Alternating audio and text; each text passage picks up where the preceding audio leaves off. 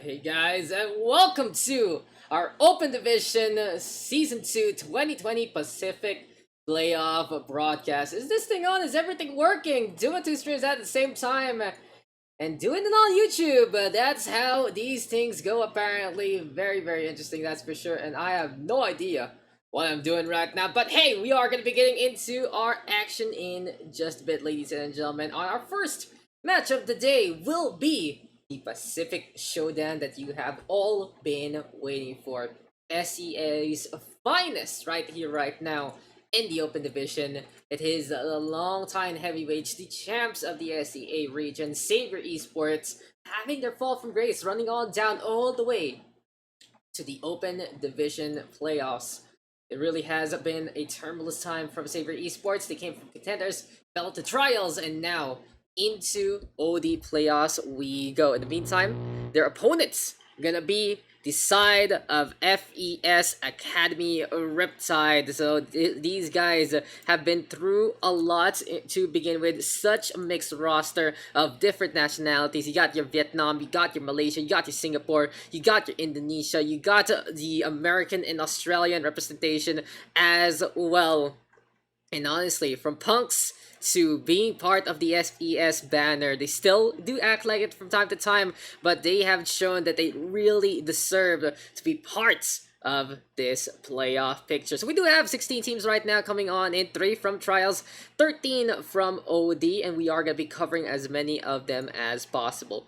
So right now, we will be right back. I'm just going to be checking up on a few of the technical aspects, as this is still a one-man prod, and we'll be getting into the lobby very, very soon. So stick around, we'll be back for our upcoming first match.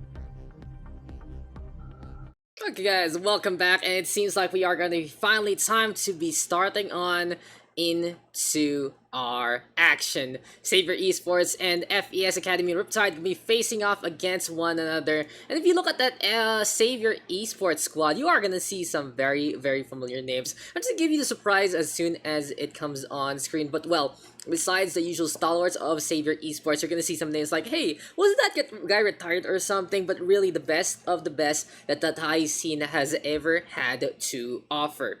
But that now I'm just gonna jump the gun already. And by that, it's Tita Watt gonna be into our lobby, gonna be into our matchup as well. And if you guys have heard of Tita Watt, he was already in the Uprising Academy squad, was in Global Esports a while back, then announced his retirement. Apparently not, he's back into OD, working with the Savior Esports gang, and with them is our usual suspects. Alan Fields, we got T, we got Bello, we got Anyongs, we have B Maniac, and honestly, Savior Esports is gonna be a very familiar roster to many who have watched in the Thai scene, the contender scene, and the trial scene. They haven't really had the best run lately. It seems like their performance has been going down for a little bit, but this is their chance to really bounce back and come together using the OD playoffs basically to wake them up and get them back into the form. In the meantime, FES Riptide, these guys, like as we said,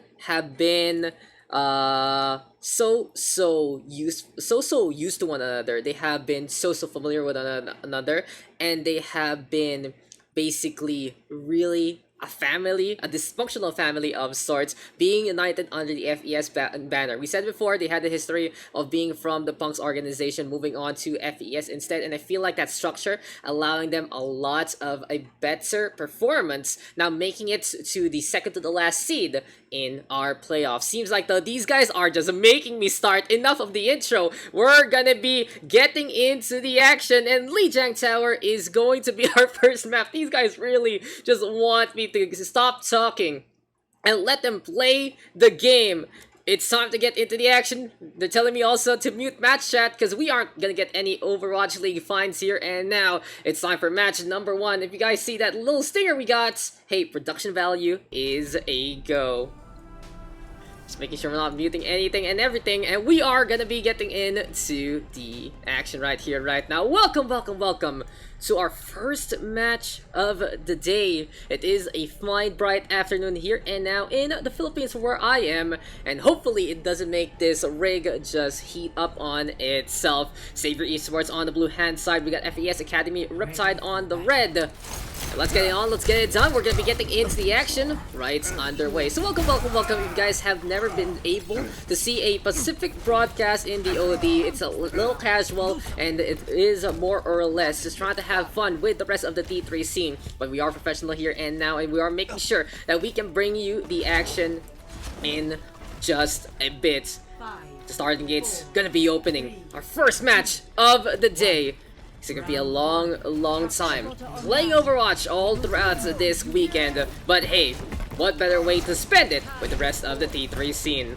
So here we go and start things off. Saber Esports gonna be running their signature Doomfist, of course. Bello in the meantime will be playing that Lucia actually, and it's Tita Watt on his Reinhardt, rampaging already. There we go though with the ice wall, trying to get the corner on. Beautiful stuff there from Doxic, who just basically separates Tita Watt on, and he's selling it. Oh man, get off your rocking chair. It's time to fight, it's time to brawl. And FES Riptide looking to tear asunder Savior Esports at the very start. So a strong opening here and now for FES Riptide, even though they're probably chatting each other right now with a few trash talks here and there. These two teams are taking this as serious as possible. This is their only way to get back into trials. Top 4 of the playoffs are going to get those seeds to move on in. And well, for the rest of them, they will have to wait for the next season of Open Division. But right here, right now, FES Academy Riptide, making sure that the north side is going to be covered. Coalesce is still going to be coming on at, and here comes T, keeping the beam on. Little man in the meantime, going to get the frag onto Alan Fields. And basically, the one-trick Doofus of FES Riptide going to go for the brawl. Anyong's not going to go down, 2-for-2 trade. Interesting standby here from Hazi. They are going to go for the cleanup using the shields to a good degree. A lot of respect, honestly, against B Maniac. They see that the Zarya has a lot of energy and a lot of damage potential. They will pop that sound barrier, and that is going to be another defense here for the Riptide squad. So hope you guys are having fun here and now, because I know I am. These guys are really making this first match very, very enjoyable, very, very familiar and friendly, and that is what the SEA community is all about. We don't usually see an SEA versus SEA team in the playoffs nowadays, but hey, we are gonna feature it here and now to give you a taste of what is to offer. Hazy though gonna get 2 frags on the board, pretty much one of the best, if not the best Singaporean Lucio in the scene right now. We'll see though what FES Riptide is gonna be going on with this defense. They are gonna be holding close, trying to get the choke on into the corner. In the meantime, Anyong's gonna be saying hi, going on to the secretary desk. Death Blossom is available, but they're not gonna pop it. They're waiting on for the opportunity. Here they come finally with a Spinaroonie. Beyblade gonna get countered. Hank gonna get that takedown. It's Noah blowing himself up, but FES Riptide with the advantage. Beautiful shatter there, courtesy of Smile. He's gonna be happy about that one. Soundberry here now from Bella as well, and Savior Esport trying to make things work, but Alan Phil's gonna get on the board. That's gonna be a tag onto the one. The Doofus onto the south side, looking for the punch, and gets it onto the wall. Doxic able to just avoid it by a single thread. And right here, right now, Savior Esport really fighting for their lives. They're trying to get this point back. They're trying to make things work. And here comes the sound barrier yet again. Hazy with another quick one on the board. FES Academy Riptide still staying alive. And Nanyong's forced to retreat, going back to that high ground. The Reaper, though, will not really have that Death Blossom to surprise, but he's gonna come on down to get the assassination onto Smile instead. Both the Doofus as well as the Reinhardt to the floor. Tito Watt gonna get the stun on. And Anyong's cleaning on up Savior Esports back into the fold. Woo. Good warm-up, guys. This is a good warm-up, and this is a good way to get our blood pumping. Now, the grab as well as the coalescence are both available here for B-Maniac and T. We're gonna see how they're gonna try to combo things up, but in this instance, maybe waiting on for Alan Phils to get that Meteor Strike will be a good way to secure this upcoming fight. But here comes the grab, here comes the coalescence. Beautiful ice wall here from Doxic, and he can turn things around if he's able to survive. The Blizzard is available. Can he actually pop it in the first place? Never mind, Savior Esports will go for those kills. FES Academy Riptide respecting the opposition, making sure that, hey, we're not gonna be bothering anytime soon. And that's gonna be a team kill here for the Savior Esports squad.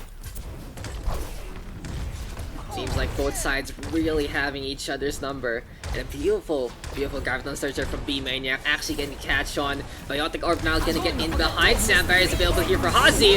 And the Riptide squad will have to deal with the Sound Barrier of Bella instead. In behind already, going for the bounce. That was really close there from Alan Phils, but he doesn't get the kill in time. Shadow now coming to the point, to the strike in the middle. Death Blossom now spinning around yet again. It's gonna be a ballet recital there from Anyongs that ends up with his ankles broken by Smile instead. Now FES Academy Riptide onto the objective, trying to get the capture on Tito Watt, charging on forward, but as overtime takes away, someone needs to touch, and that someone is gonna be the hippity hoppity of Bello. Onto the objective he goes. Alan Phils gonna be trying to cycle as well. Here comes a charge already. Coalescence right here, right now from T. And it seems like Doxic onto the Sombra, but he's unable to get the hack on. And this is gonna be that pointer getting to make that 4 frags overall for the blue hand side. Savior Esports gets the flip on back. And there you go, yet again, coming as close as possible. So deadly on both sides, but Savior Esport really showing their veteranship. They're showing that they were in T2 scene for a long time for a big reason. We'll see though how this is gonna pan out, as Bella right now gonna be playing by the staircase. Savior Esports looking to make that high ground count. Anyong staying on the side, will get stunned up, but gets the right form in time. That could have been a big pick there from the Riptide squad, and I feel like they might really just regret not getting that kill. But in the end though, it's still gonna be 2 frags on the board. Riptide being as lethal as possible. Lil Man showing his stuff. And as overtime ticking away, Riptide gonna be able to get the catch on back. He's trying to show Alan Phils, hey, I'm the one who can play the Doofus better. And Doxic will help him out, helping his buddy out. Oh, Tino Watt though with the reverse shatter. That could have been so cool. But unfortunately, Savior Esport did not have enough members to try and go for the follow-up. That is a victory there for FES Academy Riptide on Control Center. And we have just started on today's matches. Absolutely insane. And there you go, guys, that's how it is. So you do have 2 options, of course. You can check it out on Twitch, you can check it out on YouTube as well. So hopefully everything does work out for all you guys in the stream. This is my first time actually streaming on YouTube, because, you know, just looking to try that platform out, that's for sure. And in the meantime, you can you always have alternatives. Hopefully everything does go well in your viewing experience. Anyway though, FES Riptide will be going to the north-hand side. They are going to be playing at the low safety. They don't want to play against the bridgeway, expecting perhaps a dive or a wrecking ball here and now from the Saber Esports squad, but they will be able to take the north flank instead. Good rotation here and now from Riptide, but they still need to deal with that Sombra in behind, sleuthing and being sneaky. Oh, there we go. We do have a pause real quick. So, let's go back to me and wait on for what is up with these guys. Okay, there's a good reason. There's a good reason why we have match chat muted. You know, no fines here, guys. No fines here. So I do appreciate all your feedback overall. It is very, very helpful to check out what's up and what's in terms of our streams. And now it seems like all our technical issues are okay, because B-Maniac is back into the game. We're just waiting for them to start that lobby on up. But Riptide with a really prime position on the objective right now. They were able to go to the north-hand side. They were able to make sure that they got onto the objective first. And now let's go back into this one.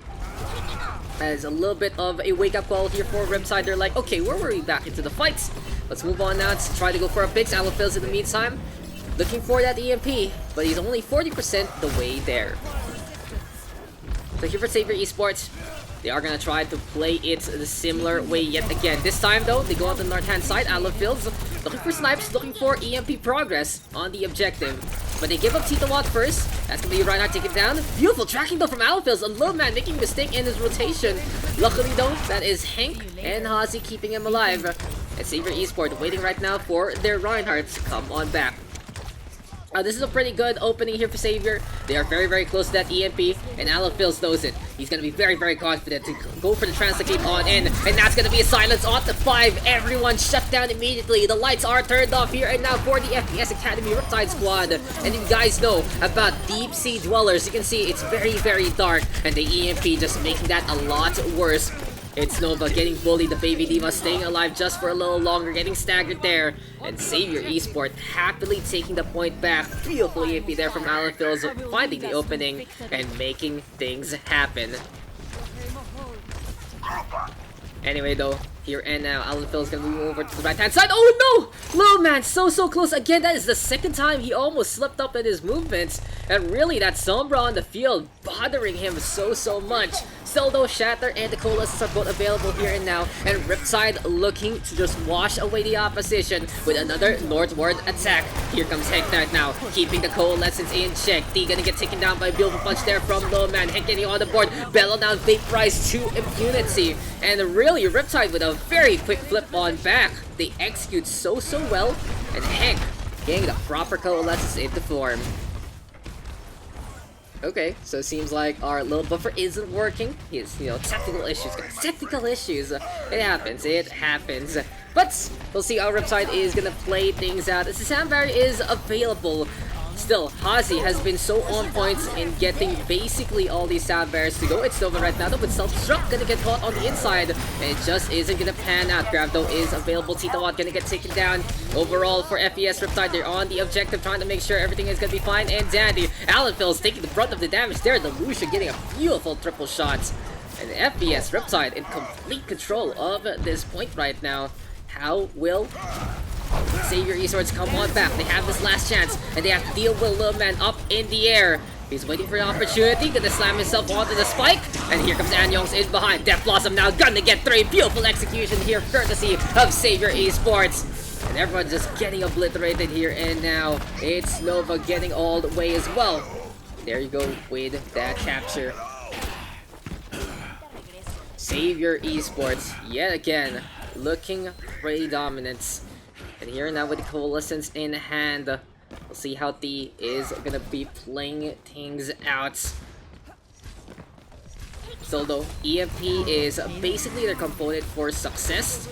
And the real question here is, how will Saber Esports really try to brawl against the Mei and its Ice Walls? EMP gonna come out later actually, after the grab, after Coalescence. So Saber Esports gonna be using 3 of their ultimates there. Quick little reset here now from Riptide. They don't want to fight any longer after forcing out all of that action. And a team kill here now for Saber. Another good execution, but might think that Saber Esports might have overcommitted their ultimates there. Luckily though, they are really in check for their ult economy. They have that Shatter, and they are going to be very confident getting that Death Blossom really soon. Anion's down, in behind. Here comes the red hand side of FES Riptide onto the north. Alan Phil's getting a frag on the board. Hazi will get taken down, and an opportunity made by Tito Watt. This is why he was brought to the region. This is why he's part of that World Cup roster. And Savior Esports gonna be happy that he went off his couch and in back to his computer. Overtime not taking away. Hazi unable to get to the objective. Here comes Smaldo onto the wrecking ball. And Savior Esports just mopping up every single straggler on the board. It's Snowball might be able to make a difference here. Gets a self-destruct. Doxic in the meantime with Snowball onto the point. Here comes that Lizard getting the frost on. And it's gonna be that Mage trying to stall for time, looking for an opening, making Lil Man do the hard work. But the Coalescence from D should shut things down. Beautiful EMP connecting onto the hamster. There's no way to run on away. Hazi again, back into the fold. The wall rides are good, but the sustain is just not. And Savior Esports gets one back, 100 to 99.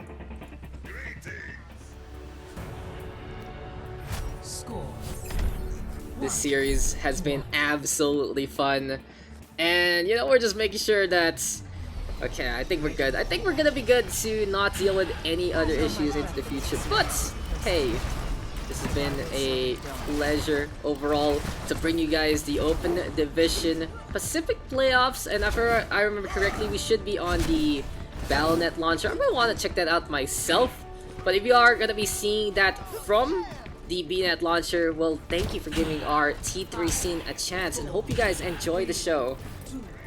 Growing pains and just trying to shake that rust off here for Savior Esports, and as well as me, I guess. That's going to be the Symmetra going for the teleporter, and Youngs will be shadow stepping onto the other side. But it seems like FES Riptide had the same idea, but with better execution. So on Night Market, a pretty pocket strategy for many teams. Go for the Symmetra, teleport onto that high ground, and basically allow yourselves to play the defense immediately. It looks like FES Academy Riptide is cosplaying that they have the point already, but they don't. Here for Savior Esports, they're still going to have a chance to potentially get this back first. They're trying to get onto the objective, but Doxic is vaporizing Tito Watt, and that first blood allows a Riptide to have this first capture. So a really big difference right now. With the Symmetra in to play, here for the Riptide squad, they're going to be able to defend with turrets, make sure that all angles of attack are really covered. It's going to be an easy time here and now for FES Academy Riptide to stay onto the point. But at the same time, Savior Esports will be given a lot of space to work with. Now, Alan Phil's going for the flag. Shatter right here, right now, though, from Smile. Gonna allow the stun to happen. Tito Otto very quick to get his own Shatter on. And that's gonna be a big one. Another big play, courtesy of Tito Watt. He goes for the pin, and he will be able to just set things up and knock things down for his team. Now, I'm a little afraid to check out the replay buffer, but we're gonna give it a shot anyway. And there you go, it's working now. So look at this. Shatter onto the side. Tito Watt making it happen. This is why, guys, he has made it to some bigger leagues and well executed there for our Blue Reinhardts. Anyway, though, back into the fold. The barrier gonna be there. Doxic in the meantime trying to set things up, but it's just not gonna happen. EMP there from Alan Phil's gonna be just vaporizing not only the stream but also everyone else on the opposite roster. And another team kill here for Savior Esports. Savior Esports right now looking back in form. They have woken on up, and when you see a bear in hibernation, there is no reason to poke it unless you want to get hurt.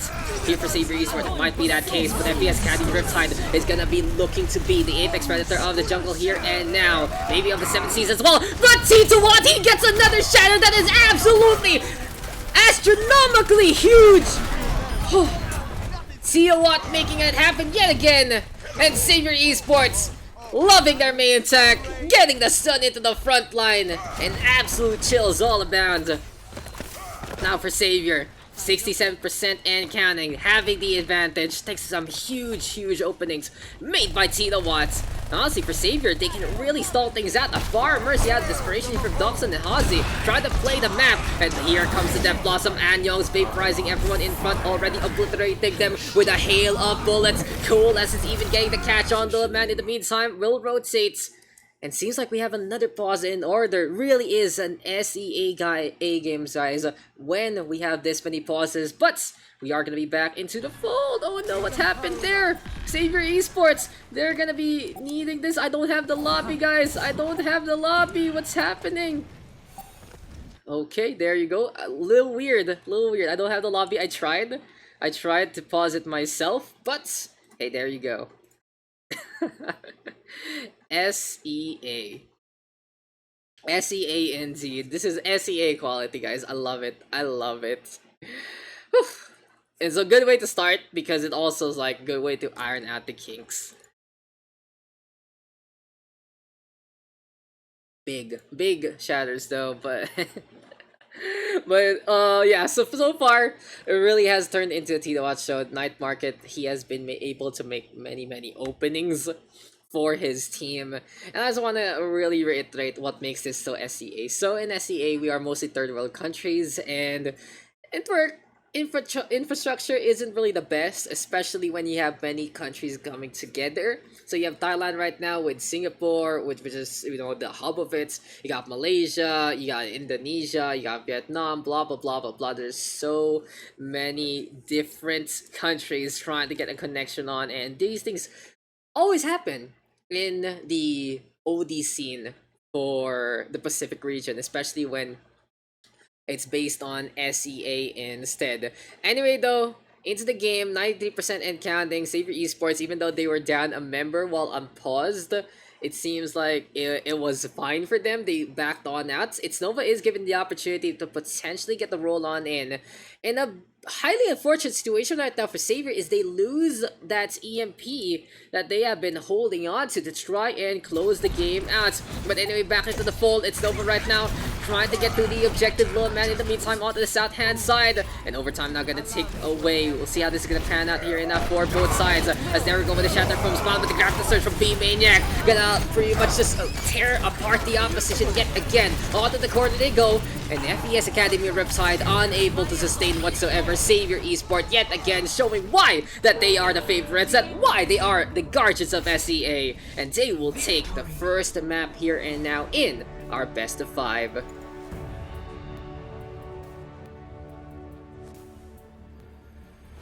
Play of the game.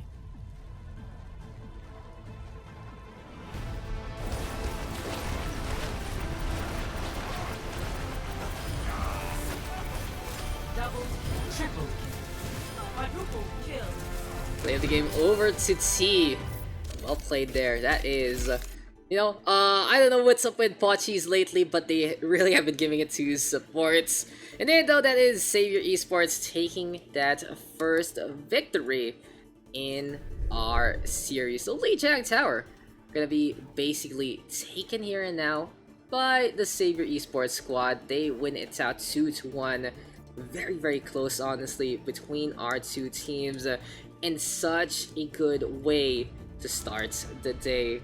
So as we are trying to get back into our lobby, and we are going to be waiting on for map number 2, we'll just be checking out the results real quick to get that final confirmation. And here you go, guys. It is going to be Lijiang Tower taken by Savior 2-1. Map number 2 going to be hybrid, and the real question is, what map is that gonna be? Apparently a very interesting pick.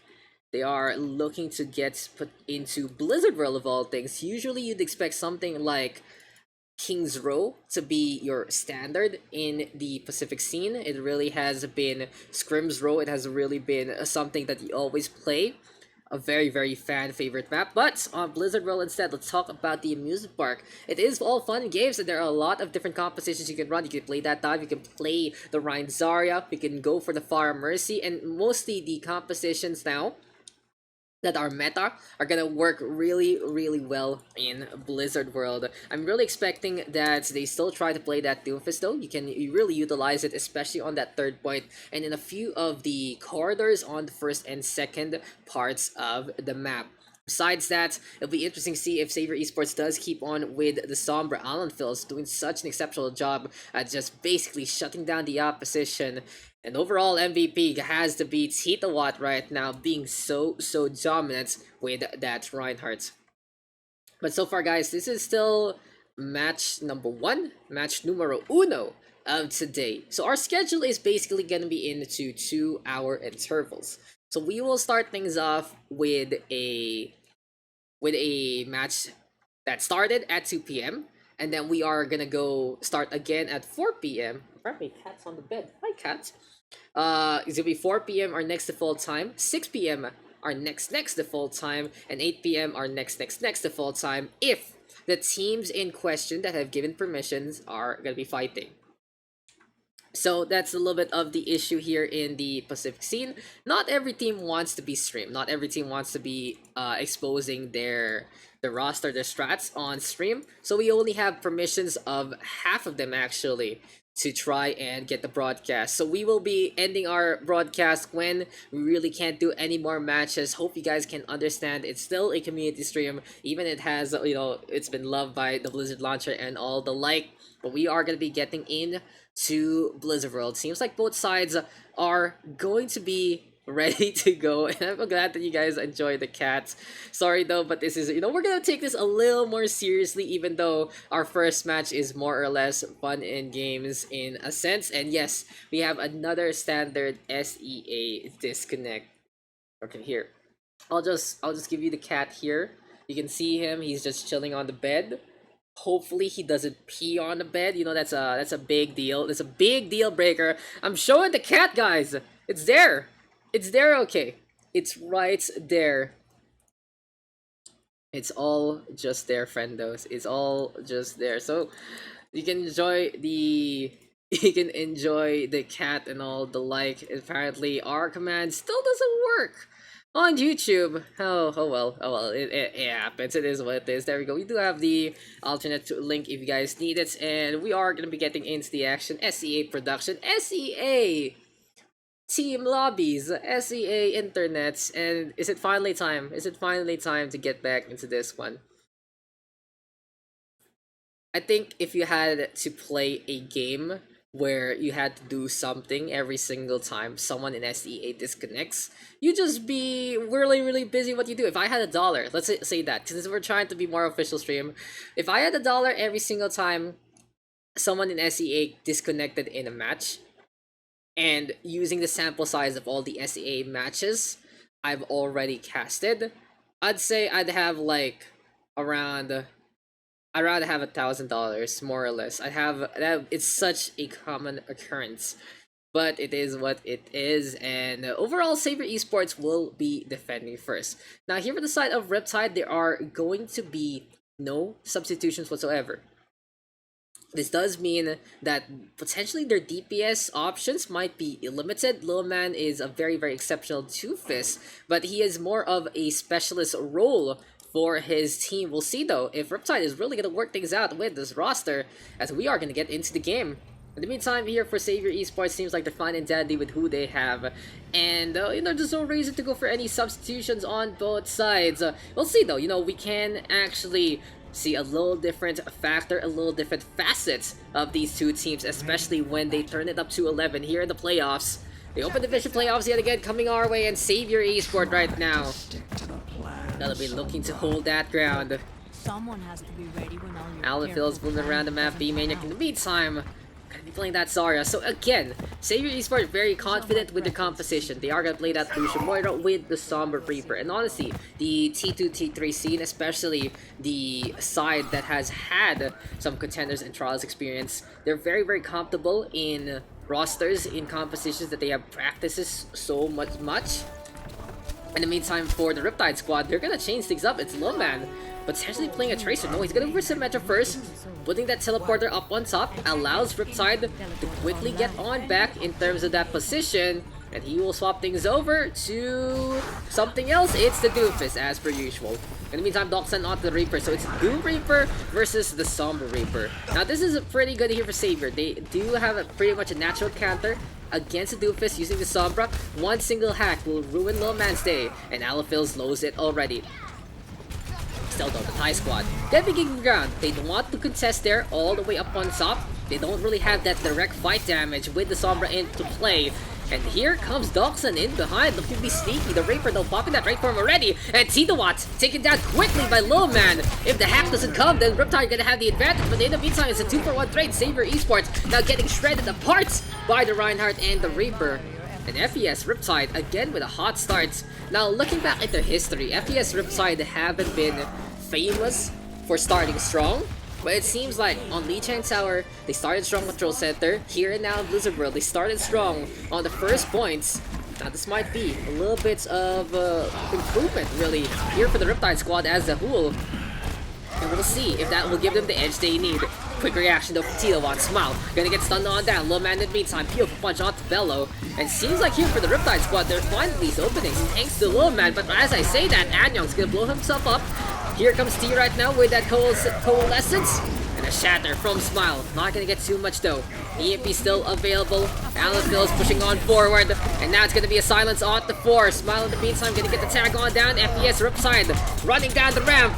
And they still have their front line in check. They don't care that they can get the barrier on because Smile is just tanking all that damage.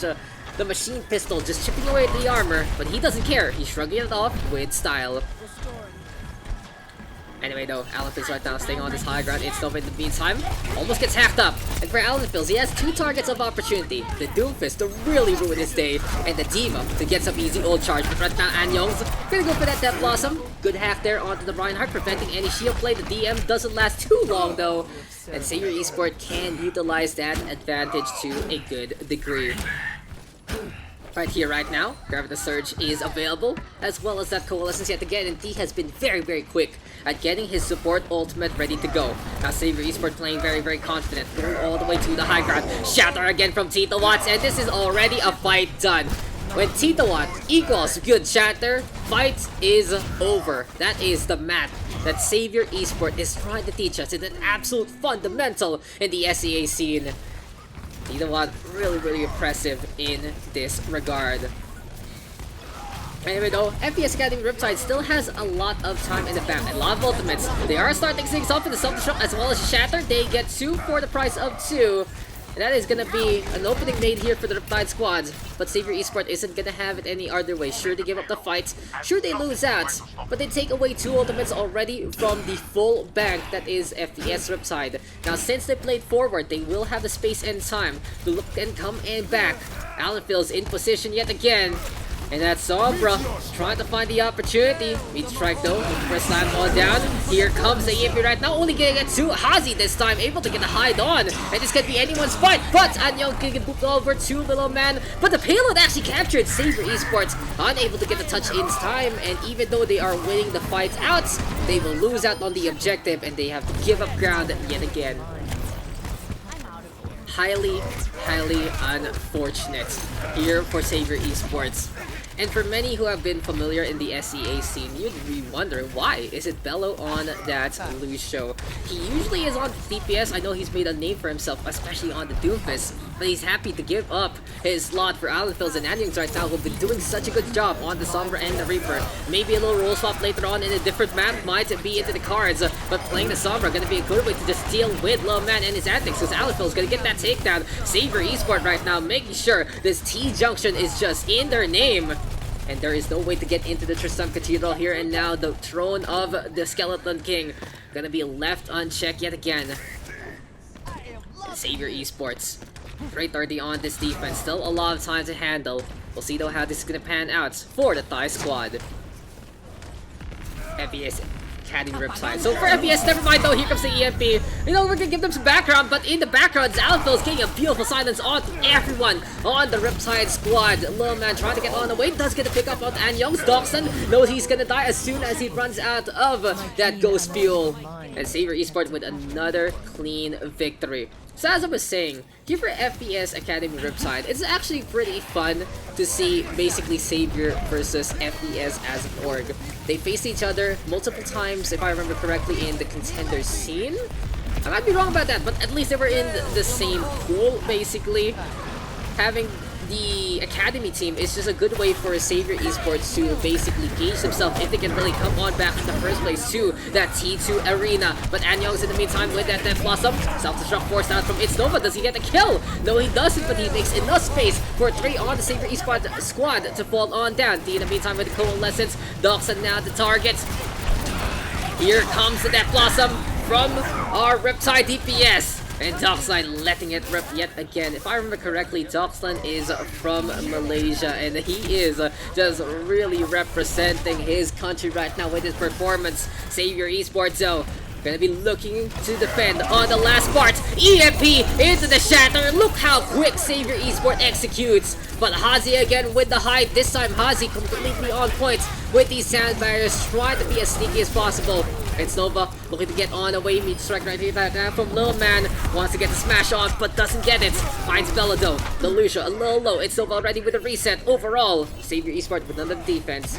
And Hazi, hey, what you doing there? Hippity hoppity. The frog just gonna be going on that, regrouping with his team. So here for Riptide, they still can utilize that Doomfist to a good degree. Little Man has shown that he can really find pickoffs when you wouldn't really expect it. But over on the other hand, it's Alan Phils with such an overall performance for his team. His EMPs have been absolutely huge, making sure that his squad can stay alive in these fights. And here comes the DMs. Never mind, it gets hacked up. Graviton Surge into the middle. They know it's gonna be one for free. And Alan Phils another beautiful setup, and B Maniac is there to knock things down. A minute now remaining, and Savior Esports unrelenting on this defense. They are refusing to give up that last objective. They are refusing to give up the payload. And it seems like here for the Riptide squad, they were a little lucky that they got that second objective, because Savior Esports waking up yet again. Another hibernation period at the start of the map, and now it's time for a good old-fashioned spring. 33 seconds though to go, and Riptide gonna have one last chance to go at it. They don't have their ultimates yet, but they will be able to do so as soon as the fight starts. It's Nova chipping on the way, but here comes the EMP. That's what's that small little time, that small little ult percentage difference, and then such a big blunder right now for FPS Academy Riptide. They really needed something to throw out before the EMP comes, and right now they are on such a bad state. Another hack onto It's Nova. No self-destruct gonna come out whatsoever. Here comes the ball driver though from Smile, and overtime gonna take away T, gonna be able to get to. In the meantime, here go with another hack. And Alan Phils, you have to watch out for this guy, guys. If you give him their password, he will know everything about you. As here comes the Sand Barrier, as Doxic tries to go for the Death Blossom. Savior Esports gonna be able to hold at the tail end of Blizzard World. Score 0-2. Switching sides. Swapping some sides right now, and there you go. Savior Esports gonna be on the attack. In the meantime, Alphil's and the rest of the crew gonna be pretty confident into that one. Overall, it was just such good execution from Saber Esports. And you can just check this replay out actually from how quick Alan Phils and Tita Watt are just so on point with one another. Execution on the spots. Savior Esports making sure that FES Academy Riptide not gonna have any space to try and breed. Oh, this is my jam. But hey, Savior Esports right here, right now, gonna be going on the attack, and they still need to go through pretty much everywhere and anywhere that FES Academy Riptide has been able to move in a line. Still though, standard composition here now for Saber Esports, and really the facets of this comp have been utilized by Saber Esports to such a good degree. Alan Phils with beautiful silences, with perfect hacks onto prime targets. Tita Watt in the meantime, if he was a bowling pro, he would get that perfect 300 more often than not. In the meantime though, the Riptide squad has been mighty impressive as well, really pushing Saber Esports to a good degree. And many would expect that this is such a high seed for Saber and a low seed for Riptide, and we just walk on over for the Thai squad. No, the SEA Squadron, FAS Academy Riptide really putting up such a good fight right now. And they are trying their best. They're trying to just dethrone the best that SEA has to offer. Right now, it's Nova gonna be able to take care of the Orisa. Tito1 trying to go for the charge, and that's gonna be a flying Reinhardt into the fray. It seems like that's gonna be a potential next ride here on Blizzard World, but FPS Academy Riptide just booping everyone, bouncing everything around, having a good time in the amusement park. And the only one left gonna be that Alan Phil's in behind, but he does have 67% on that EMP. So for Alan Phil's, he realizes, hey, we might not win this fight, but I can still get some really good progress on my ultimates. The Orisa is such an easy target right now, and even when it pops that Fortify, it's still gonna be ult charged for days here for Alan Phil's. Now though, he's going to that high ground, getting some good surrounding information overall for his team, realizing, hey, there's Batiste here, hey, there's a Reaper and a Doofus on the side, and look how quickly Savior Esports rotates onto the other flank instead. But Anyong's way too risky with that shallow step. It seems like he wasn't on the same page, on a different chapter instead. Smile in the meantime goes for the shatter. He's gonna die for the cause, but overall, still another good fight here for FPS Academy Riptide. Check this out. The sacrifice of a smile, not gonna be in vain. And Hazi so paranoid, touching that Sombra, hearing the sound, and turning immediately around for a sound wave. Good reaction time there from Delusion. Hazi is on duty already, looking around, trying to make sure if he can get the nudge onto Alan Phil's yet again, he might be able to put a stop to what Savior is planning. Savior right now, having one game plan, it's the EMP. They are slowly but surely running out of time though, already 2 minutes have elapsed. Coalesces though into the field, first tick taken. It seems like the Riptide squad giving ground. Sound barrier a little early there from Hazi after the Grafton Surge, and Alan Phil's will take advantage. You can really say that the Riptide squad was forced to utilize their ultimates early in that regard after the Grafton Surge and the threat of an upcoming Death Blossom. But hey, it was a bait and switch, and Savior Esports makes that EMP count. 4 minutes now on the clock to push this payload and try to finish things out.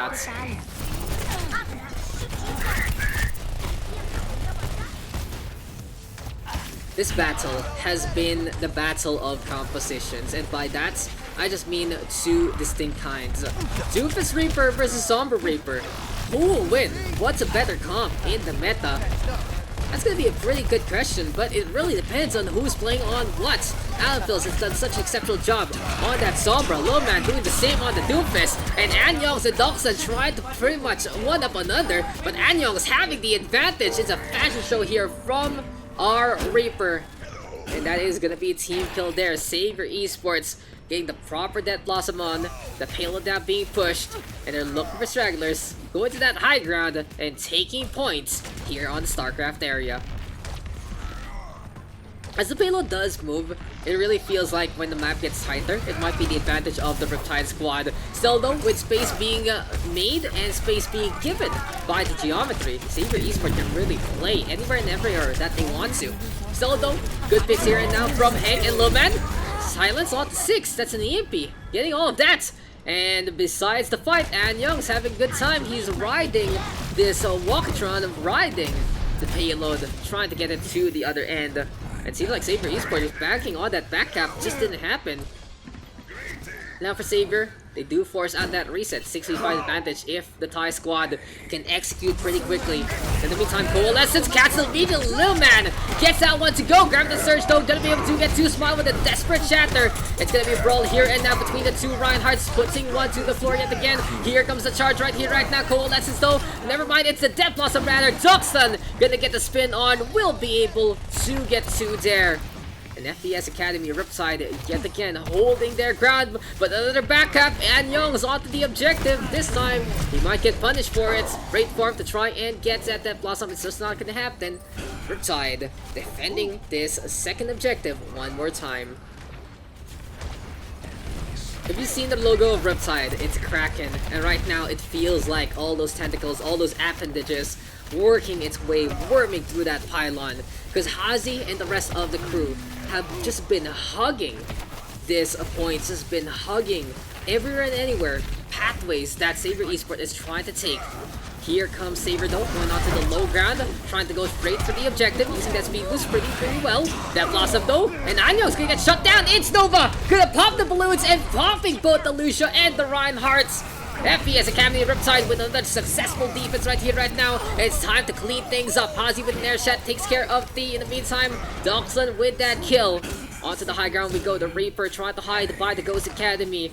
And maybe the nuclear launch might cover his tracks.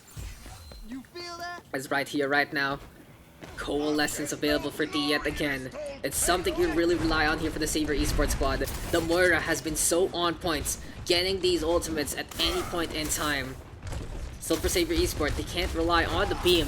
They need to have a little more. And that EMP might be that last component. Still though, it's Nova doing a really good job with the peel. Little man in the meantime not gonna be able to cancel. And he's forced to go for the meteor strike instead. Looking for a target. Sees the high ground. Trying to find his opportunity. And on to Bella he goes. Little man right now showing that he can go in with a big wave. Taking out the target. This Moira just gonna die by the lamppost. Spine broken. Dream shattered. And Saber Esports with 7 seconds left. Can anyone touch? It's up to Bella. Look how quick he actually gets the wall right on. Beautiful move, but unfortunately, he just gets knocked into the trajectory of where the payload is. Overtime now ticking away. Can anyone else touch here for the side of Savior? Oh no, Anyong's unable to get it. And Riptide has impressed. Riptide has done it, and they take a map back. Our score tied up 1-1. Play of the game.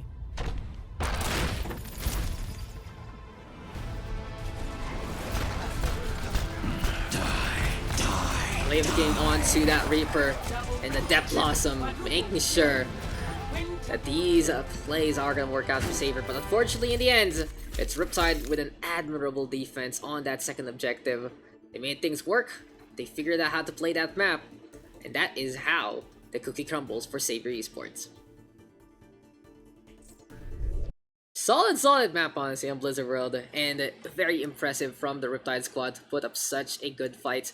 They take Blizzard World and all the spoils, all the candy, ride all you can, tickets for the whole year in that map. Our final score for Blizzard World was if I remember correctly, it was 3-1 in favor of Riptide, and Riptide with that beautiful victory on that second objective, making sure that the defense is gonna hold for quite a while, and by quite a while I mean forever. So there you go, guys. That is gonna be our map so far. Saber Esports with a 2-1 victory on Lijiang Tower, but Riptide able to turn things around and get one back 3-1. Even though that it was actually 2-1 rather. Middle mistake there. They were almost able to get to that third point, so we'll just quickly correct that. But yeah, Riptide overall on that second point, they utilized their whole compositions to a good degree. And since they had more space to work with, especially in how the nature of the map unfolded, they were able to get on away from Alphils and his huge EMPs. There were some really good peels there from It's Nova, really finding the Sombra, trying to bully him, trying to make him regret fighting the Diva in the first place. Sure, I'm gonna be an easy ult battery, but at the same time, if I'm just hitting you, you have to translocate away, you have to be far from the fights, and you can't help out your team. So guys, we will be right back. The two teams are gonna take a quick little break. Stick around, more Open Division coming your way.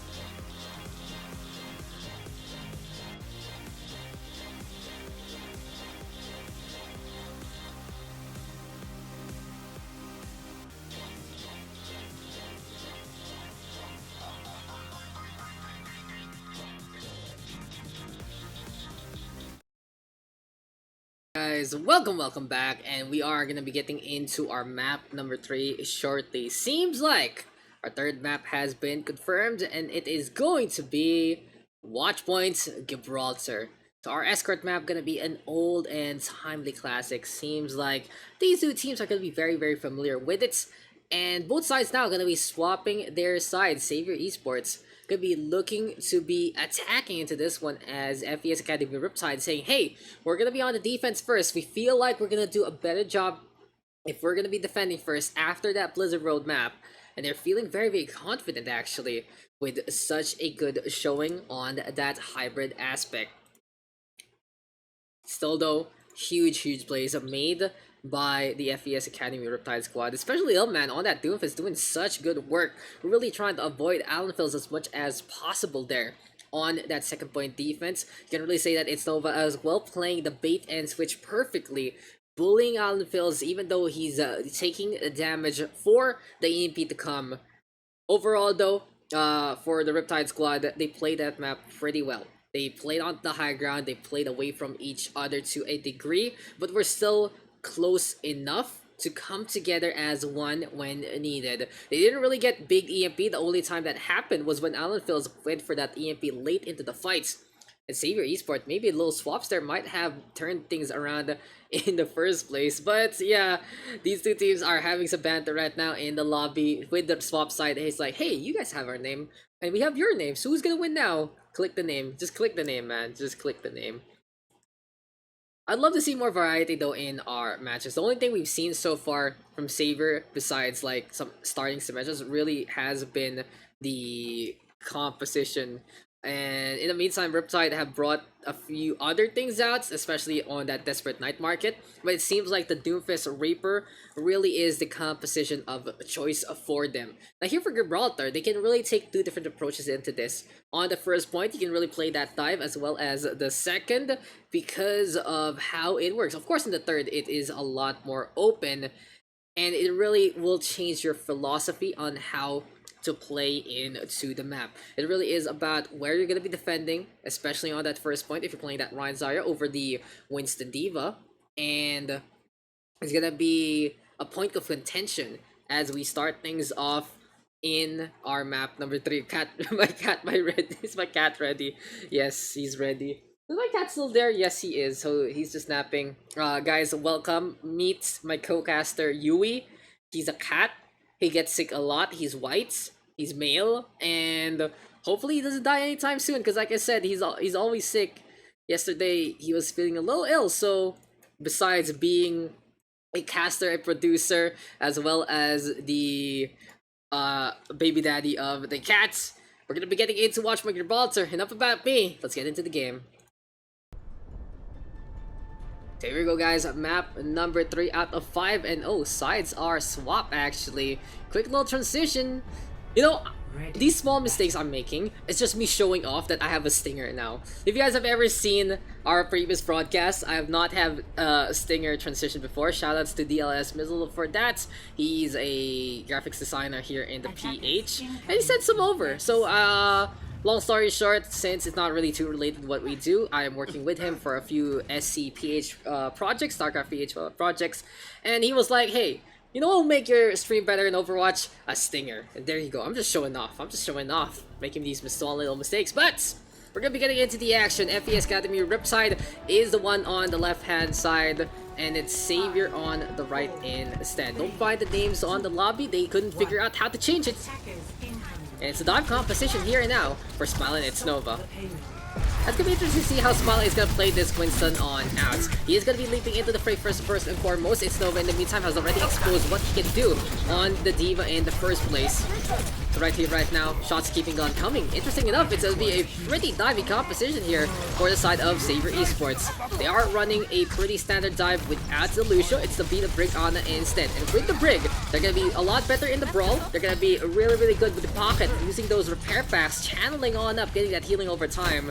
But will not have the speed advantage to do anything with the rest of the squad. So Anyong's, Alonfil's, B-Maniac, and Tito Watt, all of these 4 components have to be so on point in what they're doing and where they are and what they're trying to execute on. Speaking of the execution, Low Man gonna go down after Doxic takes care of Anyong's. He's on the Soldier 76. It's fun to really see this hero back pseudo into the meta. It really is a few ways to play about things. Nanoboost right now, Doxic gonna hit the shot onto Alan Phil. Beautiful headshot there, getting the connection. And in the meantime, here comes Tito Watt right now, rampaging. The Primal Rage allows him to get one. Opening here now for Saber Esports. Self-destruct though from It's Nova. You're not gonna get much. And moving on over back to the corner. Hazi though on the break as well. In the meantime, here comes the leap on in. Smile in the meantime over to his right hand side. And here comes the rally. Tay making sure that everyone is gonna get topped up with some armor. Just cladding his team with the iron, with the Fist of Fury, with the mace to the face, and that flail is just flailing on yet again. Here comes Savior Esports with 4:50 on the clock, a pretty dominant affair, even after the good fights from the FES squad. Anyway though, Doxic right now gonna have the tactical visor in play, and in the meantime, it's Tito Watt right now actually catching out Smile. FPS Academy Ripside losing out on their tank, losing out on their brick as well. And Saber Esports right now really taking a lot of space in this map. Here for Watchpoint Gibraltar, on the second objective, you get steamrolled. It's pretty hard to actually come on out from that one corner door. So we'll see if Riptide can survive the onslaught, because they will get anti-heal. Beautiful toss there from C. In the meantime, here comes the sleep guard connecting. Tactical device right now. Aimbot in play from Doxic. He's making sure that he can get the connection on, but apparently the lock-on isn't going to be enough when they're through walls. Little man has the meter strike, so he can go for a very aggressive combo. And here he comes, dropping on down, gets the punch onto the Diva. Getting on away after initiating onto the Ana and D, trying to survive against the flurry of bullets. Savior Esports losing out on one, make that two. And it seems like Anyong's hasn't really been as impactful in terms of the kill departments per se. He's been really pesky, he's like a mosquito, but unfortunately, he gets swatted away before he can really suck some vital blood. So for now, FES Academy Ripside finally stemming the flow that is Savior Esports. They have slowed things down to more or less a pseudo crawl. And for Savior Esports, they're going to be trying to make sure that they are in rehab and looking to walk and run yet again. Blade is in hand, and this might be the burst, the boost that the Savior squad is looking for. Ty's Breast and Brightest looking to execute. And here comes Alan Phil, Sleep Dart gonna connect Hazi, avoiding the whip shot at the tail end as well as the flail swings. And right here, right now, they get the shutdown of the big combo. Huge play there from the FES Academy Riptide squad. The two supports making things happen. In the meantime, Anyong's yet again doing his standard backup shenanigans. Little man will shut things down. And Salto Truck into the fray. It's Nova, not gonna get much out of that one, but has zoned the opposition enough to force the Winston and the Divas to stay on that high ground.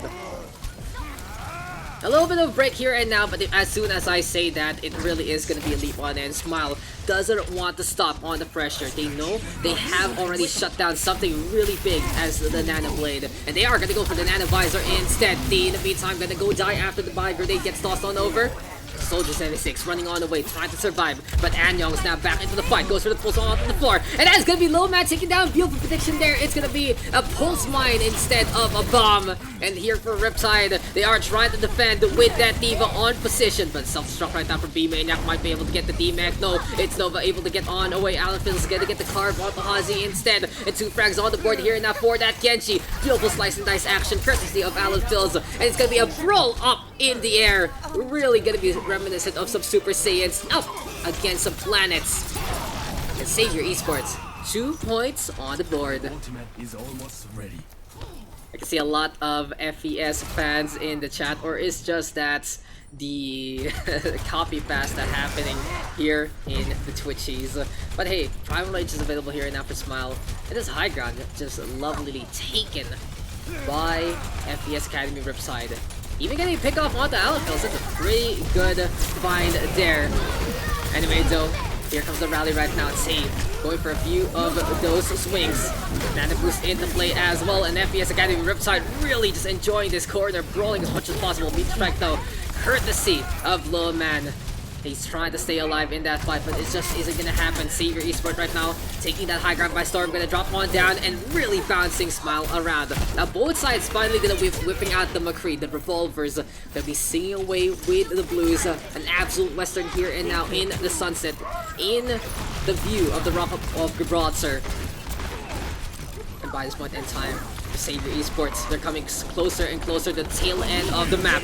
Here comes the pile driver, and here comes the blade. Another sleep dart though, courtesy of Hank. Well timed by Diana. It's gonna be a self-destruct in the face of adversity. Savior Esports trying to get this push to go. In the meantime, Smile really in a bad spot. And FES Academy Riptide losing out on members yet again. Who cares about spawn advantage when you are not going to have the numbers in your favor? And here comes Savior Esports now looking to finish up the map. They get the poop away onto Hank, making sure the Ana can't get the touch. And that is going to be the round taken here by Savior. They will get the full cap in this map. 0-3. Switching sides. There you go, ladies and gentlemen. Now Riptide gonna be on the attack, and they have their work cut out against them. They are gonna be trying to get all the way through, and in this instance, it's gonna be a long journey.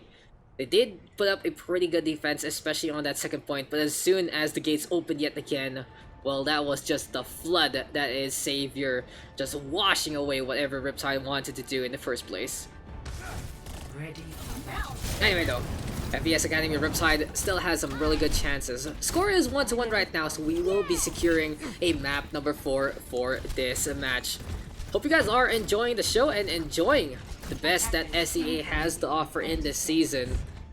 And hopefully we can get some really good matches in the future of this day. This is only match number 1, guys. You can really see a lot of hype right now riding in the playoffs. Anyway though, here for the Riptide squad, they are going to be playing that dive yet again. Smiley It's Nova did a pretty admirable job in many parts of the map, especially the second area in that hangar. In the meantime though, interesting swaps. Savior Esports gonna be playing this Sombra, but it's Anyong's now on the Hekaro herself. Looking for the half, wants to go for It's Nova, exposing very early. Good reaction there from the Diva. Gonna be forcing Anyong's back. Now no hack onto the med back as well. There we go with potential punish, but Little Man not charging it enough to get that KO. Could have been a pick off there for the Riptide squad, but they still do force Anyong's back. He's gonna be thinking twice and making sure that he's gonna be safe and sound before he goes for another silence play, but no, Little Man gonna get the shutdown instead. Good pick there for FES Academy Riptide, but they still need to survive. Little Man is looking for damage, looking for a way to really even up the tides. And B-Maniac getting D-Mech is one potential avenue of that. It's Nova right now getting the face of his compatriot of his adversity. And here comes the Nano Boost. Tita Watts gonna be absolutely glowing. 1.21 gigawatts boosted up to 11, and that is just gonna be as taserific as possible. Tita Watt now going up on top. B-Maniac getting those frags. And here comes Savior Esports yet again with a solid corner defense. In this instance though, FES Academy Riptide is looking to charge up that Nano Blade, so they were able to shut down Blade Blaze early on from Allenfills on their defense, but now on the attack, will they have the same priority? Will they have the same know-how to make sure that that Blade isn't gonna destroy them? As here comes Allenfills, he really waited for Hank to die before he went for that one, respecting that Ana, gets a kill on the one, but self-destruct here now from It's Nova in behind, going to that high ground way too far off from the clash. This does force Savior Esports though to push on forward, and there we go with the D-Mech. B-Maniac unable to survive, will get taken down by Little Man. And here comes FES Academy Riptide taking that high ground, finally getting the push on this payload. Overall though, it's gonna be a journey here for FES Academy Riptide. The Riptide squad still needs to make sure they can clear that corner and get that first points. Now they do pop that rally to make sure that they can get things to go on. EFP right now, the front Young's gonna get that front line, and as self-destruct in behind, not gonna be enough. Seems like coordination there not as clean as their previous map. But here comes the meter strike right here, right now, forced on that Little Man, trying to get a slam down. Anyongs will get taken down. Beta switch with the rocket punch, not gonna happen. And here he comes yet again, really trying to punish Tita Watt, staying on that point. Savior Esports though is really playing such a good drain on the time back of their opponents. Overall, they have been stalwarts on their corners, and even without playing the Reinhardts, they have been very potent, using the dive composition instead for this dive. Moving around the map, gaining the Nano Blades to be as potent as can be. And for Savior Esports, it isn't about the ground game right now, it's about utilizing every single part of the map. That's what Tito Watt and B Maniac is really having the edge on in this defense. You could say, even on the ground game, that they can really outmaneuver the opposition. And here comes Tito Watt right now yet again. Primal Rage is popped. He's trying to get on the way. The Riptide squad is looking to just cage the Beach Unleashed. Tito Watt though does get 2. And Smile gonna force things out. He's gonna go for his own Primal in this fight. Self-destruct as well from Nova, not gonna get much. And it's looking like that Savior Esports having Riptide's number here on Gibraltar. You can really say experience such a good teacher here now for a Thai squad. But Lil Man showing off his natural ability on that hero. Doxic now though with the blade. And here comes an Antaboost as well. Savior Esports getting cut down. But B-Maniac with a goodbye present gives Doxic a self-destruct to remember. 10 seconds left. Can Alan survive? He's looking for a med back, but Smile is on it. The Winston unrelenting, gonna get that takedown. Opportunity here for Riptide to try and get this first point. But overtime now gonna take away Tito Watt yet again out in front. You have to be afraid of this monkey. Still though, Lil Man back on the board. In behind yet again. He's close to the meat strike. Can he survive? He's gonna be able to pop his ultimate in time. Blade though is in hand. Alan Phil's looking for an opening, looking for the opportunity. And he's gonna whip it out. And as soon as that happens, Hank with a fire grenade to just punish the Genji yet again. The Ana has had Alan Phil's number all throughout this map. And with another successful play there, that is FES Academy Riptide opening up the second part of the map. Anyway though, Savior Esports and we're looking to reform all the way in behind. And here comes Anyong's yet again onto the McCree. It felt like Anyong's not as comfy on the Sombra compared to his compatriots. So we'll see. Now with the McCree, he might be a little better on the hot hand. Really going for Hank first. And the Ana surviving. Shots not connecting as Tito Watt instead going for the punches. Really trying to shut down Hank as much as possible. And you can see what Riptide is trying to do instead. With all the focus onto the Ana, they are playing the peel on this offense. Unfortunately though, Tito Watt is surviving for so long because the damage just isn't there. Savior Esports right now really having to thank their tank line as well as their movement with this dive on how much space they're making for the rest of the squad to work. Still though, we have D now, ready with that nano boost. And yet again, gonna give it to Tito Watt. It has really, the win condition has changed here for Savior Esports. They realize that Tito Watt is just so potent right now in this game. And Alan Phil's is getting shut down by Hank. The Nano Blade isn't going to be as potent, but the Nano Winston is such a big pain to deal with.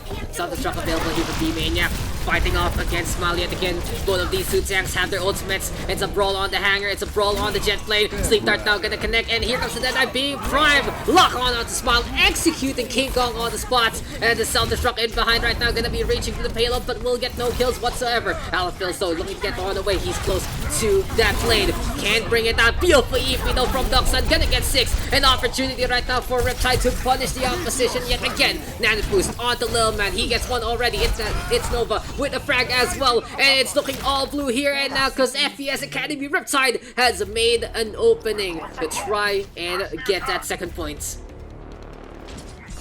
Lil Man looking to punch down everyone and anyone.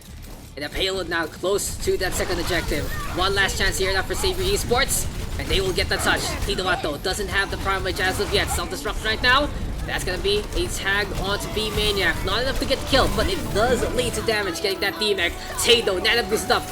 Shield bashing onto Lumen. And now it's time for overtime. And Youngso surviving courtesy of that Inspire. Repair Pack's very helpful as well. Can McCree survive? Seems like he stays for a long haul. And the bullets he's able to get on down are going to be enough to get that damage in instead. Savior Esports using the Dragon Blade to scare off the opposition. And that is victory here for Savior. Don't mind the name on the screen. They couldn't change teammates in the lobby. But that is Savior Esports taking the 2-1 advantage.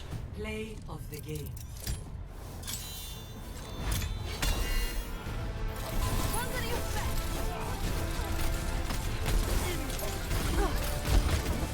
Play of game goes over to Hazi, but look at that Brig. Really Brig plays again. Both Brigs on both sides made such a big difference with the rallies, with the shield bashes, with the armor they were giving. But for Savior Esports, they really committed on playing the Shield Maiden. And from the get-go, it really proved its worth. It proved how potent it could be. And they take Watchpoint Gibraltar 3-1. Yeah, this time, if I remember correctly, it is a 3-1 score. They were able to go all the way on the map, and they have shown that they can really still be potent after a lackluster offense earlier on. If I remember, if I remember correctly, it was a little lackluster on the Blizzard World offense, but this time here in Watchpoint Gibraltar, all signs are a go and ignitions are set. And there you go, guys. That is going to be our final score so far for our first 3 maps. Riptide with 1 on Blizzard World, but Lijiang Tower and Gibraltar taken right now for the Savior squad. Winston, am I OBS Winston now? Really, guys? Really, guys? So our next map is gonna be 2CP, and it's looking to be HLC actually picked up by these 2 rosters. So for HLC, it's gonna be very, very interesting how this one's gonna work. Oh my god, come on guys, come on guys. What's happening? What's happening here? But yeah, Horizon Lunar Colony, match numero 4 for our series, and the Saber Esports takes this. We are gonna be done, and we'll be moving on to a next match. In the meantime, if not, well, we are gonna be forced to go for a map number 5. Looks like though both sides are ready to go, and Savior Esports will be happy to go on the attack yet again. It's gonna be very interesting if with the side they're chosen, but hey, that's how it is sometimes. Sorry about that little error message right there, and we are gonna be getting into the action very, very shortly. So it seems like we have one of the previous matches going on right now done. So they are DMing what time we're gonna be getting on. So I'll just get on that real quick, ladies and gents, as we move into HLC.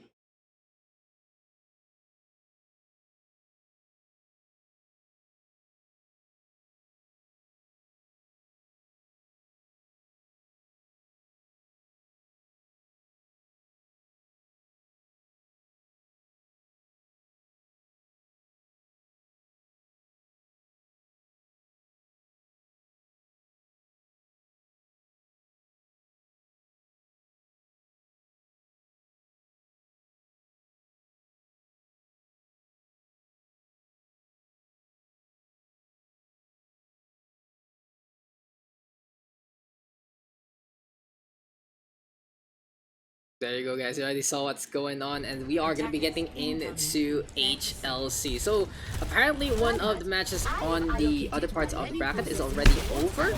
And I'll just check out the results real quick as we are getting compositions here from both sides.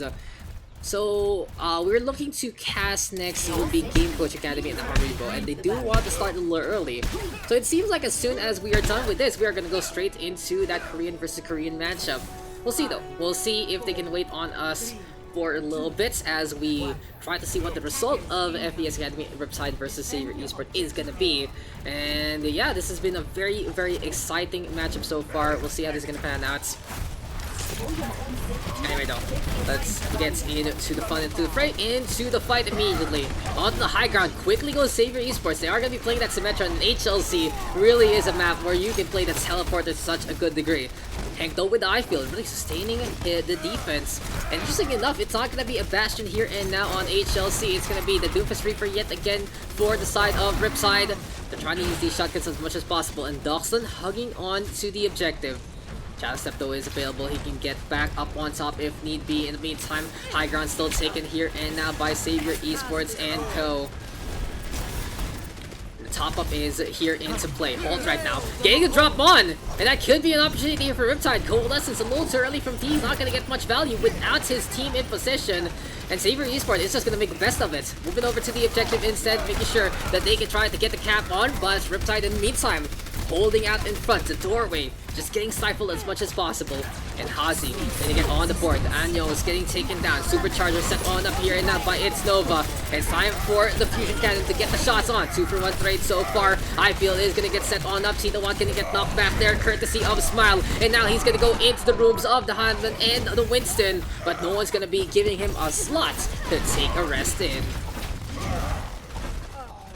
Anyway though, the action continuing here on HLC, and right here, right now, Sound Barrier, Shatter, as well as the Ampagers all available for the side of FES Academy Riptide. They have already stopped the tide that is Savior Esports this time for the past 2 minutes, and looks like they are gonna be Lords of the Ocean into this one. Still though, it's not about the ocean, guys. It's not about the tides. It's about who takes the moon. But hey, the ocean gets pulled around by the gravity of that satellite. And you know what else is going to be giving that gravity? Smile with the Shatter, putting his force down on the ground. 2 for 1 trade so far. Little Man getting on the board as well. And FES Academy Riptide, after the sacrifice of their main tank, the DPS, allotting those kills in his name. Anyway though, that Blossom still available here for Doxic, and this time yet the tide turns yet again in favor of FES Academy Riptide. It seems like the Kraken is not only a story of mythology but also a story in Overwatch. As the fusion cannon shots come yet again, here comes that Blossom right now, looking for a drop on down. I feel is set on up. Doxic goes over to the high ground. And this is really FES Academy Riptide with such a big advantage. 64 right now.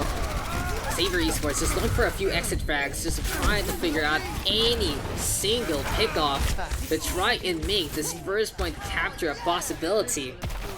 But it's just not happening here for the Thai squad. Overall though, FES Academy Riptide having the opposition's number, doing exactly what needed to be done to stem the flow, to stem the tide. And honestly, it has been an exceptional game here from Hank. Not only has his Ana been so good this series, but his Batiste has been pretty potent with those I-field saves. Here comes the Photon Barrier though. Little Man right now to the high ground, and Doxic in behind. The Reaper trying to go for the assassination. Here comes the goal right now from the... But Savior Esports really unable to utilize the beam yet again. High ground advantage right now. Into the Sound Barrier. Ground on Surge only gonna get 1. And Little Man picks off and Young's in behind. Here comes the Shadow right now. Tita gonna get 2 with that stun. It takes care of the Reaper, but he'll be able to get any more kills. Another I-field set on up, as well as the Amp Matrix. Here comes Heck on the high ground, getting the damage there.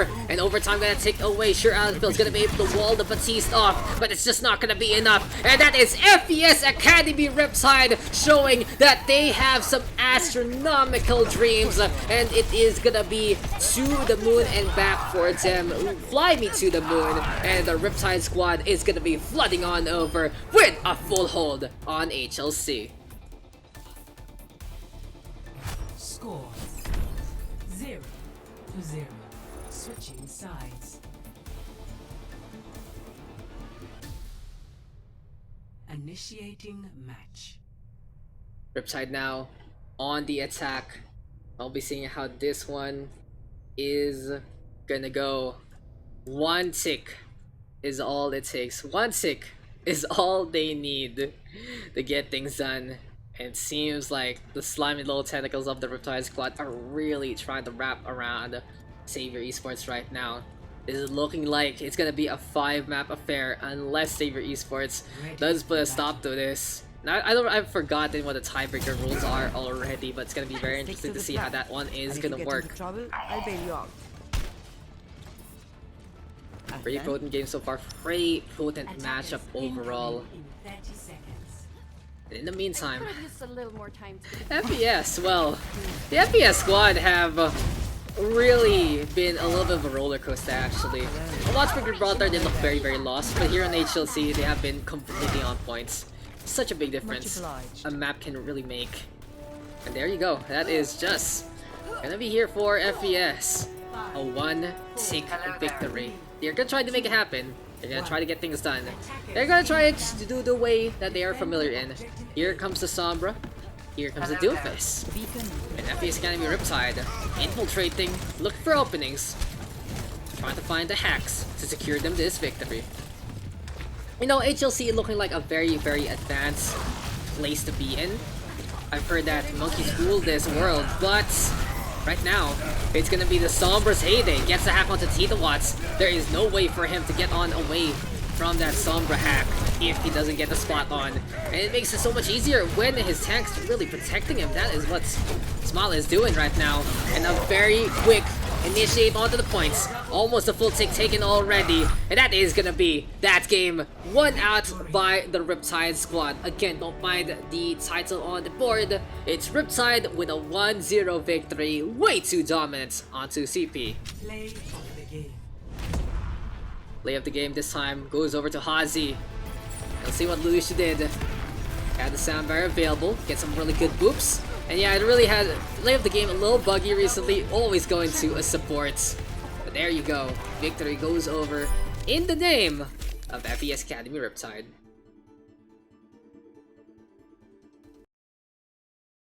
Another map, another fanfare, and another drawn score. 2-2 right now. We are gonna be going in for a decider. That is going to be a controlled map, but Assault taken by Riptide 1-0. That is a very surprising scoreline. And if I do remember my history correctly, Saber Esports does have a few difficulties on the map type. But still though, it was just such an impressive defense there from the Riptide Squadron, and they deserve that full hold of victory. So HLC now is done going over to the history books. And map number 5 is going to be coming our way, and it is going to be Oasis, apparently picked up by Savior. For Oasis, I feel like it's a very good map pick right now for Savior Esports, since they were able to do such a good game on Watchpoint Gibraltar with that dive. I feel like they can do the same if they get the maps that allow it to be as potent as KB can be. You know, the city center map as well as gardens. Playing a well-executed dive there can really put a hamper on whatever your opponent is trying to run in the first place. University in the meantime, all about brawling, all about fighting. And I'm just gonna be like, request, can you swap back so names are okay? Thanks. People are asking in the chat. Like, why are you not changing the names, guys? Come on, guys. Well, let's put Savior back on the blue. Let's put Riptide on the red. It's because none of these two players know how to change things up, but it is what it is. Map number 5 gonna be coming our way, and I'm just gonna quickly update the next match. Oh, what's gonna be going on? Our just like our map 5 right now. Okay, right now. And that should be 10 minutes. Okay. Oh, no, we are going to a different map.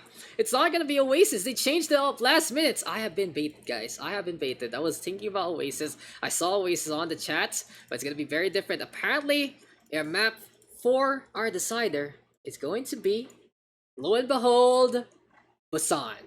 Let's get into this action, let's get underway, and let's get into the decider. Map number 5 between Savior Esports and FES Academy Riptide. Let's get into the game.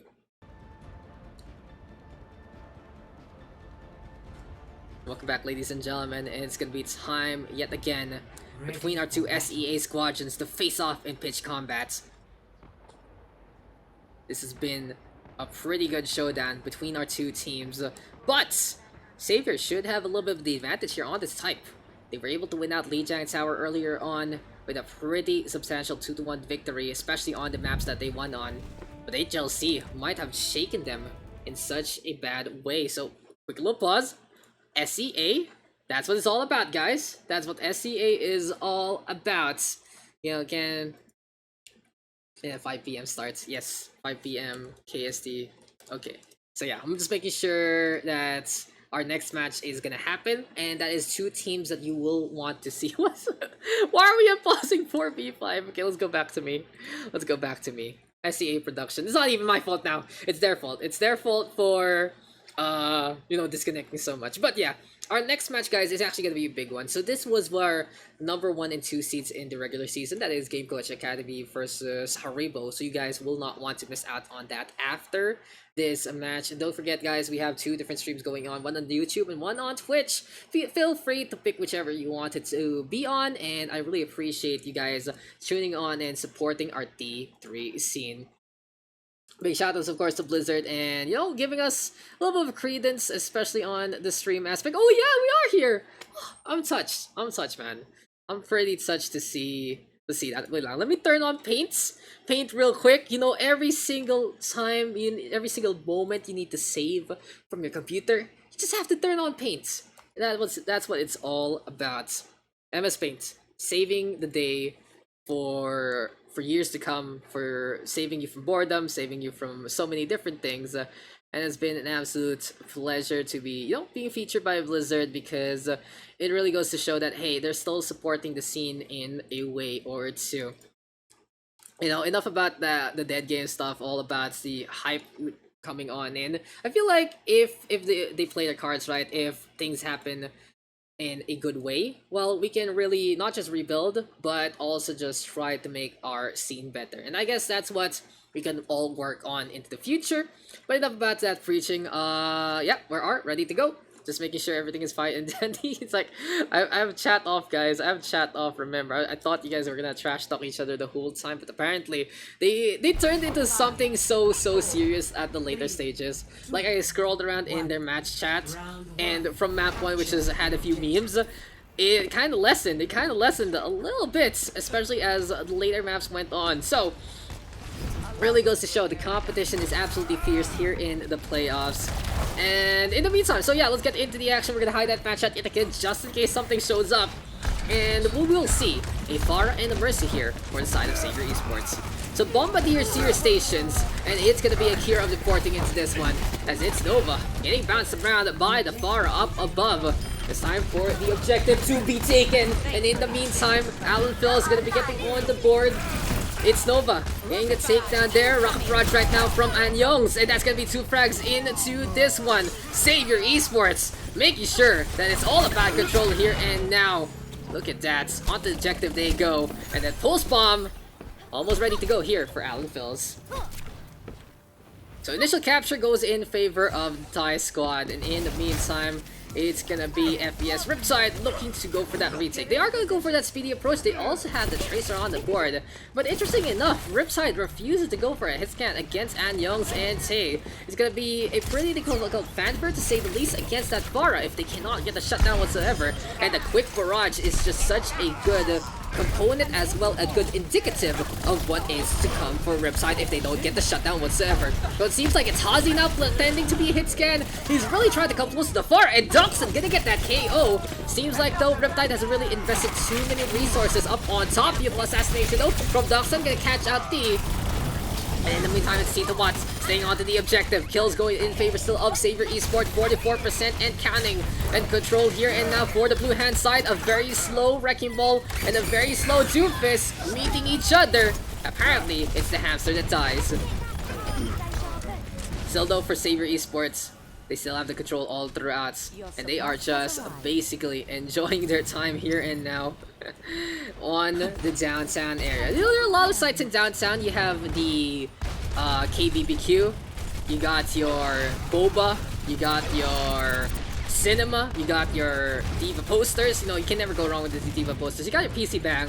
But apparently, it's time to go outside. It's a quarantine season for many countries, but you just want to be outside sometimes, and Savior Esports gonna be out on the outside. Riptide gonna do the same, and Doxic gonna get that first kill, but a self-destruct might be big on the objective. Hazi gonna get taken down, and it's Nova DMAC'd along the way. Collateral, unfortunate here for Riptide. They are gonna be basically losing out onto in terms of that firepower. And here comes the Nano Boost onto Anyongs. He's ready to go with the barrage, keeping the Rockets to keep on with the pressure. And also with the Pulse Bomb in behind as well. Overtime not ticking away. Seems like the Tracer getting some good components on, but the Rocket Barrage gonna be raining on down the parade of Riptide and Savior Esports. Now having to clean up the tank line, they are 100-0 on the first map of Busan. And they just need one more to take this series. 1-0.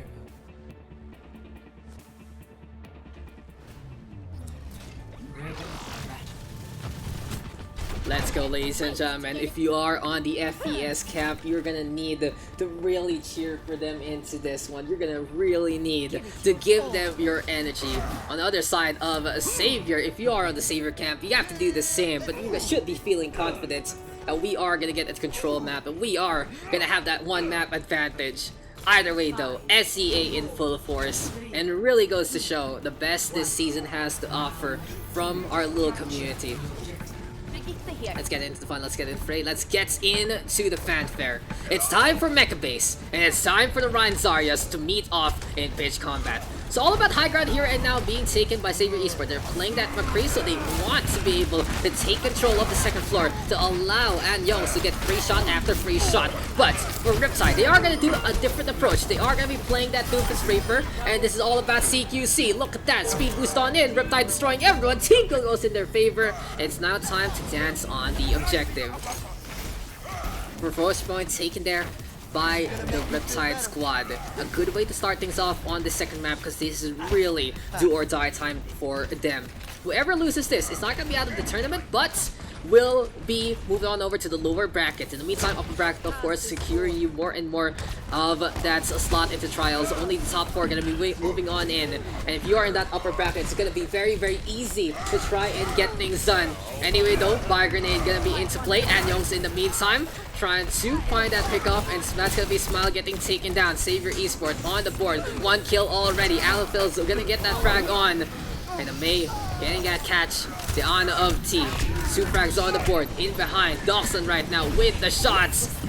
And it seems like Savior Esports deciding, hey, let's get onto the objective and take that one down.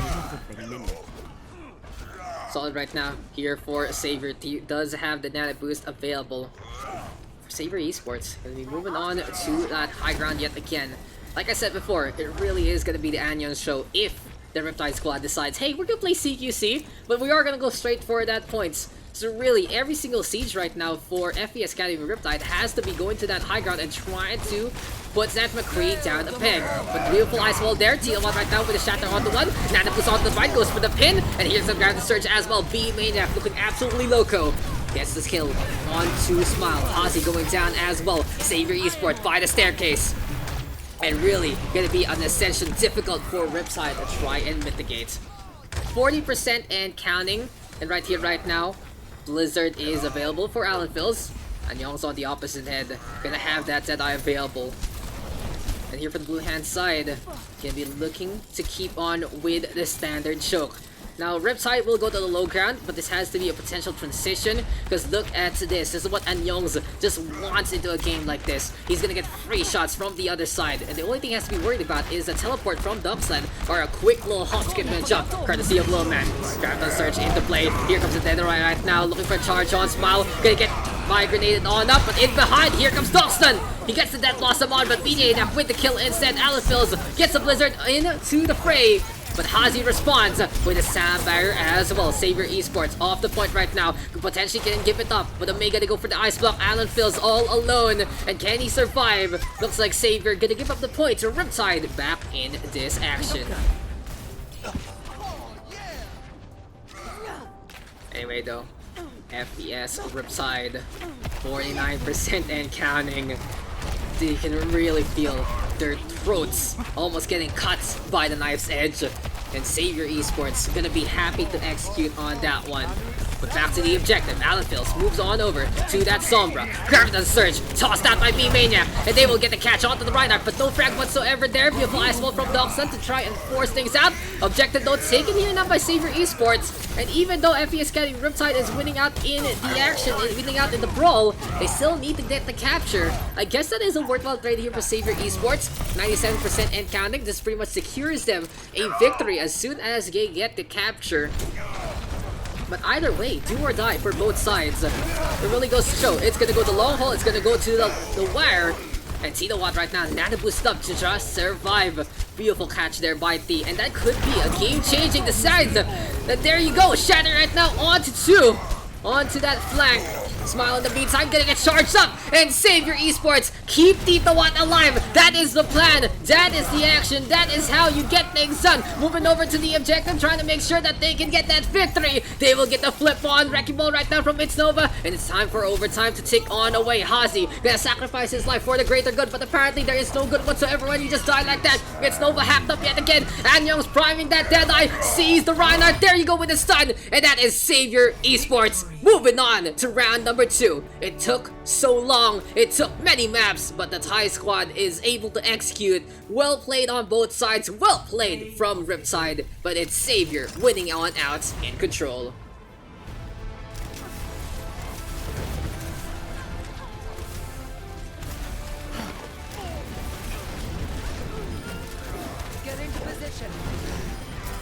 Play the game again on to the Moira, but that is gonna be the show there, ladies and gentlemen. Victory! My name is Savior Esports. 3-2, taken by that Savior squad, and what a way to start our playoff run today, ladies and gents. Absolutely amazing, and GG, well played all. Thank you, thank you for having me. Thank you. Good luck further. We'll see where the journeys of Ripside as well as Savior are gonna end up in this bracket. But before we end our first match coverage, we'll just look back at those results. So Busan is taken here by Savior Esports. They take it 2-0 after a hard fought map number 2 there on Mech Base. It really goes to show the strengths of Riptide, but also at the same time, since they were really trying to commit on that Doomfist, they only had one way to go about it. They only had one way to go for the raid sig, and that was to face off against Savior on that high ground, because the moment they decided to play against it, it looked pretty dicey. Sure, they were able to come on back ahead after a beautiful save, but really that pressure in terms of the tactics, turning the disadvantage over the side of Riptide. And here you go, guys. This is going to be our final results of match number 1. Lijiang Tower taken by Savior, Blizzard World taken by Riptide, Gibraltar taken by Savior, HLC full held by Riptide, but Busan shut down by Savior Esports.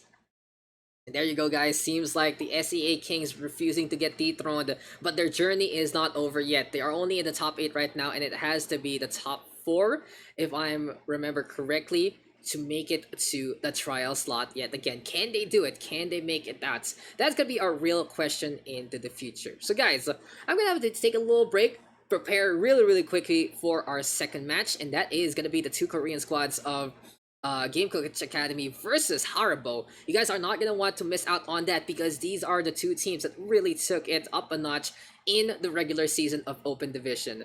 Thank you guys for tuning on in. Thank you guys for supporting, and I really appreciate everyone who has discovered this stream because of the Battle.net launcher. Big shout out to Blizzard for that. And of course, we have 2 different streams right now going on. You guys can check that out on the left hand side. I'm in Dax for match number 1. That has been the SCA showdown that we have been waiting for. And it is such a good way to start the day. Stick around though, more already gonna be coming your way all throughout our afternoon and evening.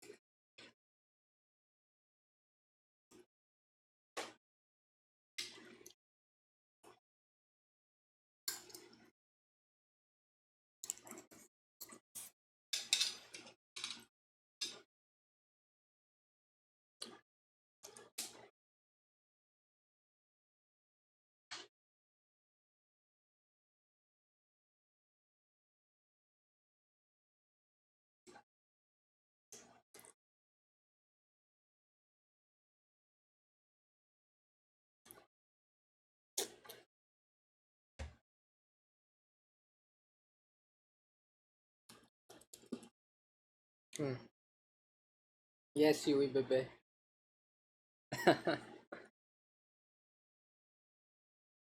Team 1 is Game Coach.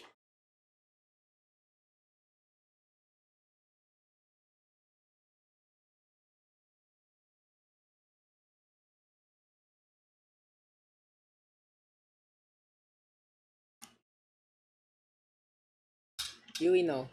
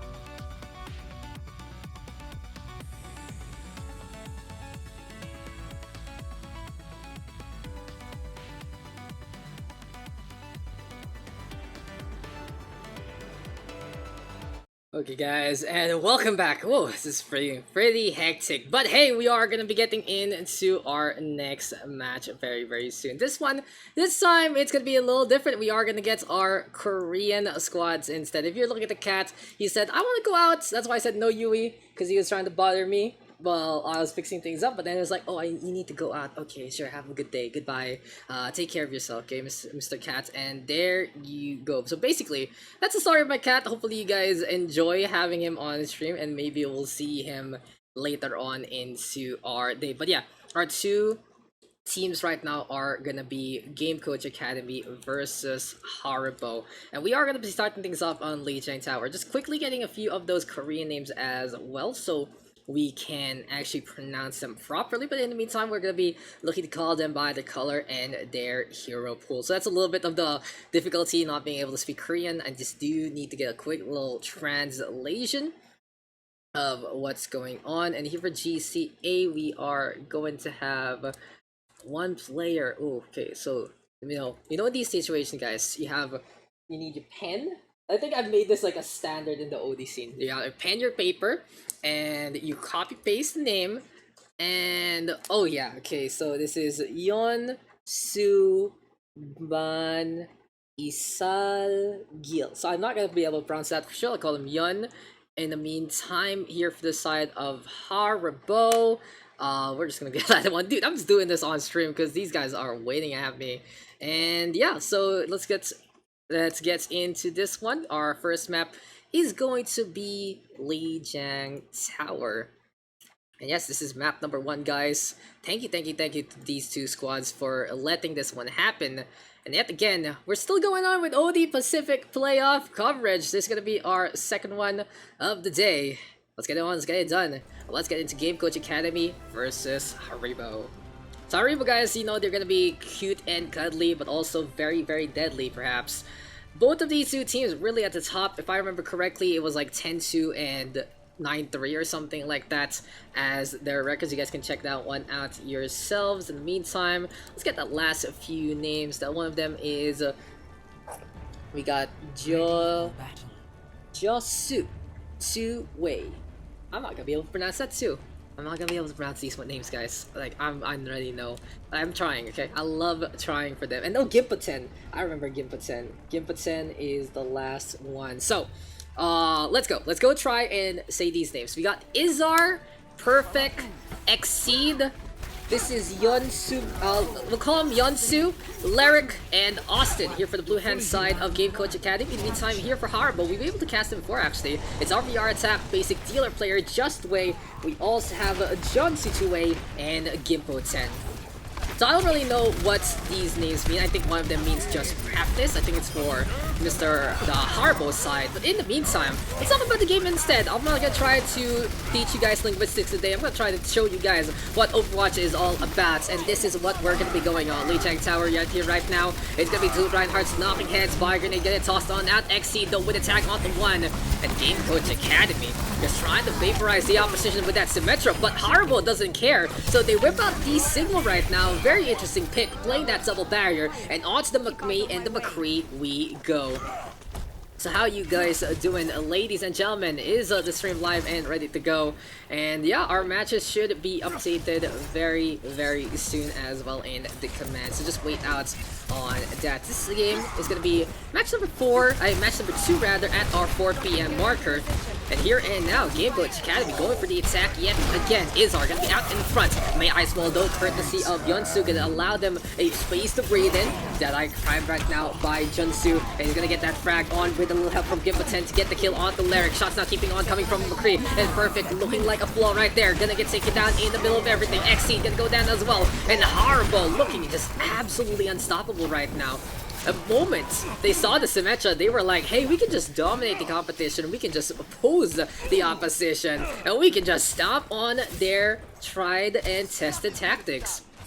It's only a little difficult for Game Coach right now. They're gonna lead a little more game and a little more coaching into this one. They are going for the Ryan Orisa, but they're unable to really bridge the gap and use the hold and the hammer to a good degree. Instead, they will get caught by that Flux. Beautiful catch there, courtesy of Basic. Coalescence right here, right now, looking for the vaporization and RVR attack, going for the fire strike there. Hold Knight now, gonna connect. Here comes Game Coach pushing on forward. They're trying to get the catch on. Beautiful pin right now from RVR attack, and here comes the save. Dealer player apparently gonna double down on that one. Gonna get the sound barrier on.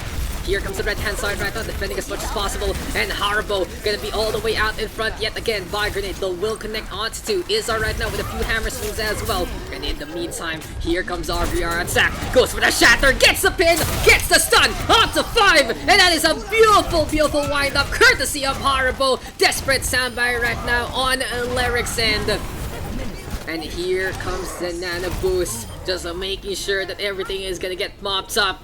Seems like this is Harbo's to win, and they do so, 100-0. Solid start there, solid start for Harbo. And we'll just quickly update that one. This is our 4 p.m. match. Come on, Night Mods, help a brother out and give me what I need. So 4 p.m.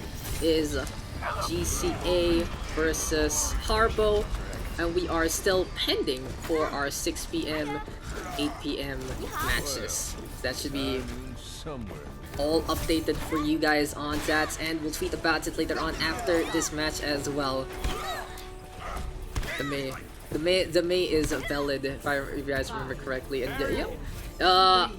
quick little tidbit, if I remember correctly, from Harbo from last broadcast, we were informed that this squad was made it to the playoffs of Open Division Season 3 2019 or something like that in Korea. So they came from the OD Korea, and they were able to perform at such a high level to such a successful degree, and moving over to Pacific, well, you gotta say they should be at the top of the class. And Harbo, the 2nd seed from the regular season, technically the 5th seed right now thanks to the competitive slots. And they are really just running rapid against Game Coach Academy. Korean versus Korean squad. We are on Korean server right now, but Harbo is looking to be not so gummy, but instead absolutely fierce. So onto the objective we go. Izar gonna be looking to find a hop on. It's a dive right here, right now, versus the Ryan Sigma yet again. And seems like this is such a tried and tested composition here for the Harbo squad. Beal flashbang right now. Junsu gonna be able to get the takedown there onto Yonsu. And here comes the leap on that. Izar trying to get the survivability on. And Exceed in the meantime, we've seen this before from the previous matchup. It's all about the EMP, but Gibraltar gonna get the shutdown instead. And right here, right now, it's gonna be Basic alongside RBR attack, looking to make this double barrier count. In the meantime though, gonna be a good way to get the leap on in. And we'll see how the Ryan and the Sigma are gonna go underway into this one. Dive though, with the Coalescence as their starting mark. Austin with the beam. Here comes Basic though, gonna be able to get the lift on. Harbo using that flux to try and stall for time. Accretion though not gonna connect. It seems like Austin just gonna be a little too oblivious to that one. Gonna be fading on that instead. Dealer player with a sound barrier, and this is the 2nd time we've seen Alusha go for a solo sound barrier, trying to keep himself alive. Stall for time. Basic going for that shield dance. It's just not gonna be enough. And the hack right now from Exceed, just gonna get a shutdown onto that Lucio. GCA Game Coach Academy getting one back. So good flip here for GCA. They really needed that after a solid start from the Harbo squad. 70% to 8 right now. It's a lot of work cut out for the blue hand side.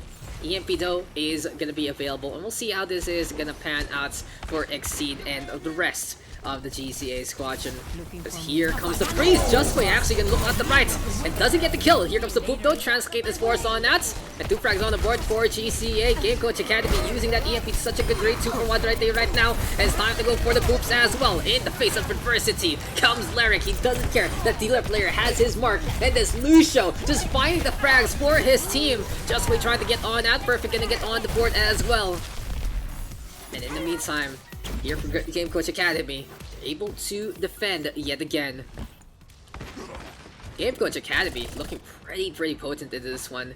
As soon as they got their footing on the objective, they have not given up whatsoever. And that EMP could have been a little better dealt with actually by Harbo. They already spotted the Sombra out with the freeze, but they didn't react to it in time. And instead now they're getting punished heavily. GCA. It seems like they're really encaging Harbo onto this northern tower, and as soon as they go in, there is just no coming out. All sides, all flanks covered by Game Coach Academy. And Perfect right now looking to be an absolute 10 out of 10. 75% and counting. Game Coach Academy literally turning things on its head. 20% right now left. One potential clash here now for Harbo to try and get the comeback. But this is looking really difficult here for the Red Korean squad. They have the Flux, they have the Blizzard, but they will need to get onto the objective. And they don't have anyone besides Dealer Player for that. Transition right now. Harbo going to the northern side yet again. And Perfect has the bomb. Will he actually unleash it into the backline? It comes. Everyone forced to go out in front. And the Blizzard here from Justway covering the objective. Freeze onto the Winston. Soundbarrier though from Lyric. Gonna be able to catch out to maybe even 3, keeping that Winston actually alive. Flux right now though from Basic. Gonna look for the lift on. And here comes the EMP, here comes the Coalescence. Beautiful poop though from Lyric, catching out the Sigma. And that is exactly a really easy pickoff that Lyric is looking for. Another one onto the Moira. Does he fall? Yes, he does. Gibraltar gonna fall on down. Here comes Yunsu yet again. And Justly gonna go down to the hand of the Tracer. Game Coach Academy comes back in full force. And we are all tied up on Lijiang Tower. 1-1. There you go, guys. Another one on the history books. And Lijiang Tower gonna be another beautiful brawl yet again between our two squads. Really goes to show at the top of the bracket, just barely any difference between the two. And if I remember correctly right now, we do have Doxic versus Fortuna happening on the upper bracket. We also have Savior Esports. I'm trying to figure out what the rest of the bracket right now is looking, but you can use that command exclamation bracket to get into the action at any point in time. Anyway though, here for the blue hand side, they are going to be looking to get in position. Here comes the Ice Wall already. That is just that main, looking to be as pesky as possible. Is there any time with the Fire Strike? And apparently Justly going to be bringing out that Torbjorn.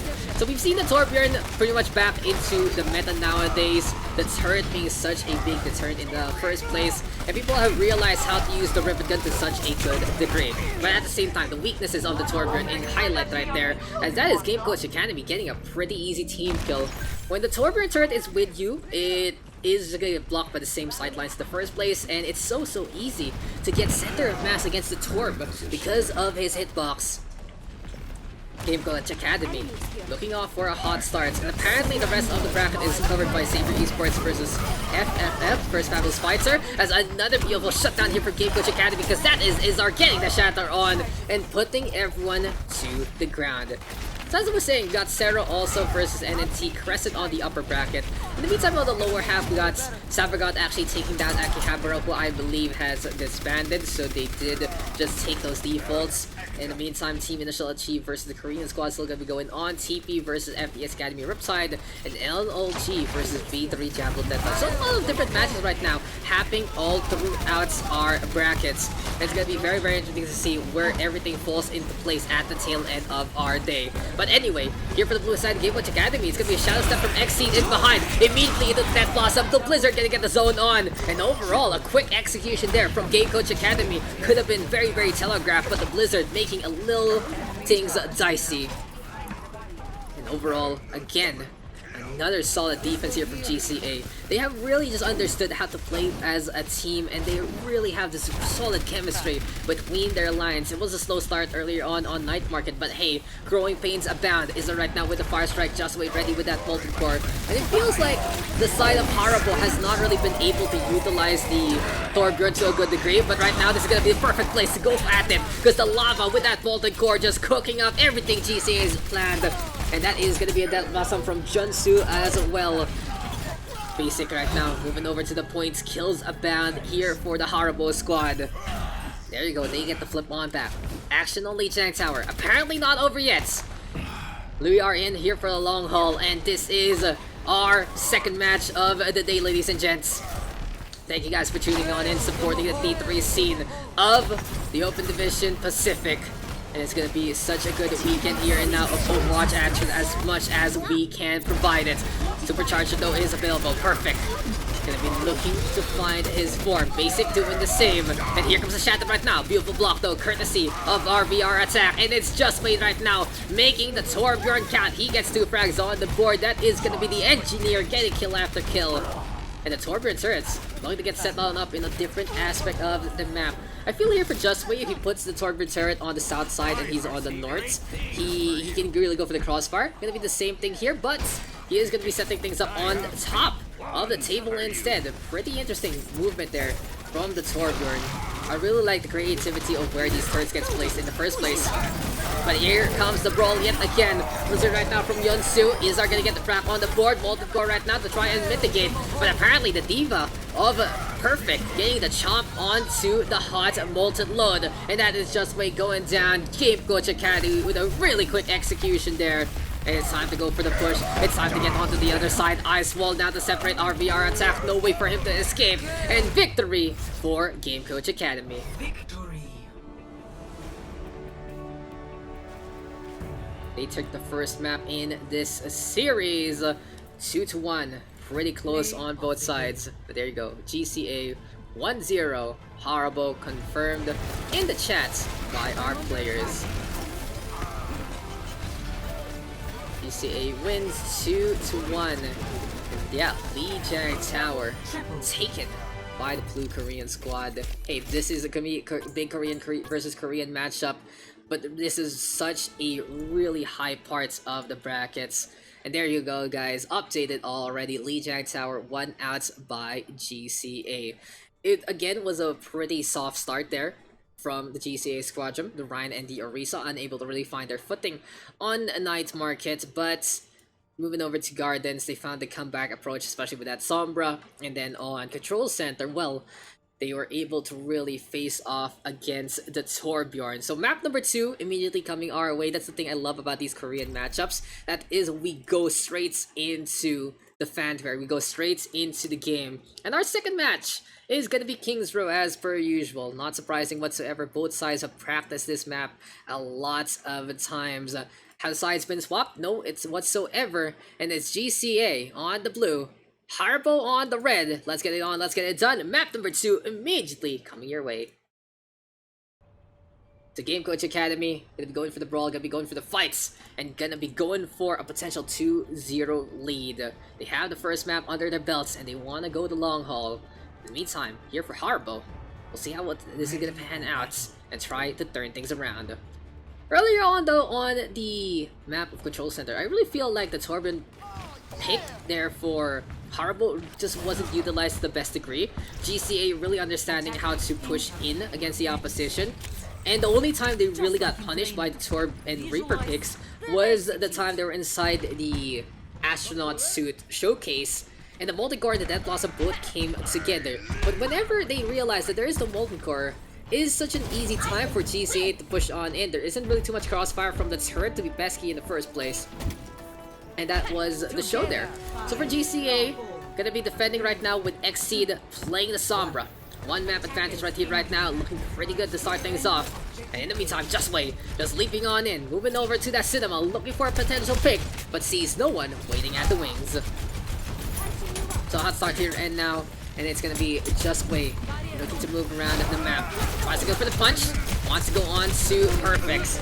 And the Diva, as well as the Reaper of Yunsu, get the punish on. But here comes the McCree of Jusu. He's gonna be trying to get the frags on the board. The Revolver, gonna be a hot hand to utilize into this one. Gimpoten in the meantime, working behind him. So it is gonna be our standard brig on between Dealer Player and Gimpoten. Knowing about the heals, but also a little bit of CC between the Shield Bash, as well as the Sleep Dart and the Anti-Heal. In the meantime, for the side of GCA, you could say that they might have a disadvantage because they have that Lucia Moira. They are going to look for the push on in, and a single anti-heal will really turn things on its head.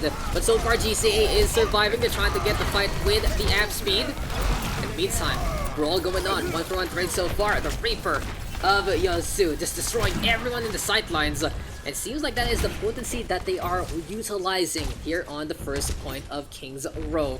Anyway though, Izar right now does have the Shatter available. He's gonna be moving out onto the map. Lost in the meantime, Coalescence is available. And for here for GCA, they're gonna have a lot of tools under their tray. The Fire Strike now gonna get tossed on another beautiful half there from Exceed. And the Coalescence right here, right now, courtesy of Austin. RVR attack though with a tag onto one perfect in the meantime with a counter kill onto the Red McCree. And here comes the Shatter. Izar gonna put people to the floor. Dealer player cannot deal with that. And the pin even cashing out just way at the tail end. GCA, another solid affair. Let's watch that one again. There you go, ladies and gents. Going back to that replay. Izar goes over to the doorway, gets the slam on, and everyone just cooked to a crisp. Anyway, they'll back into the fight. And it's Game Coach Academy. Again, holding close. EMP time. We'll get 5. They realize who has ultimates, and they are trying to execute as quick as can be. They might lose to the Lucio though. Top up from Austin gonna be very important. Just where he decides to just leap on in and get the Shoryuken to get that KO. XC though, with a half perhaps. Not gonna get basic in the meantime on that high ground. And the Ryan and the Zarya gonna be together yet again. Beam though, keeping on coming. Here comes the McCree right now, looking to push on forward. And in the meantime, Austin, Coalescence is available. Push comes to shove though. Exceed gonna be staying on that high ground. Here we go with the potential half sleep dart now gonna connect. And here comes the Coalescence. Austin keeping things up with the pressure. Just way though in behind. He's gonna full commit into that one. Meteor Strike right now looking to slam off the Graviton. But the sound barrier there from Larry keeping everyone alive. Austin instead vaporizing everyone and anyone. But RVR attack winning out the fight between the two Reinhardts. 3 frags on the board, looking pretty good still here for GCA. They get that blossom to get the zone on, but unfortunately Yunsu cannot get any kills. Push thumbs to shove, 2 frags on the board, and here comes the red hand side of Harbo. Finally they find their footing, finally they get onto the objective, and it gets back on the points. First stick taken, looking for a second one, onto the high ground, basic with the shots, and there you go. Minute 2, 3. Harbo gonna get a little bit of time to work with, and they swap things over. Onto the Sombra they go as well. So it's gonna be very, very interesting to see how this EMP versus EMP dynamic is gonna unfold. On the second point of King's Row, there are gonna be some really good corners to try and utilize this.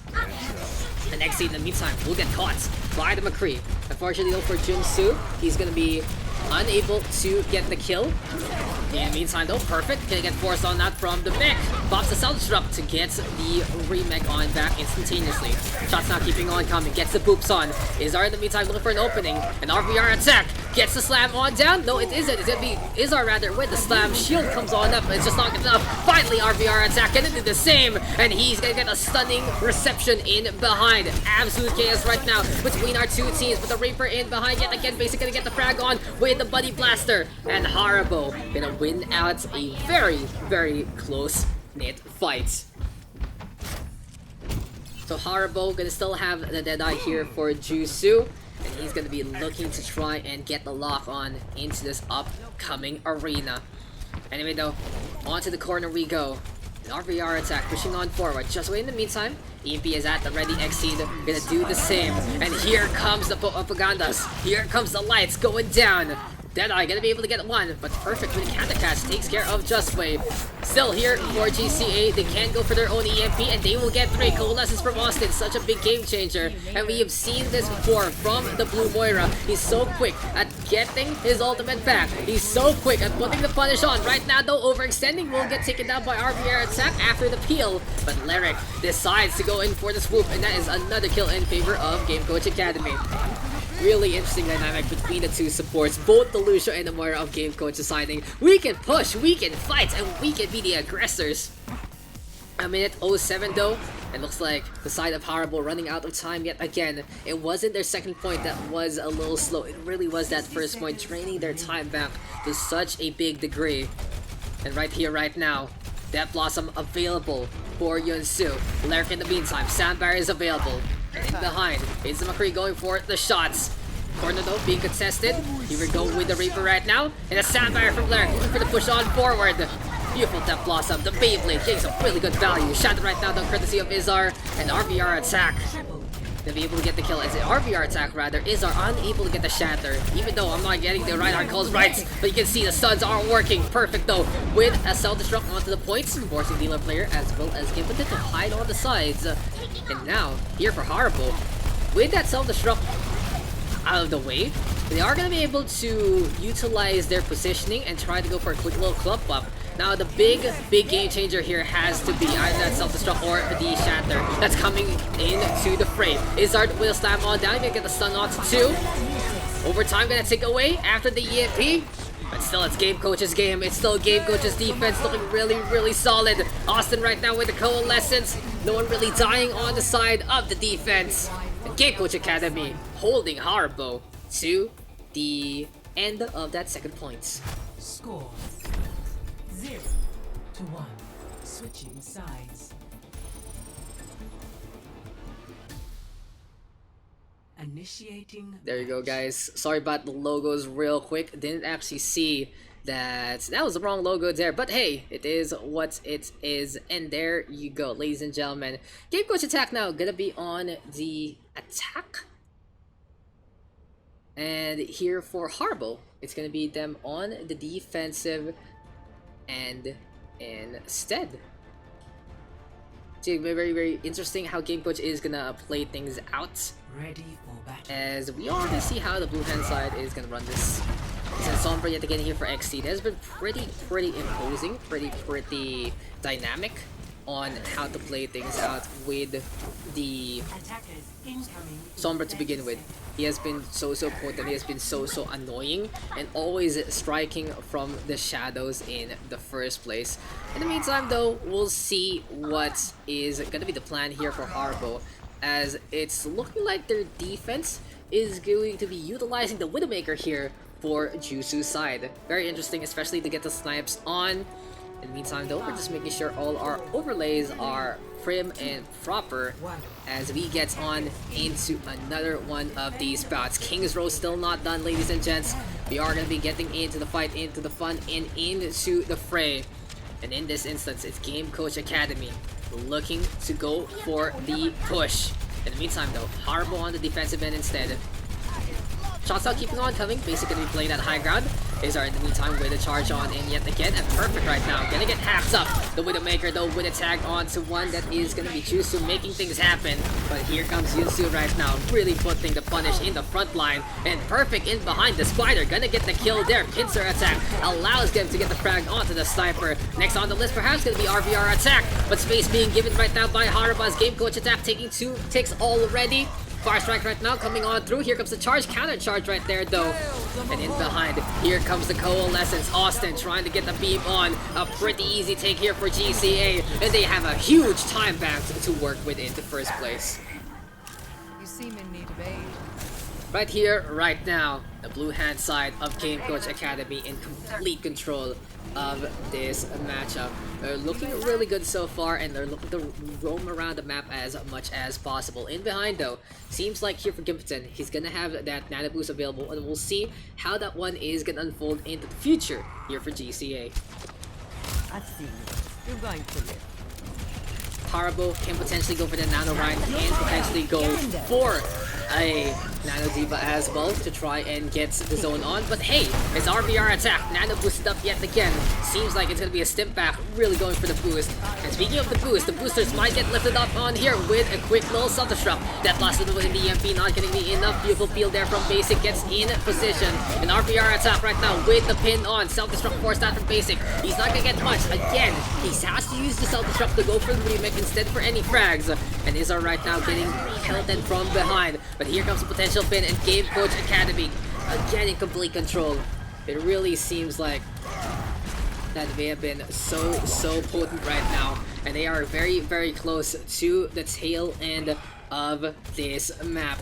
The payload reaching to the marker that Harbo has really set on up. And here comes the EMP right now from Just Wait. Cancels out Austin's Coalescence. It's a pretty good thing to actually do. But there we go with the counter half ready from Exceed. RVR attack, making the sacrifices for Sombra count. And then Reinhardt with 3 frags on the board. They use the sound barrier as well to make sure that no one else is gonna die on their side. And Harbo investing a lot just to go for that desperate defense. In the meantime though, self-destruct available here for Perfect. Can go for a potential bomb or 2. We'll see how this one is gonna pan on Nats, especially if we can get the catch on. In the meantime, Red Reinhardt of RVR attack after a good showing with those hammer swings. He's gonna have the shatter available.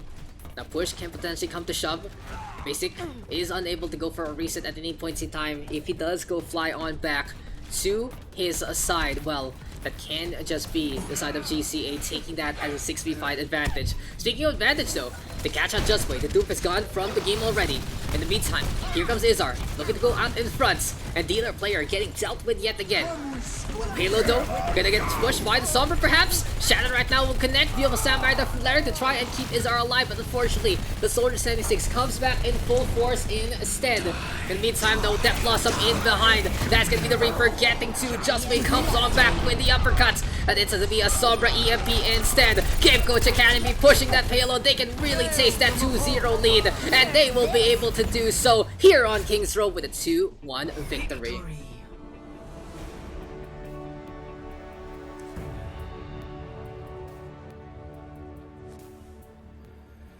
Play of the game. Play of the game right now, again, for our Moira. That is gonna be that one, ladies and gents. Another one goes in favor of GCA, and a pretty well executed onslaught yet again. They win it out 2-1 on our hybrid map. And here you go, ladies and gents, that is our results so far. So we don't have a map number 3 as of yet. That is going to be of the escort type. But GCA winning out on the same score, but this time on a better note.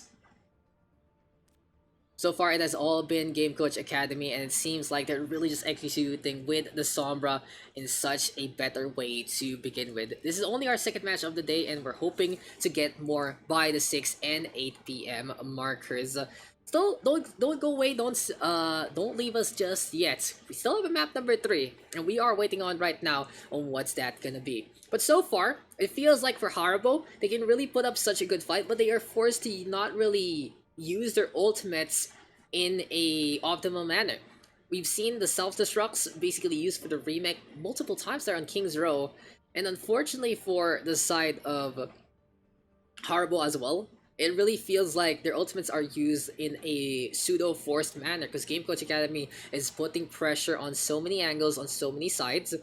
They're really pushing forward, going for those staggers, and making sure that their opponent cannot deal with them whatsoever. It has been a beautiful onslaught right now, as I said before, for Game Coach Academy, and they are one map away from moving in to the next round of the upper bracket. So right now we are going to be taking a very short break. We'll be waiting on for map number 3. Stick around, guys. We'll be right back with this matchup.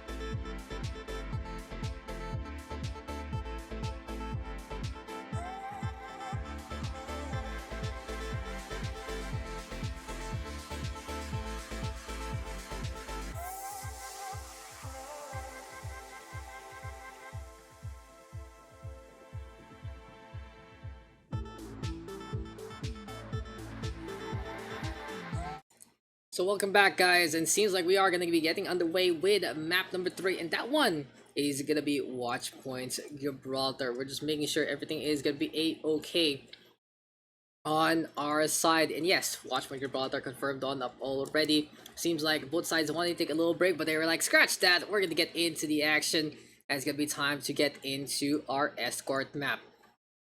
So right now, GCA is having that 2-0 advantage. If they take this next map by storm, well, we are going to be done for this matchup. In the meantime, Harbo looking to turn things around. There you go, guys. We are going to be confirming that one to be our upcoming map. Game Coach Academy going to be on the defense. Harbo on the attack. Let's get it on. Let's get it done. Let's get into map number 3. So welcome back, ladies and gentlemen. And here we are on match 2 for today's broadcast between Game Coach Academy versus Harbo. Earlier on, we had the SEA showdown of Savior Esports versus FES Academy. Riptide this time. We're having a bigger one. We're having the Korean squadrons of GCA versus Harbo, the top 2 in the OD regular season for season number 2. So right here, right now, high ground being taken by Game Coach Academy, and they are going to be playing that Ryan D.Va, so they aren't really going to full commit on a dive on this defense, but instead will be utilizing that D.Va to go for the zone, to go for the mobility, and the Reinhardt to brawl onto that tunnel. In the meantime, though, for our VR attack and basic, it's the Winston and the D.Va instead going for the dive. Is right now with the first frag, gets rid of Dealer player. And honestly, it's a really good start here for Game Coach Academy. They're holding pretty well on top of this part of the map, and here on Watchpoint Gibraltar, the entrance of the Rock of Gibraltar, well, it is going to be a really easy time for the Reinhardt to deal with if they drop on down into the tunnel. So Izar gonna look for it already. Gonna be all alone though. He's gonna try to get the pin on. Will get hacked up by Justway instead. Opportunity right now for the Sombra to try and get the kill, but Xseed gonna get the catch on up instead. The high ground right now taken by the McCree, and shots keeping on coming. D.Va though with the ignore, and Basic instead taking care of the Mei of Yunsu instead. Xseed unable to really get much done with the McCree right now, and Zakolas from Gibraltar to allow Harbo the advantage into this one. Basic gonna be flying on over as well. And honestly, this is looking really good for Harbo. Game Coach Academy unable to really utilize their Reinhardt inside the tunnel. They went for a pin that didn't really pan out. And I feel like teamwork there from GCA is just not on point compared to before. But hey, this time their team comes back together and they take care of Justway as well as the Tracer. Austin gonna find the anti-heal to connect on. And Game Coach Academy onto the payload, just stomping onto this one, making sure the objective not gonna move whatsoever. 0.71 on that contest. Xseed right now with a Deadeye, looking for a Prime. And the D.Va gonna run out Defense Matrix, forcing out the self-destruct yet again. Another time perhaps for Basic and his bombs, because Harbo, that is another time that he has been forced to go for the remake, using his ultimate just to get back into the fray quicker. Is it worthwhile? That's gonna be the real question. Should they have gone for a reset in that instance? Seems like Harbo wants to go for the attack right here, right now, and is not letting up whatsoever. RPR attack on the high ground. Nana Brusto given alright to Xseed. Here comes the Blizzard onto the payload, and it's gonna be a sound barrier as well. A lot of things used up already by GCA. EMP though, only gonna be able to get the front line. It feels like Game Coach Academy really playing this game to such a good degree. They're able to get a zone on. They're using their front line to bait out the EMP. The high ground is such a good spot for the McCree in the first place. But as I say that, the coalescence from Gibraltar gonna be able to get to. Can the Moira clean on up? Seems like it's not gonna be the case. Justway instead looking to go for another EMP. And here comes RVR attack into the fight yet again. Here's the freeze right now. Perfect. Gonna get hacked on up. Can't go for the DM. Won't be able to protect himself. And that is gonna be the takedown there onto the mech. Shatter though from Izar gets the stun onto the Tracer. And Jusu unable to move anywhere but back to spawn. And even though right here, right now, it is looking pretty good for Game Coach Academy. After it looked really dicey, they were able to come back and they were able to make sure that they will get the contest on. Almost C9 though. Oh, it is going to be a C9. They forget about the objective. Sneaky stuff from Harbo. So close. Almost a full hold there.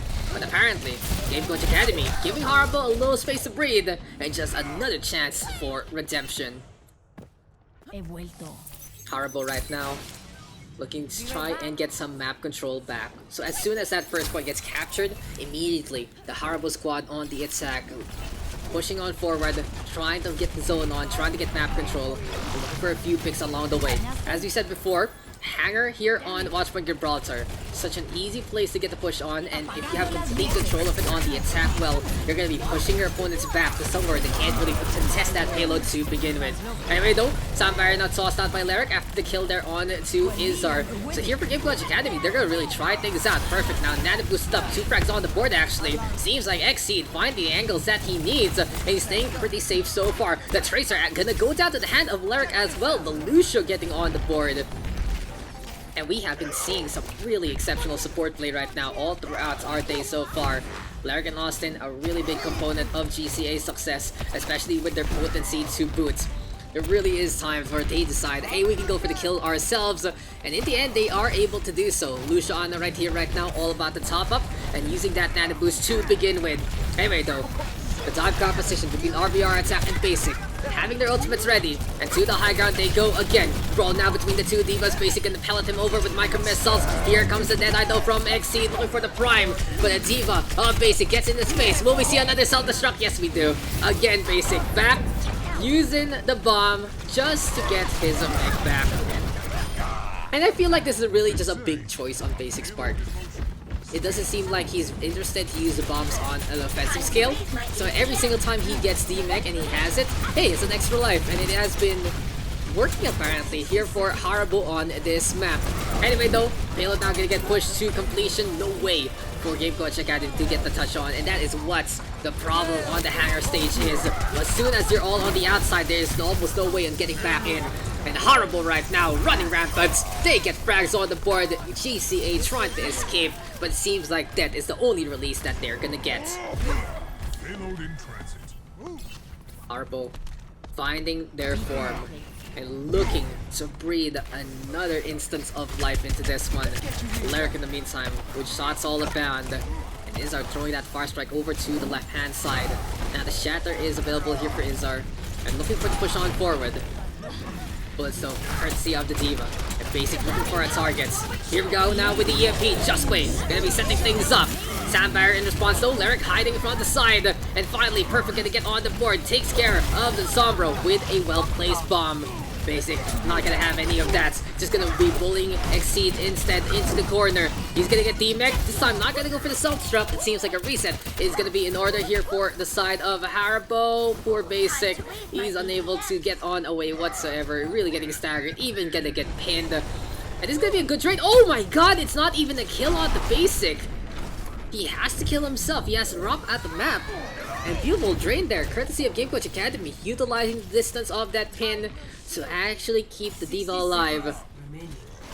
Defense giving some really solid IQ so far. Shatter though is available right here, right now for the blue hand side. They can go for that corner Shatter. They can just get the pins on. All they need to wait on is potentially the shield play from RBR attack. Now it's time for the Deadeye though. Xseed on that high ground, protected, gonna drop one down. DM courtesy of Basic gonna shut that one down. And in the meantime, here comes the push yet again. Looking for opportunities, looking to try and make it through. Here comes the hack on to the May. And the self-destruct right now from Basic. Unable to get much done this time. RBR attack. Primal Rage though is afoot. And in the meantime, it's the Reinhardt getting frags on the board. Xseed, sneaky peeky on the high ground, using the creep to a good degree. And that's what we want to do with the revolver. Putting in the damage, putting in the work from above. But an EMP right now from Justway. Gonna get the silence on the 3. Rally though already into play, and Lyric doesn't care about your EMP, doesn't care about your abilities. It's all about the armor right here, right now. And it's the Deadeye as well. Xseed gonna get the peel perfectly. Beautiful shield bash there, courtesy of Lyric. And that is gonna be the defense from Overwatch Academy. They turned it up to 11 on that third point on Gibraltar. Score 0-2. Switching sides. 2 points, 52 meters. Not a bad way to go, Batsings. But here we go right now. Overwatch Academy gonna be on the attack instead. And in the meantime, Harbo. This has to be a hold for them unless they want to go home from the upper brackets. Again guys, since this is the upper brackets, whoever wins this will move on to the next stage. Whoever loses will fall on down to the lower bracket, but will still be in the tournament. I'm looking at how the bracket is gonna go, And I think whoever wins this is going to be secured a slot into OD, into trials rather. Because if I remember correctly, it is going to be top 4, and you lose out here. Oh no, not yet rather. I don't think so. Let me count. 1, 2. So winners of those 2 are going to be moving over to the grand finals, and those 2 are for sure secured. He loses that, gonna be secured second. Whoever wins that, wins on that, gonna be able to play the finals. But beyond that, so the next 2. Okay, I got it. I understand the bracket, guys. I had to figure it out, and I think I understand. So, if you make it to the next round and you lose there, you have basically a 50-50 chance of making it to the top 4. If not, well, then then if you move on and then you win yet again, whoever makes it to the upper bracket finals are going to be secured a slot in trials. So a lot of goals right now for our 2 teams, for all the teams actually in our playoff bracket. But it seems like GCA looking to be pretty on points with these Metra antics. They teleport to the bridgeway, and right now they just impose their will against the opposition. Harbo trying to survive, especially the maid really skirting around the payload. But here for Harbo, feels like the win condition for this specific fight is to just drain the time bank and sacrifice their lives to slow down the fight from GCA. So there you go, 3 minutes 15 on the clock. 45 seconds at the very start. Not a bad way to go about things there for Harbo, if I do say so myself. But in the meantime, Yunsu catches out basic. That is going to be the Baby Diva getting caught out in the open and will get taken down overall. GCA right now looking to go for the high ground as well. Shots now keeping on coming. Exceed in the meantime, keeping the revolver going.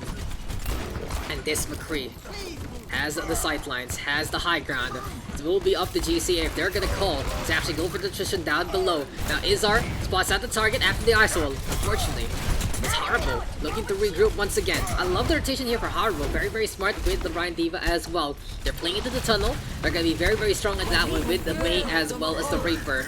The McCree gonna have a tough time getting those sidelines, but we'll see how Exceed is gonna play things out as Perfect gets the first frag on the board. Make that a second as the Moira of Gibraltar gonna get taken down. The other player stunned up as well. Here comes the Diva right now looking to come on through. In the meantime, Exceed looking pretty potent in this one. Izar and Perfect even bullying the Reaper in behind.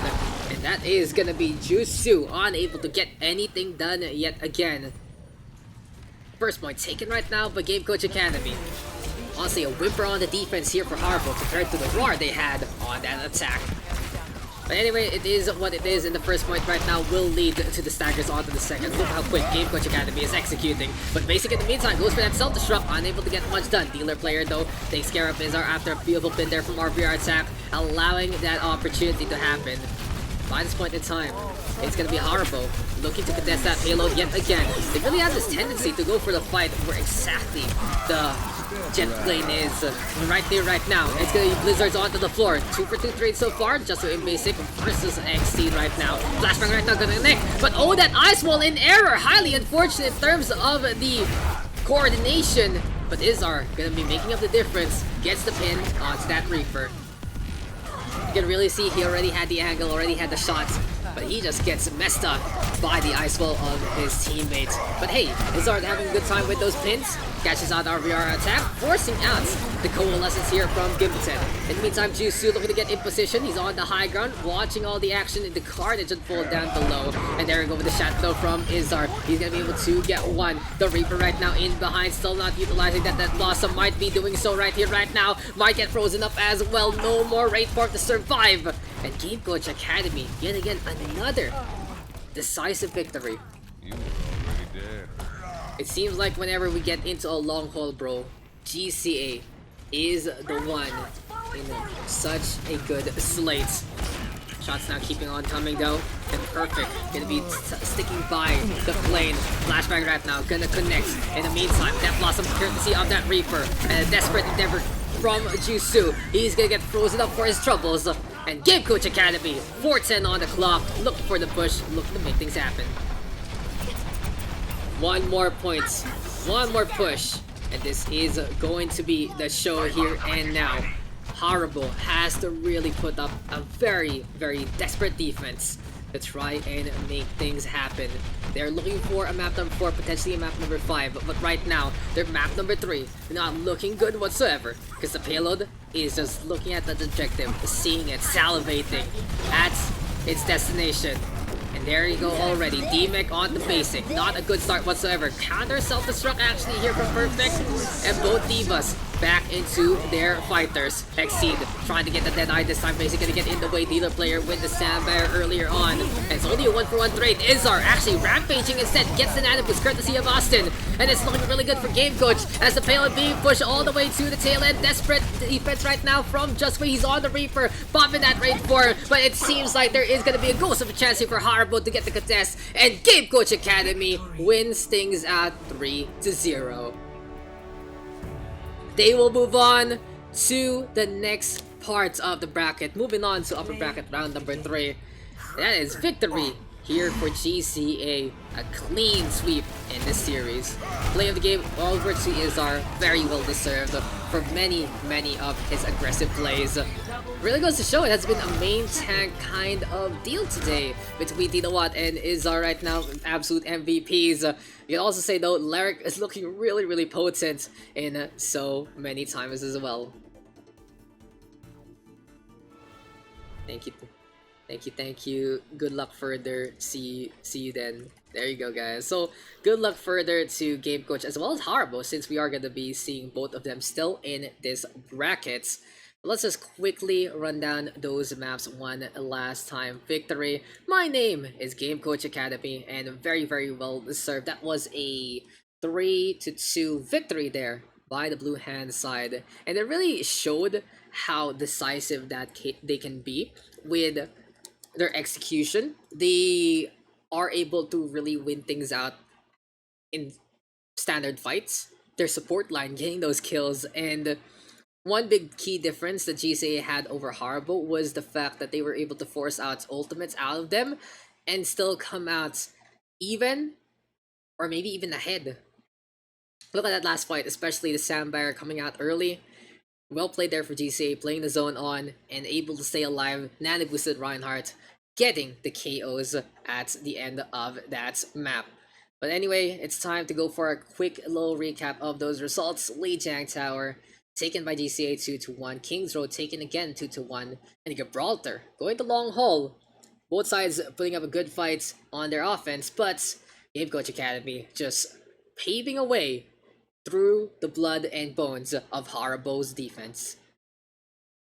And that was a quick series. After a quick start, it felt very hectic to actually get ready for that one. But hey, it has been an absolute pleasure so far to give you some open division action. So we will be taking our first substantial break, guys, since we are going to be waiting on for the rest of the matches to finish on up, as well as look as who we can cast to begin with. We'll be giving updates here in the Twitters as much as possible, so you guys will want to stay on and tune on in. But if you guys are gonna go real quick, our next match by default will be at 6 p.m. GMT plus 8, that's 7 p.m. KST, 4 a.m. Pacific time, and I think that's like 11 a.m. Central European time. So there you go, mark your alarms if you want to come back for some T3 Pacific action, and I really appreciate you guys tuning in so far. We'll be right back for our third match of the day. Stay tuned for that, and I'll see you guys then.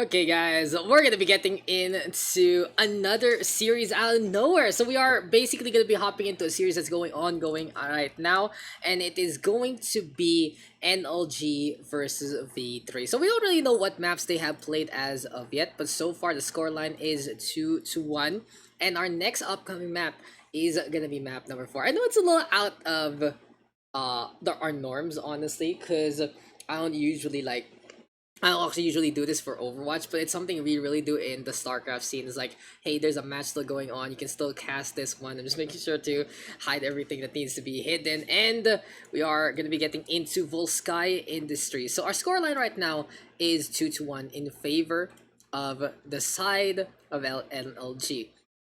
And if they take the upcoming map, then they will take the series by storm and move on to the next round of the lower bracket. In the meantime, here for V3 DDT, they are really fighting for their lives, and always a pleasure to have the V3 boys in our crosshairs. So we'll see though what is going to be the plan, what is going to be the action, and what is going to be coming our way very soon, as our next upcoming map will be Volskaya Industries. We haven't seen too much of Volskaya today. We only seen 1-2 CP so far, and it was Horizon Lunar Colony. If you guys saw a little bit of my mid stream snack, I was just like, I'm just eating, and then I realized, hey, some of the other matches don't actually have a scoreline yet. And then, hey, look, V3 is still here. So let's go. Let's actually do it. Okay.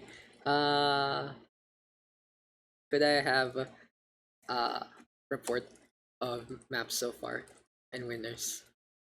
No need scores. Yeah, just so I can actually add it to the graphic. Since we're waiting anyway, so we gotta wait. Who won what, so we can actually update our little map sheet. You know, it makes it the little things. It's the little things that makes everything better. But yeah, Sky Industry is gonna be map number 4 coming our way. And in the meantime, what's it gonna be? What's gonna be coming? What's gonna be our history? So from V3, I could say that they potentially could have won the hybrid map. I feel like that's where they can really shine in a few regards. Also, maybe a good surprise factor in a control map. But here for V3, it's Osasto, Asian Sushi, Ask RMY, Ryuchino, and Suzuki. So a very strong core in the Japanese scene. In the meantime, for the side of NLG, we are going to be featuring Vision, Henry, Sunny, Fiesta, Maka, and one more. So I'm going to quickly find the name of that guy in our translating things. So yeah, NLG though, with the advantage, the Korean squads of course looking really potent. And I've seen from NLG before that they are a pretty commanding team. We weren't able to feature them in the regular season, but I've heard reports that they were very strong and really putting many teams to the test for a while. They were actually at the top of the brackets as well. So this is Lutsu, or Roots. You can call him Roots. Let's call him Lutsu. Lutsu, this is NLG, this is Harbo, and this is for, what's his name? This is GCA. So yeah, Lutsu. It's just like Luto, which is Filipino for cook, but it's very different. So 2-0 on Lee Jiang NLG. There you go. So I was right in my prediction. 4-3 on King's Row, which was won by V3. And yeah, no, perfect. Thank you, Osato. You the best. You actually the best. So thank you. I love it. I got my reports. And it was 4-3. Holy crap, that really went down to the wire, didn't it? I wish we got that, but you know, a big matchup. That was a big matchup, honestly, guys. Even though the scoreline was 3-0, that's a pretty big matchup to be featured on stream. So there, wins 2-0. Yeah, NLG wins 2-0 on Lee Jiang Tower. Looks like we are going to be moving into Volskaya Industries though, and it's all down to the wire already. This is pretty much it. Whoever takes Volskaya, if V3 does take Volskaya rather, we are going to get a map number 5. If NLG takes it, they will move on to face off whoever's waiting for them on that lower bracket second round. And yes, it's gonna be time, ladies and gentlemen, to get into the action, to get into the fun, into the fanfare, and into the fights. We're just making sure that we have everything we need before we get started. And I do just want to give you the quick little reports before we get into the map. So here you go, guys. This has been the match results so far. This is map number 4. And Lijiang Tower taken by NLG 2-0. In the meantime, Kings Row won out in a slobber knocker affair. 2 rounds for V3 to take that victory. And NLG now 3-2 on Gibraltar. Moving to Volskaya Industries, and it's going to be such a big decider into this one. V3 DDT on the defense, NLG on the attack. Let's get it on, let's get it done, and let's get into the foundry. So welcome back, ladies and gentlemen, and surprise, surprise, we're gonna have another match in our 2-hour interval. So the thing about the Open Division is usually the next round happens 2 hours after the start of the other round. So I was expecting, hey, we're not gonna be able to feature anything else, so we'll have to wait on. But look at this, a match is still going underway, V3 versus NLG right now. And I just like being able to feature V3, and also like to be able to feature NLG for the first time in our bracket. Anyway though, this is an elimination match, so whoever loses out this match gonna go home from the playoffs. In the meantime, whoever survives gonna live the fight another day. Here comes the side of NLG though, trying to come on through, and apparently it's Henry being a sneaky freaky. He's going all over to the points, and eventually everyone on V3 Diablo that just tied dies. It really was just gonna be a fight there onto the garage, and in the end, it's NLG getting the capture. Bluetooth right now gonna be betting back into the mech. Ryan Diva with the Sombra of Sunny moving around the map as well. And in the meantime, onto the high ground, Ask already getting in position. Osato on Reinhardt, waiting for the elevator to bring him back up. So welcome back. If you guys are surprised that we have a game, well, you're not the only one. EFP though gonna be available here for Sunny very soon, so you can go for a potential hack or 2. Hammer swings are bound behold by grenade courtesy of Maka, and in the meantime Fiesta bringing everyone to the front of the map. Here comes the precision on already. Nana boost onto Vision, and he's gonna be able to see what's coming. It's 2020 right here, right now, and he's gonna have the perfect sight to get the swipe onto Osato. In behind though, RMY trying to get the flank on, looking for potentially to get the med back as well, but it's just not there. Here comes Root right now. Here comes Lutu getting in position. Vision has the shatter available, and he's gonna be the first stick taken already. EFP right now connecting on the 4, and this is just gonna be an absolute dominant affair courtesy of NLG. But as I say that, here comes Osato with the shatter, rally from Setuki, but Vision gonna return the favor. Brawl onto the objective yet again. Henry right now gonna go for that dead eye. Self-destruct in behind, gets one, and Fiesta not gonna be partying after that one. Desperate endeavor right now for V3. They're trying to get back onto the objective with the Sandfire. Ace and Shushi trying to cook up a way to find his opening, but he will die with Ryochino, and that is NLG taking that round. Full cap here for the Korean squad. Score 0-2. Switching sides. There you go, guys. GG's as well. Shoutouts to Vel in the chats.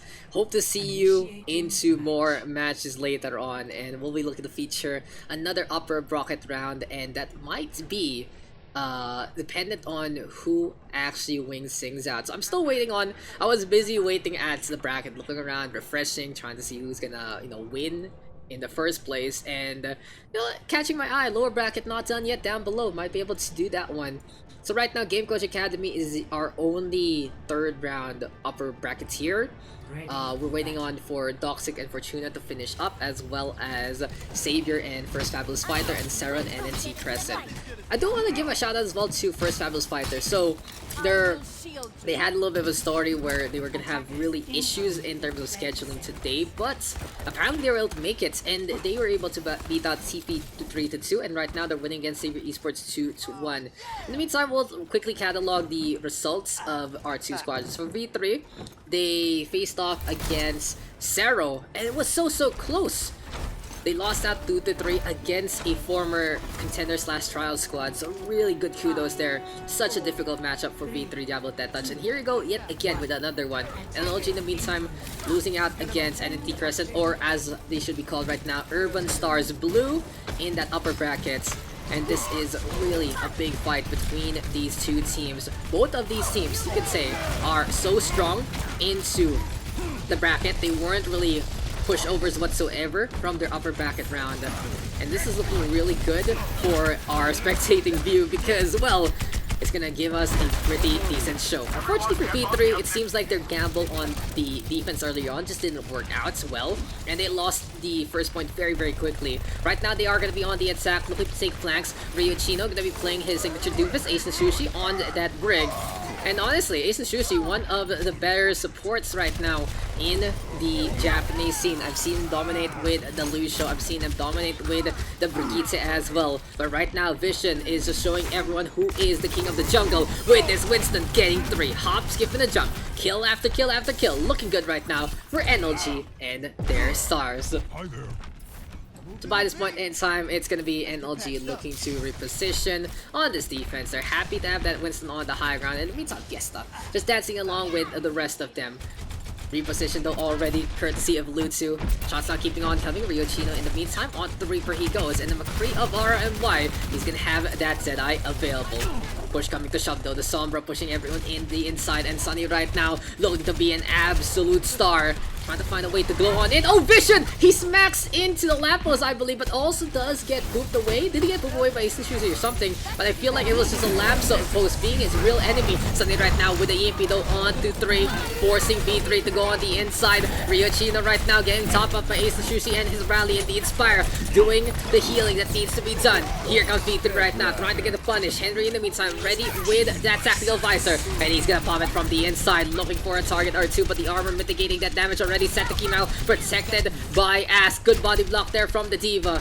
And it seems like both the Deadeye as well as the Tactical Visor getting no frags whatsoever. Moving on over to the point though, the Diva flying onto the south side. In the meantime, here comes Lutsu instead. And here comes the bomb coming on below. Setaki will get taken down. Here comes the charge right now. Osato looking for the pin, looking for the KO. And Ace and Sushi gonna push on forward yet again. Damage now being done. That's the Diva in a spot of trouble. Ryuchino looking for the frags as well. Vision in the meantime up in the air. And this time the Winston will survive. That was so close. He's gonna get nano boost up. Beautiful poop though from Ace and Sushi, but still the Winston gonna have that leap and bound, and the fire grenade gonna turn things around in favor of NLG. Ryuchino with a desperate Death Blossom, he survives, and seems like V3 Diablo Death Touch is still in this fight. As the turnaround gets turned around yet again, it's like a clock that keeps on spinning. It doesn't matter what time it is, someone will have the right time eventually. And here comes Ace and Sushi right now, looking for the rampage on Nana boost up the Brigitte, packing a punch, and V3 Diablo Death Touch will be able to get the first objective. Pretty interesting fights. It looked like it was V3's to win, and then it looked like it was NLG's to win, and then it looked like it was V3's to win, and then it looked like it was NLG's to win, and in the end, it was V3 who won out. What a close affair, and it really goes to show that these two teams, even though they're in the lower bracket right now, they put up such a good fight. EMP though connecting onto almost all of them from the side of NLG, but high ground here for RMY allows him to prime that Deadeye. Sound barrier now forced out, and we'll see if V3 is really gonna go for the push here. Ryuchino will get taken down, and it seems like our Japanese squadron gonna be backing out yet again. Hey, the Shruti unable to get the barrier on. He doesn't have the shield whatsoever. Henry dropping on down. The Reaper looking to find the position to just obliterate the opposition. By this point in time, it's gonna be V3 looking to cast 8 on yet again. So different approach this time for Osato. He's gonna be going to that high ground, and the rest of the squad will be happy for that one. But unfortunately for RMY, he gets left behind by the elevator. Ass is gonna be there as well, accompanying his teammates. And now it's a similar position here for V3 with the McCree onto that high ground. They're just securing, just making sure that he will be protected as much as possible.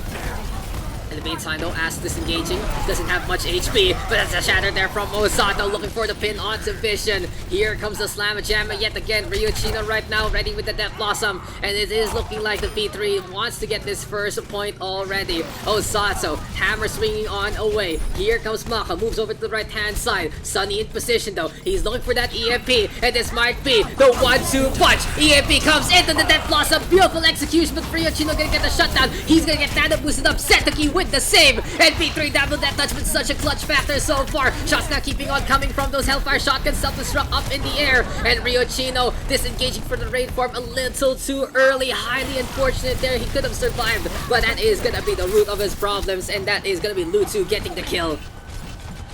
could have been close, and that was so tight from both of our teams. Really goes to show the competition between NLG and V3. It's highly unfortunate that one of these two teams are going to be out of the tournament after this one, out of the playoffs, but hey, you know, Open Division is a cruel mistress that we all have to suffer under. Shatter now is available. Here comes the bomb coming in behind. And does V3 get the catch? No, Osata though looking for a pin vision.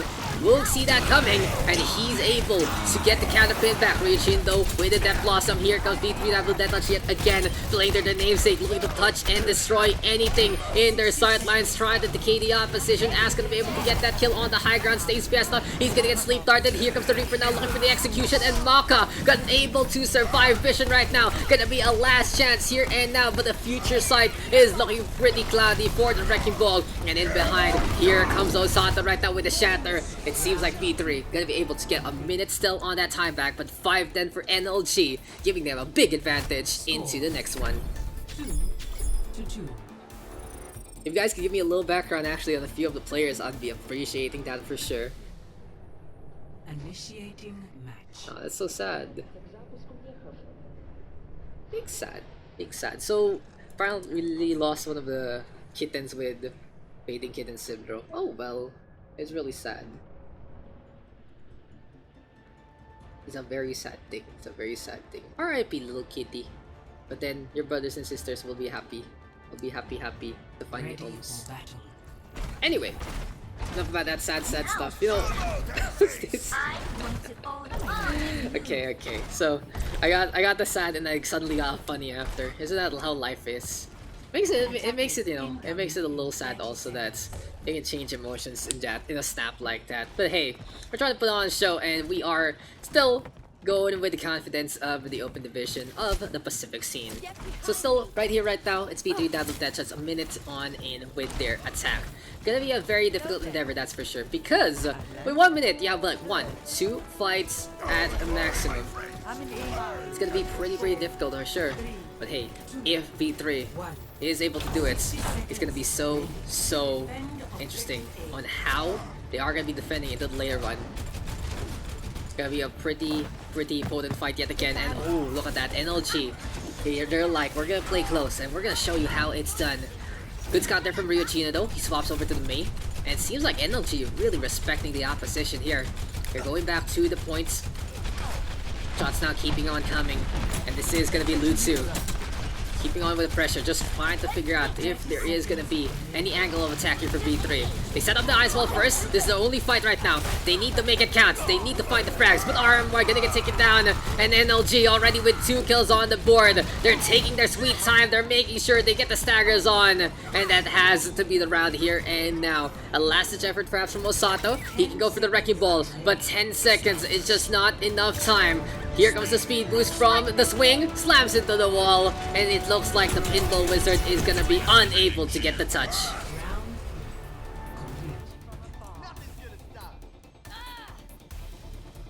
Score 2 V3 2. gonna be defending for their lives. No way to win this one out now, but they're gonna try to go for the draw with 5:10 on the clock. A tough task ahead of them, and NLG is primed to try and take this one and move on to the next round in the lower bracket. Who's going to be waiting on them? It seems like we are not done between the Doxic and Fortuna match. And that's the interesting part, because we are looking to cover the upper bracket round 3 next, and that's probably going to be the matchup there. But whoever loses that one will actually be the one facing off against the winner of this. So it really goes to show the bracket comes in full circle. And speaking of full circle, it's gonna be time for a third of that full circle to be captured perhaps by NLG. But Doxic and Fortuna going 2-2. That's really interesting. In the meantime, first Atlas Fighter now versus Crescent. They will be on that upper bracket, which pretty much puts Zero versus Sabagod. And then Zero Sabagod, Savior versus the Korean name team, Harbo versus CP, and whoever wins this versus the loser of that matchup. So we'll probably do the matchup wherever Doxic ends in, which is gonna be very interesting if they actually fall on down to this part, Either way, actually, we're gonna have teams that we have covered in the first place, but it is what it is with the permissions we got. Now here comes the defense of B3, and they lose Ryujino immediately. This is looking really dicey already for Japanese squad. They're trying to make the Ash work with the Diamond, getting that value, and Henry gonna go down, but Osato charging on in. It's gonna be a last hoorah from that Reinhardt. Here comes Ace Sushi. He's gonna be backing on out. Ash gonna get frozen on up, and this can be the rampage from NLG already. Vision looking around, trying to find that Diva. Ash gonna be able to get on the way. RMY right now looking for some value with the Ash. He's already at 80% close to the bomb. And that might be the saving grace here for B3DDT. Vision though hopping on around. Ryujino coming on back with a vengeance, looking to just secure a few kills here for this team. But Vision is unrelenting, looking unstoppable. RMY gets the bomb, but he gets taken down by Fiesta the Lucio with an absolute clutch kill. And that is gonna be hopes and dreams of B3 dashed on down. NLG takes the series 3-1 on the second round. Well played to both teams, and it really goes to show this is such a good indicator of how close the Pacific scene can be. But there you go, guys. Angel G gonna move on to face off against the loser of Doxic and Fortuna, which we should have updates eventually from our bracket. GG, well played, guys. Thank you for mid-match hop. Thank you, thank you, thank you. Good luck further, NLG. Oh, damn. What a show. What a show there. And sorry about that, guys. Just had to give a quick little shout outs to the NLG squad as they are going to be moving on to the rest of the bracket. So there you go. Volskaya Industries taken by NLG, and that was a 3-2 victory in favor of the Korean squad. B3 yet again falling at the playoff side. And when will they be able to make it into trials? That's gonna be the real question. Hopefully that they don't give up. Hopefully that they still keep on, because their core is so strong. But we'll see what the future is gonna be unfolding in for the Pacific scene, as here we go with our final match results of this lower bracket matchup.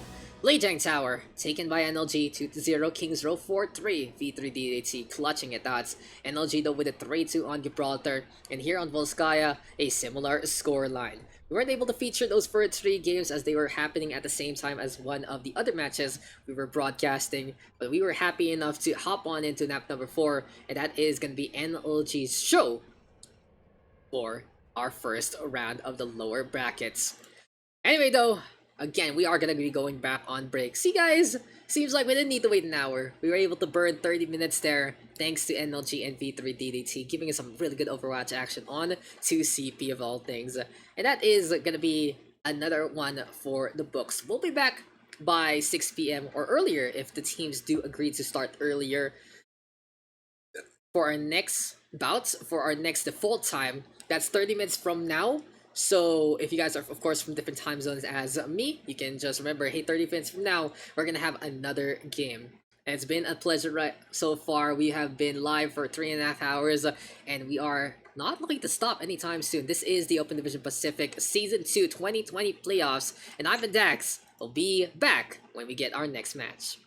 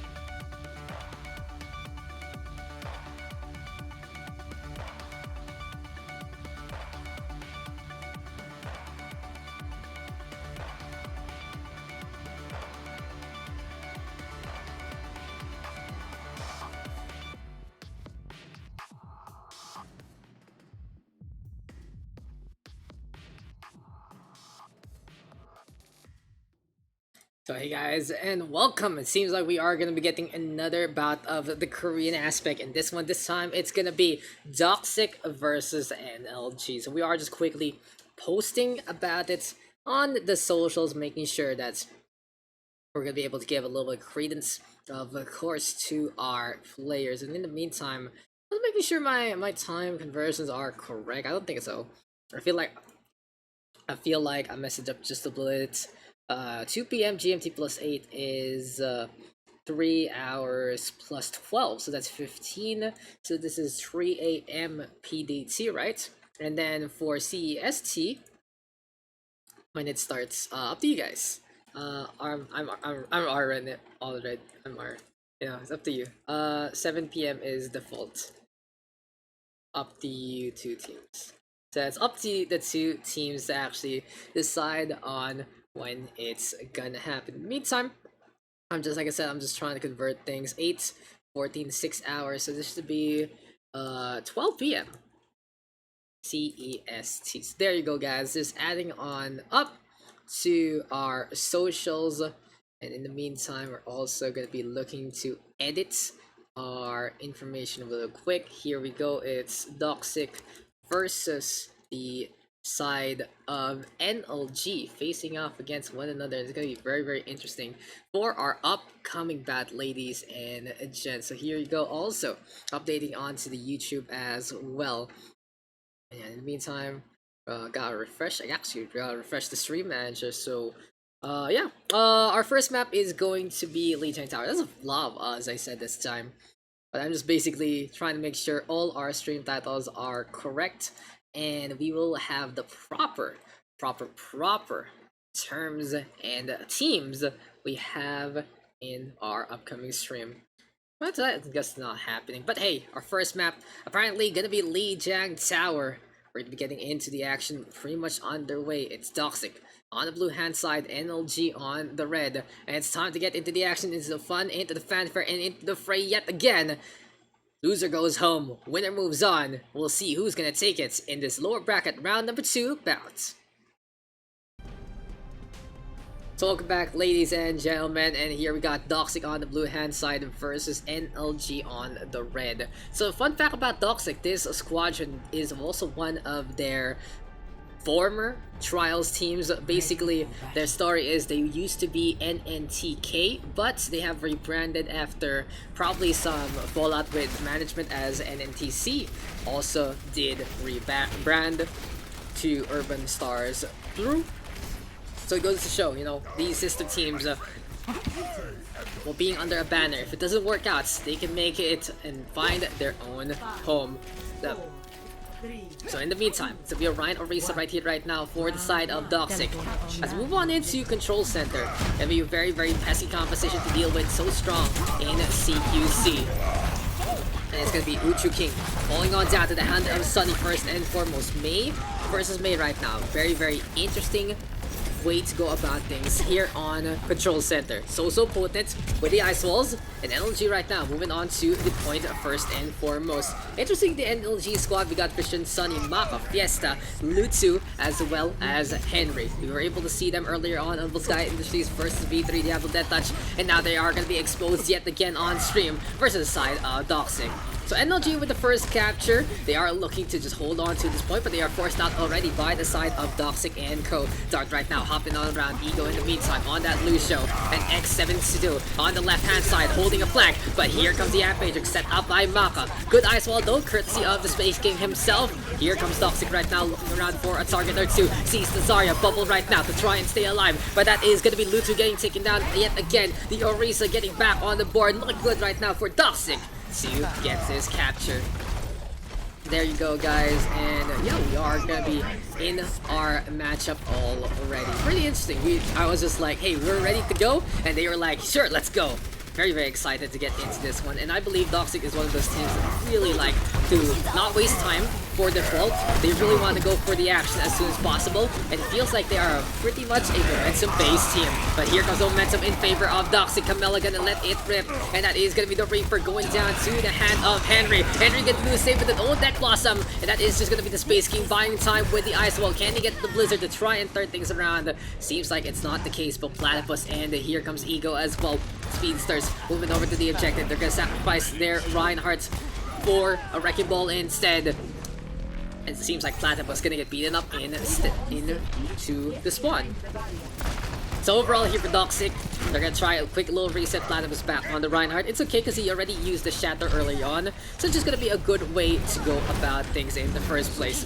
Camellia right now in behind, trying to go for a few snipes here and there. Bako with the burst, and here comes the Blizzard right now. Space King trying to push on forward. Vision gonna get frozen on up. Sandfire to try and go for the save. Fiesta really looking to keep his main tank alive, but it just isn't gonna happen here for NLG, as here comes Doxic right now, pushing on forward. Beautiful halt, catching out Maka, even looking around in behind, but that's perfect right there from Henry, getting the snipe onto Dart. Even with the Batiste going down though, it's still enough healing courtesy of Ego as well as the self-sustain of the Mei, keeping everything up.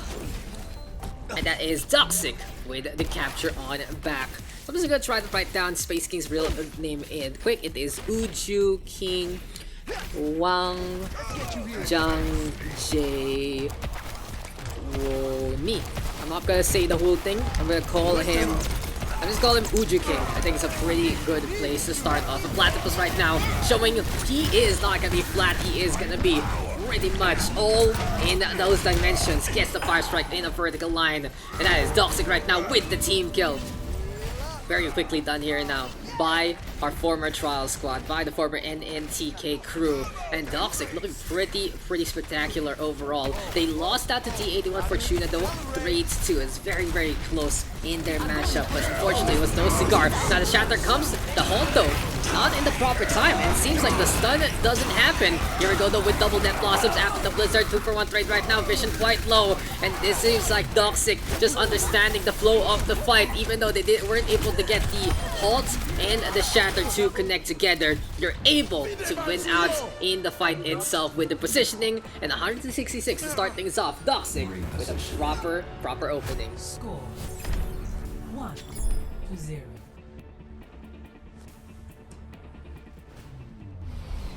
Ready for battle. So there you go, guys. So we're gonna be moving on to the next map of the Lijiang Tower, and on to Gardens we go.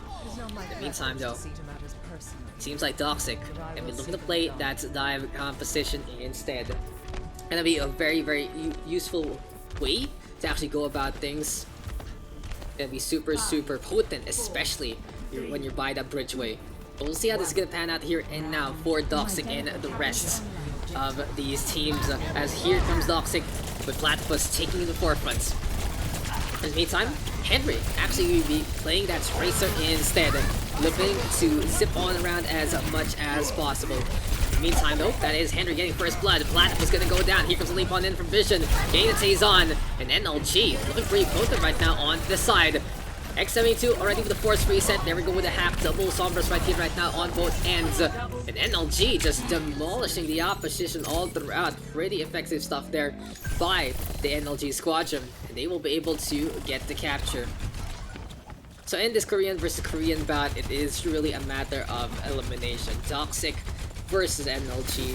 Trying to go the long haul, but it's the only map number 1. And Sunny right now looking to stand a chance, able to hold his ground and get some good old charge before having to relocate. But onto the point goes Doxic right now, trying to flank with Camellia. Dart in the meantime, popping that coalescence, but Henry is just in his face. Pulse bomb gonna get tossed on out in behind, popping the recall as well. Vision though with the punish, with just a lot of pressure, but he slips on down, forcing him to use the Primal Rage early. Can NLG use this opportunity to their advantage? Seems like it's not the case, because that is just gonna be Uju King again getting on the board. The Tracer right now with a pickup onto the Diva, finding the Winston as well. Vision gonna go down, and next on the list gonna be Fiesta. The Lucio trying to survive, will get halved up. Easy target right now. Camellia making sure that that one is gonna fall on over. There you go. Doxic all over the objective, all over the points. The mech of the Diva just gonna go on away. And here comes the Pulse Bomb. But apparently, the red-hand side of NLG putting up such long fights that they force things out up to the 59% mark. So it seems like our matchup, our title just doesn't want to update itself no matter what I do. So it is what it is. Doxic right now gonna be looking to hold into the center and have prime position to get the leap on in against the NLG squadron. It's all about finding their opportunities. It's all about finding the proper time. And speaking of time, here they come. Camellia with the EMP, gonna be backing on that counter EMP though from Sunny, and it's gonna be an opportunity here for NLG. Scratch that though. Here comes the Sandfire. Sunny right now getting a half on the Platypus, and X72 with a self-destruct out in front. Doxic though coming on back in full force. They still have the Coalescence in hand, and they are going to be staying by the bridgeway, making sure that they are protected, that they are ready to go into this fight. In the meantime though, self-destruct right now coming online. Into the middle line, will not get much. And this is just Doxic playing the aggressor yet again. They're not afraid about the bridge, not afraid about getting booped. All they need to be afraid of is the bullets coming their way, courtesy of Henry. Speaking of the leap though, here comes Vision right now. He's close to the prime ridge. Also, I'm gonna get tossed on that, and that's Ujuki getting forward onto one. No way can the Wizard survive in that instance. The Pulse Bomb making sure of that. Doxic trying to play two different angles, two different flanks, and cascade into one. They're using both the building as well as the bridgeway to literally collapse on the opposition on the other side. Speed kills, and apparently that's what Doxic is all about. Trying to find targets.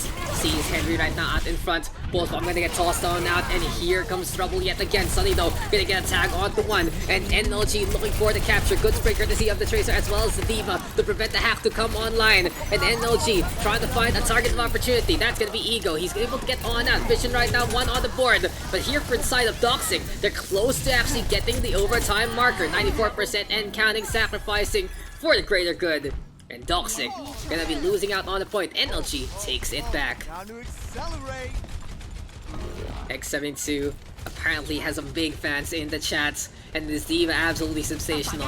We're gonna be looking for some big bombs or some big DM plays, but he has been proper on the spray so far. Sapphire though from Ego is gonna be a little too late to save Platypus, but here comes Camellia trying to make an opening. Coalescence courtesy of Dart as well, looking for the push on in. Henry right now with so much pressure, and the self-struck ready to go here for Lutsu. He can go for the bomb onto the outside and prevent this push. Oh, he gets a chop onto the Pulse Bomb, and Maka just able to obliterate the opposition. Sunny even forcing Ego to fall down after the hack, and NLG in prime position to take one back here on Lijiang Tower. Can Platypus get back to the points? Yes, he does. Right now, rampaging as a wild animal does. In behind though, X72 ready with the bomb. He's on to the north-hand side, takes care of Vision first, and Henry potentially next on the list. Bomb though is forced on out. Sapphire gonna be here, forcing out the fade. And oh no, that's gonna be the Diva of Lutu getting caught in the blast ray. Just a little help there from the Tracer as well as Sombra, making sure that that one is gonna go down. Coalesces right now though from Dart, keeping the beam on. And this is looking like Doxic wants to secure this fight here. And now another EMP from Camellia, looking to turn things around. And seems like the purple light warfare has been the deciding factor in this match. Coalescence though, courtesy of Maka, looking to make sure everything is going to be fine and dandy here for NLG, using the healing and the damage to a good degree, but it's really just going to be do or die time here for NLG and the rest of their players. Focus on that now, tossed on that. Seems like Uju King isn't going to be able to get much there, but here comes the cement right now from Henry, as well as the Diva of Roots. Lutsu going to be coming on back. Here comes Platinums right now, going around and around yet again. Gonna see the Diva out in front. There we go with the half though. Ego unable to move too much, and this is looking like to me an absolute sustain and a contest from both sides. How will this pan out though, as Doxic right now looking to get more and more of the point. Energy forced on out yet again. Vision trying to disengage, and it seems like Doxic gonna get the point on back yet again. Fiesta onto the window, pops the overtime. Can anyone else from the right-hand side get the touch? It's gonna be Henry on that duty. Ego though, with a Sapphire from the side. He doesn't care if he's low on HP. That shield gonna be so helpful to keep him alive.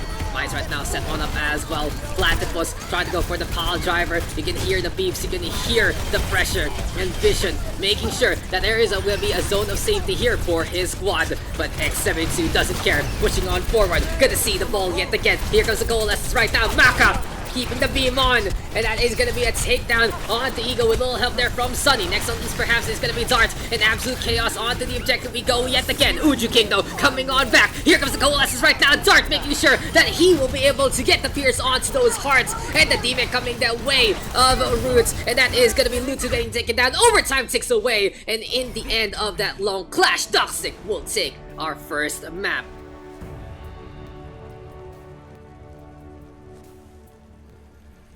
Play of the game. Play of the game for Darts. The Batiste taking that one in style. But there you go. Victory for Doxic.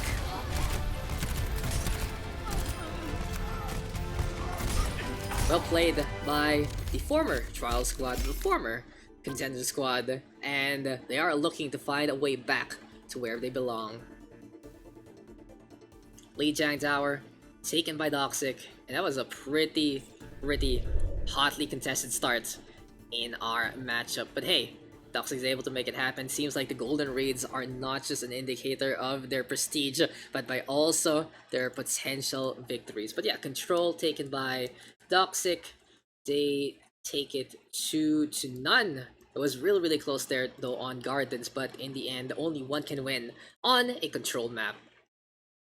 Really goes to show though that last fight, going the long haul, being so much pressure on both sides to try and execute. EMPs were absolutely huge. Hey, I'm not playing, guys. Please, I'm not good enough to play OD playoffs. Come on, I'm washed up.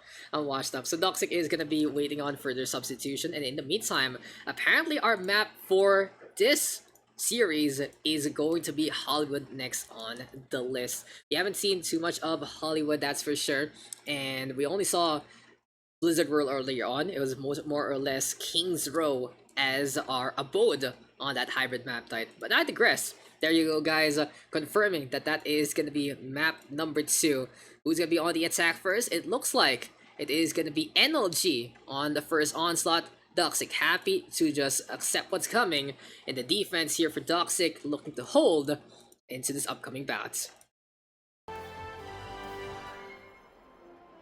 So welcome back, ladies and gentlemen, and it is time for Doxic versus NLG map number 2.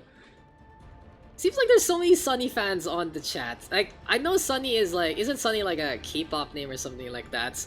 I really wish I did know more about the Korean scene, because I'm just unable to really read into like a few of the Korean discords I have because of the language barrier, and it's hard to really follow Korean OD, that's for sure. The only thing I can really get into is Korean Contenders, which is casted by the old school Pacific pair, Mr. Avril and Pixie themselves. So yeah, if you guys do know something about our two teams, I would love to hear a few things in the chats. I've gotten some good reviews from X72, that's for sure. And if you guys can give me more information, it'll be such a good way to disseminate to the rest of the audience, to give a little more background to them. So I'm here to give you guys the action, I'm here to give you guys a fun time. But hey, you know, it's all up to these players to execute. And right now, Doxic looking to execute with Dart really hiding on the side. Bar grenade, oh no, he's gonna get spotted by the Lucio. Oh, poor Dart. This has to be a rescue situation. Chippendale Rescue Rangers right here, right now. And it's gonna be Coca-Cola actually into the game. So apparently we do get a substitution here for the side of Doxic. Platinum is gonna be hopping on that for Coca-Cola instead. It might be just basically on the side of what heroes they're comfy with, or what map picks they like in the first place. Anyway though, Coca-Cola staying on the high ground, and it seems like fights ending a lot faster than that one on Lee Cheng Tower Gardens, that's for sure. Still though, Doxic is looking to try and take the 2-0 advantage. NLG in the meantime doesn't want to be in such a big hole, and they are transitioning to the high ground to contest the opposition. They are playing the Maid Reaper, so they're going to be very strong in CQC. In the meantime, here for the side of Doxic, they're playing the McCree. So besides the CC of the flashbang, they can utilize the McCree by hanging on back and rotating to the other parts of the point. Still though, seems like Uju King gonna get caught with transition. Henry gonna be able to get that takedown. Maka in the meantime with a coalescence. If I remember correctly on the Wikipedia page, Doxic has such a big roster of staff and players. Anyway though, Sunny gonna get on the board. That's gonna be a kill on the Coca-Cola. You know, a frosted Coca-Cola isn't gonna be bad whatsoever, but hey, not in this scenario. First take taken already by NLG, looking to really put up a fight against Doxic. Ice block as well for the Space King, and he is gonna be such a bad god. Uju King though getting chased after by Sunny, and in the end it seems like the sunshine of the star gonna be able to get the kill onto his counterpart with a little help, of course, courtesy of Lutsu.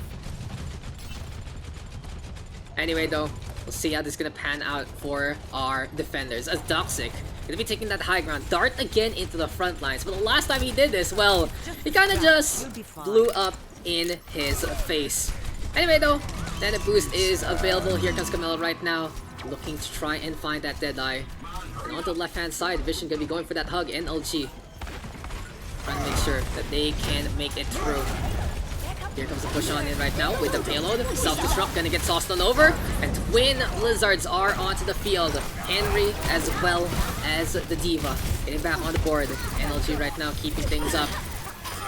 And more kills here for the NLG squadron. Shadow now is available for Vision. Maka and Fiesta ready with the coal, ready with the sand barrier as well. And in the meantime, NLG looking to find their footing out in front. They're already by the dumpster. Gonna be very good chokehold if the side of Doxic does force it out onto the right door. But hey, they are going to go onto the opposite end instead. X72 right now with the self-destruct. Just not going to be enough. The drop one down right now from Carmella. And here goes Sand Barrier on the foot. Dead Blossom right now keeping Ings through. That's going to be May and Coca-Cola both getting on the board. And a cleanup courtesy of Doxic. Decides to get the push on forward. Things looking really good here for Doxic after the rotation.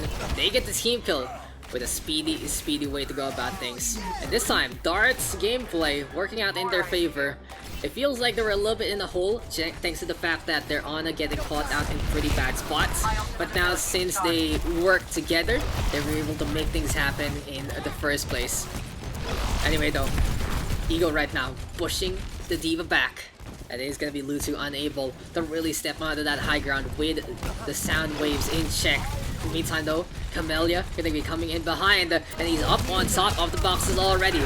Ice block going to be set on up yet again. Here comes the shots courtesy of the D.Va. Sunny right now with a little bit of that freeze action, and Henry getting on the board. Taking care of the Reaper already.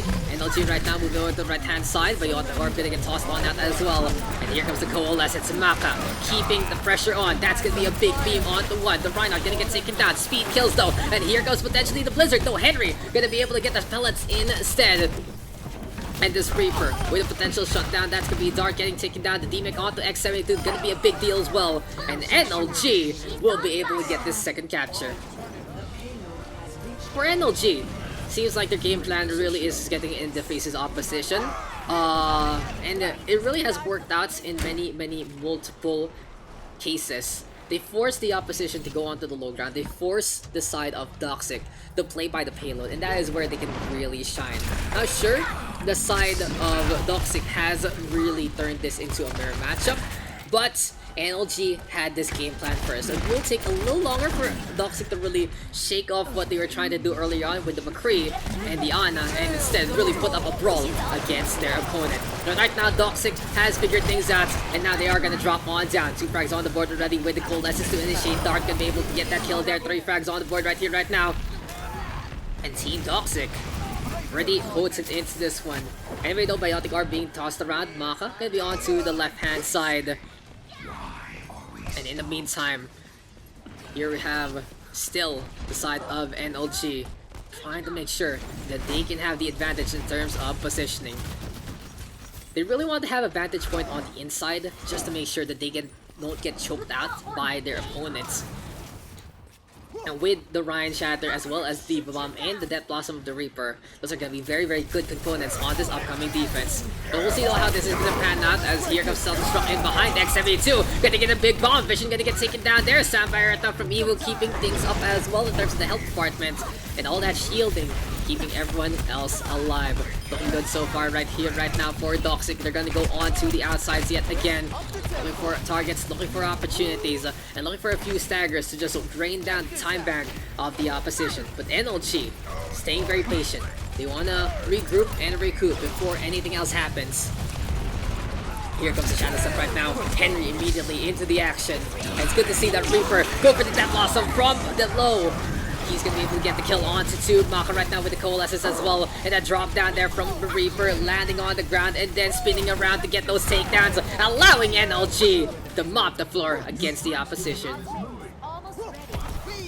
So let's watch that one again, ladies and gents. And look how quickly Henry is just able to execute, taking care of everyone on his side. And that was just the show there for NLG. Anyway though, back to the point we go, and immediately a self-destruct meets us in pitch combat. Blizzard right now though from Sunny, and here comes Camellia, but he doesn't have the Death Blossom. He isn't going to be as imposing as his counterparts. And the payload now being pushed. Good Ice Wall right here right now. Shatter though coming from Coca-Cola. And he's trying to make it to the objective. Another Ice Wall this time from Sunny. The payload being contested by the side of Doxic, but the only one they have left is going to be Camellia, and NLG will finish up the map with 39 seconds to spare. Score 0-3. Switching sides. Initiating match. Here we go again, ladies and gentlemen, as we are going to be moving into the next parts of this map. It's going to be Doxic now on the attack and NLG on the defensive end instead. There you go. Here though in the Open Division Pacific, we have a lot of these Korean teams. We have lots of the Japanese and Pacific teams as well. It really goes to show what the scene has really looked like without that region lock. I can't wait to get into the fight. Overall though, Doxic has really shown that they deserve to be in contention, deserve to be in this fight. But right now, they will have a tough task ahead of them. They need to get that full cap to try and force out the second round, to try and win out the map point here and take a potential 2-0 advantage. But NLG just looking nigh unstoppable on many parts of their assault. As soon as the momentum was in their favor, there was just no stopping NLG. It happened every single part of the map.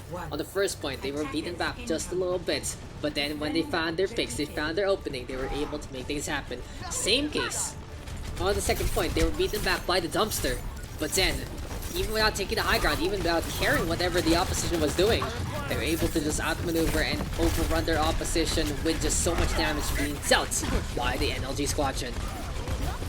Right now though, they are going to be on the defense instead, and here comes the Ice Wall, trying to get into the wave. Charges though keeping on coming, and Coca-Cola going to be able to get two. Maka and Vision both going down, and it seems like the Ice Wall there from the side of Uju King just making such a big difference, separating the rest of NLG from those stragglers up on top. And a very quick capture here for the side of Doxic. They're looking to make things work pretty much instantaneously, and they will be able to do so by the 42-52 second marker.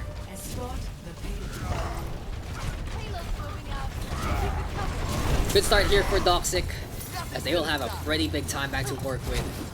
To push on through with the payload, and in the meantime, it is gonna be Ego throwing out a few of these sonic amplifier shots as much as possible, trying to get a sound barrier. Every little bit counts, and there you go with another solid Ice Wall courtesy of Uju King. He has been very good at actually getting the separation from the front to the back line, finding these holes, finding these openings, and making sure that they will have the numbers advantage. Even right now, as he gets frozen on up, that is just gonna be Sunny unable to secure that kill. And Doxic looking pretty primed to get this push going. Payload right now looking to just be escorted by Doxic and the rest of the squad there on the attack. In the meantime though, seems like Vision wanting to brawl against Coca-Cola. It's halfway to the shatter. Self-destructo in behind. Won't get much. Seems like the stuns just weren't in time. And here comes the Blizzard instead. Uju King and Sunny trying to trade some ultimates. Camilla in the meantime with a frag onto one. And that Blossom in behind. Gonna be very scary. We've seen it before. But then she can do it again. The order right now turns around to try and get on the way. And here comes the spin of Rooney from both. Henry went first. He got the kill on the Eagle, but Camellia able to get to and a Demon to boot. Lots of value right now for Doxic and their ultimates, and looking very, very potent into this upcoming push.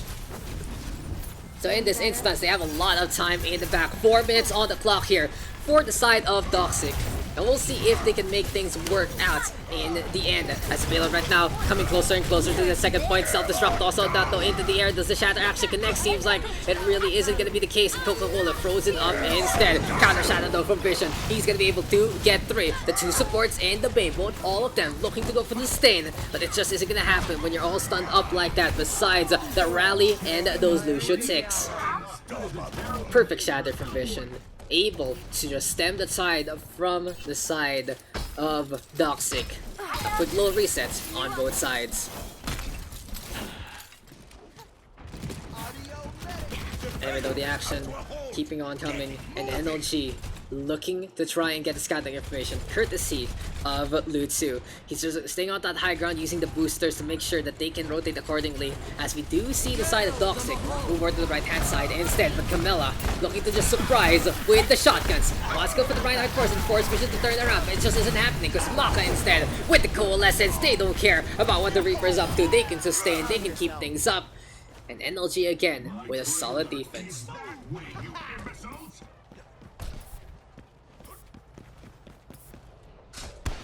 So far, so good. And right here, right now, right hand side, keeping things up. In the meantime though, Blizzard is available here for Doxic. And he can actually, for the side of Doxic rather, and he can actually, here for Uju King, find his opportunity, especially if the D-Mech comes. X72 making some space. Sunny in the meantime on that Mei, and here comes Ice Walls yet again. Uju King though will get frozen up. Sunny getting on the board, that's the Mei. Allowing 4 of these kills to happen, and another solid defense for the NLG squadron. By this point in time though, NLG is looking very, very set to try and defend this second point. They are really cycling out their ultimates to a good degree. They are going to have the Death Blossom, the Self-Destruct, and the Shatter yet again for this upcoming fight. And it seems like here for Doxic, they have run out of steam after their time bank is slowly but surely dwindling on down. Sure though, they will have 4 ultimates, but it really has to be used smart.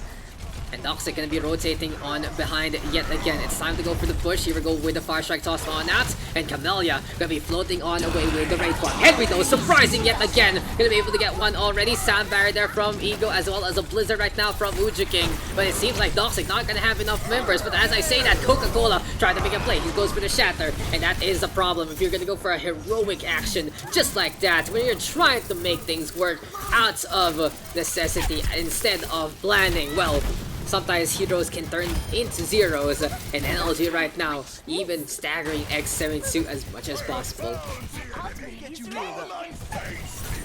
60 seconds remaining. NLG, a solid defense, absolutely ironclad right now. They have just been the sheriff in these parts and making sure that there aren't gonna be any varmints bothering the prairie. But right now, Doxic, he does have the cloak. He can be the lone gunner, and he can go for the Death Blossom at any point in time. One last clash though here for Doxic, unless they are really going to be sacrificing their composition just to get the touch. Do or die time right now for the blue hand side. They need to make it through, and they need to make this count. The Ice Wall up, Camellia. He's trying to find an angle, but he's unable to do so. Right here, right now, Death Blossom forced on that to try and get some healing. And that is just a sloppy affair there from the Reaper. Unable to find the opening, unable to find the target of opportunity. And just well played by NLG on this defense. They tear everyone apart, and they make sure that the payload isn't going to be going onto the inside of the space set. Because that is NLG with a map back. We are all tied up, and we are gonna have a proper series. Play of the game.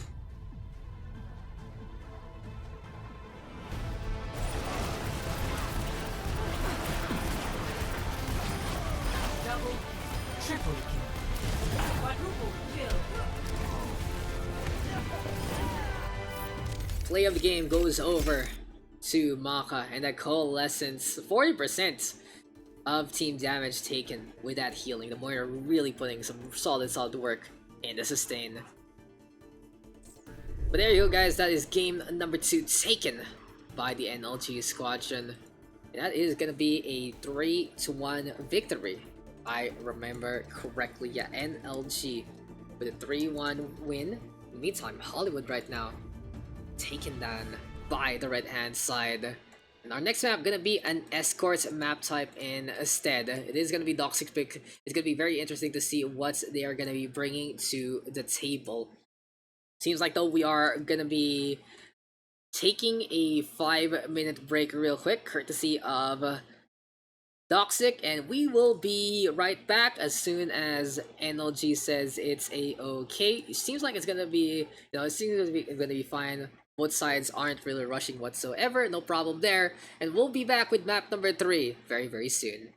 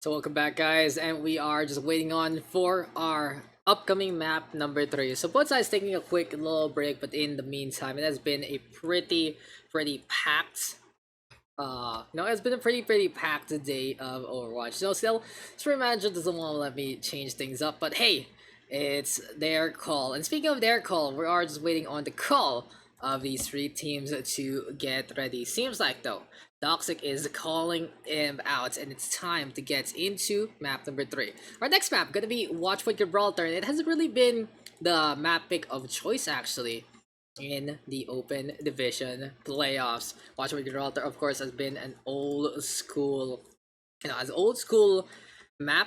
It really had multiple avenues of attack and different compositions that can work on it in the first place. But here you go though, quickly with the results of our first 2 maps, and as well as confirming our 3rd map pick. Watchpoint Gibraltar gonna be going our way as Hollywood was taken by NLG there. So looking at who's gonna be starting on what's Doxic yet again on the defense first, NLG on the attack. Let's get it on, let's get it done. On to map number 3 we go. So welcome back, ladies and gentlemen, and back to our series. We are on Doxic versus the side of NLG. And it seems like Doxic gonna be looking to play the dive composition, trying to play that high ground as much as possible. Really about leaping from building, rooftop to rooftop. Honestly, showing who is the king of the concrete jungle. It's always a beautiful time here on Watchpoint Gibraltar. Seeing the sights, the sound, the sun just glowing, glistening. And seeing the flag sway. Hey, we are gonna be getting into the action and getting into our matchup. As it looks like the side of Doxic can be taking 2 different flanks into this one. Right here, right now though, it's time to see what NLG is gonna be up to. Vision, go to the high ground, and we'll spot out not just 1, but 2 avenues of attack. They're like, okay, I don't want to get run over on both sides. I ain't gonna cross that intersection whatsoever. For NLG though, they're looking to be pesky, and in the meantime, they have forced the side of Doxic out onto 1 small plane. Onto the high ground they go. Vision now gonna need the top up along the way. We do have Ego on the Brigitte as Dart is on the Ana. So for Doxic, they're gonna have a lot of way to really fight against the upcoming dive. All about healing and all about peel. That is gonna be the way of the game here between the Brigitte and the Ana. Still though, it seems like the Brig gonna be backing on out. Here comes the jump right down from Coca-Cola. He does have his targets locked onto Sunny. And even though the sun is just there glistening into the battlefield, still, Softer gonna be able to get the takedown onto that Genji. Anyway, good starts right here, right now. Here for Doxic, they're able to elapse a minute already into that time back. And here comes the Primal Rage, Coca-Cola! Gonna be trying to get as many punches out as possible. Sees Maka, gonna get all hacked up. And Diana gonna be a target of opportunity. Gets that takedown, but wow, Maka!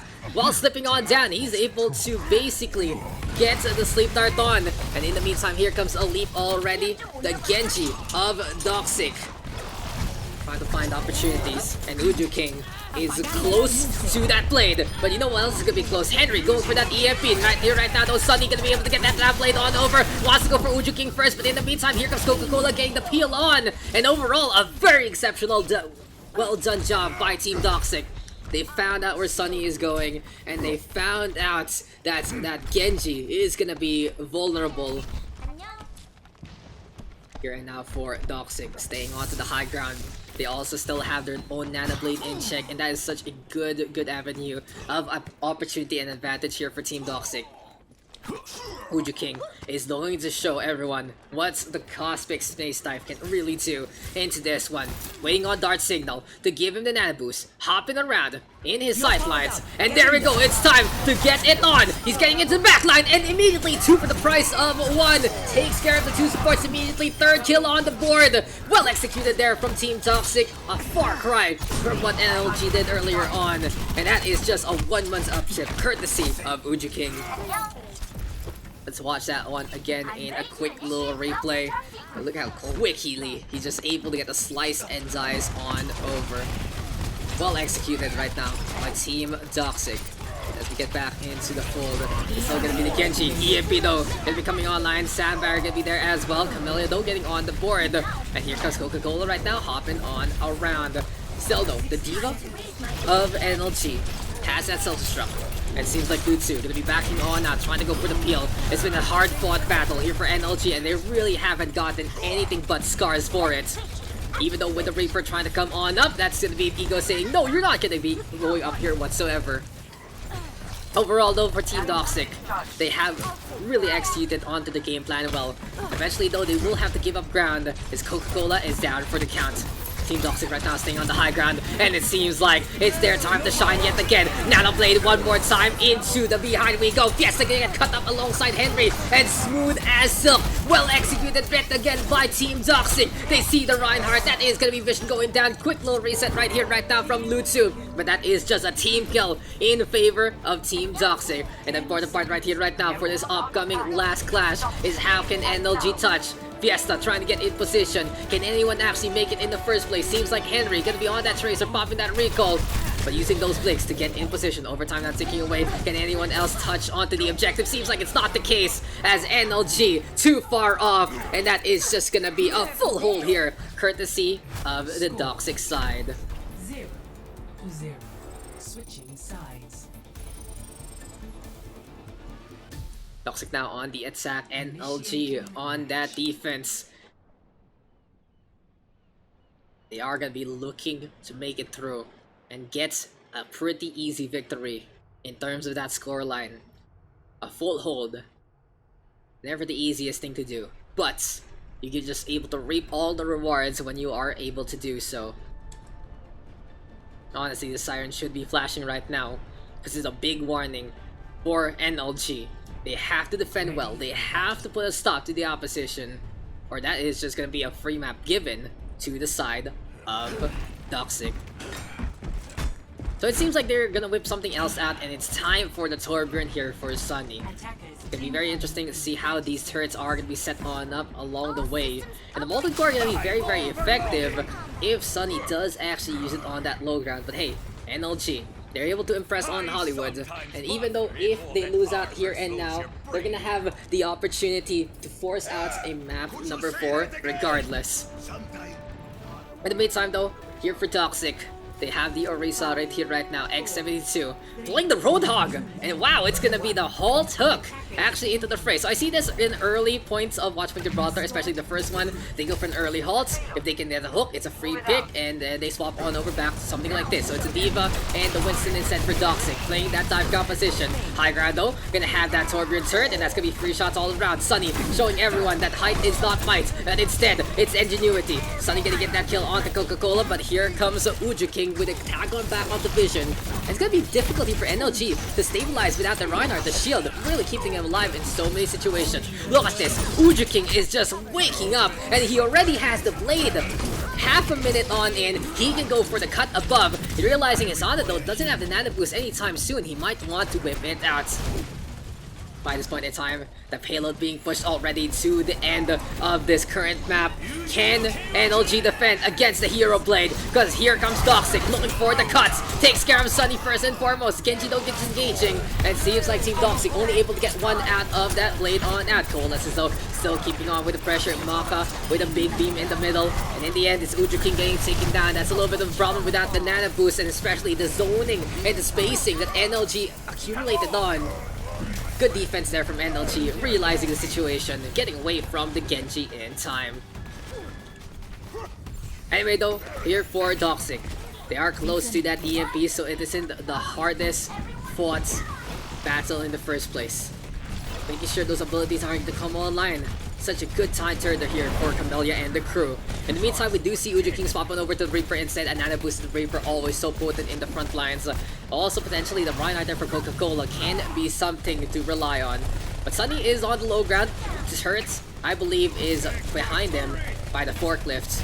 And Sunny is right now close to that Molten Core. Either way, though, this fight is gonna end in the next 2 minutes. It really depends, though, on how the entrance points of Doxic is gonna go on. And there you go. Good start. They're able to get the silence on the 4. Coca-Cola able to take that 2 in behind. And Henry Tried to channel Death Blossom, really doesn't pan out. Looking really good here for the side of Doxic. A last-ditch effort courtesy of Fiesta as well as Maka. The Lucio and the Moira looking for the good test. And that's just so unfortunate for Sun. He goes for the multi-core, but Coca-Cola gives him the solo shatter. And Doxic with a quick victory here on Gibraltar.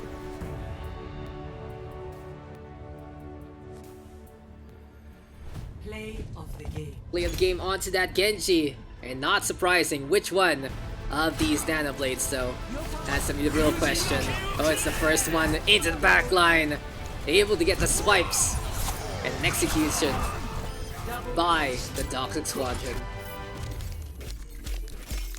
10 nano boost assists, 3 nano boost applied. It really goes to show the worthwhileness of darts in that game.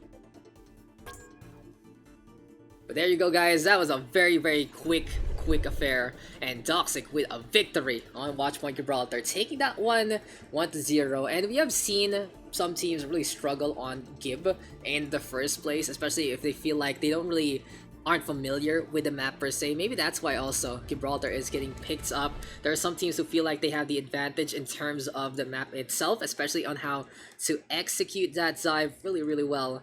And that defense from Doxic just absolutely imposing, and it was such a different level compared to what NLG brought to the table.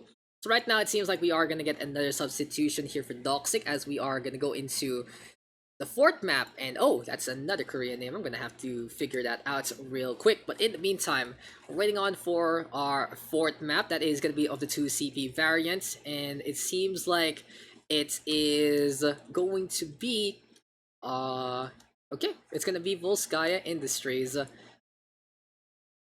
Yeah, we're just getting our stuff ready to go. And 2 CP, yet again, gonna be unfolding onto the ICIC Siberian Plains.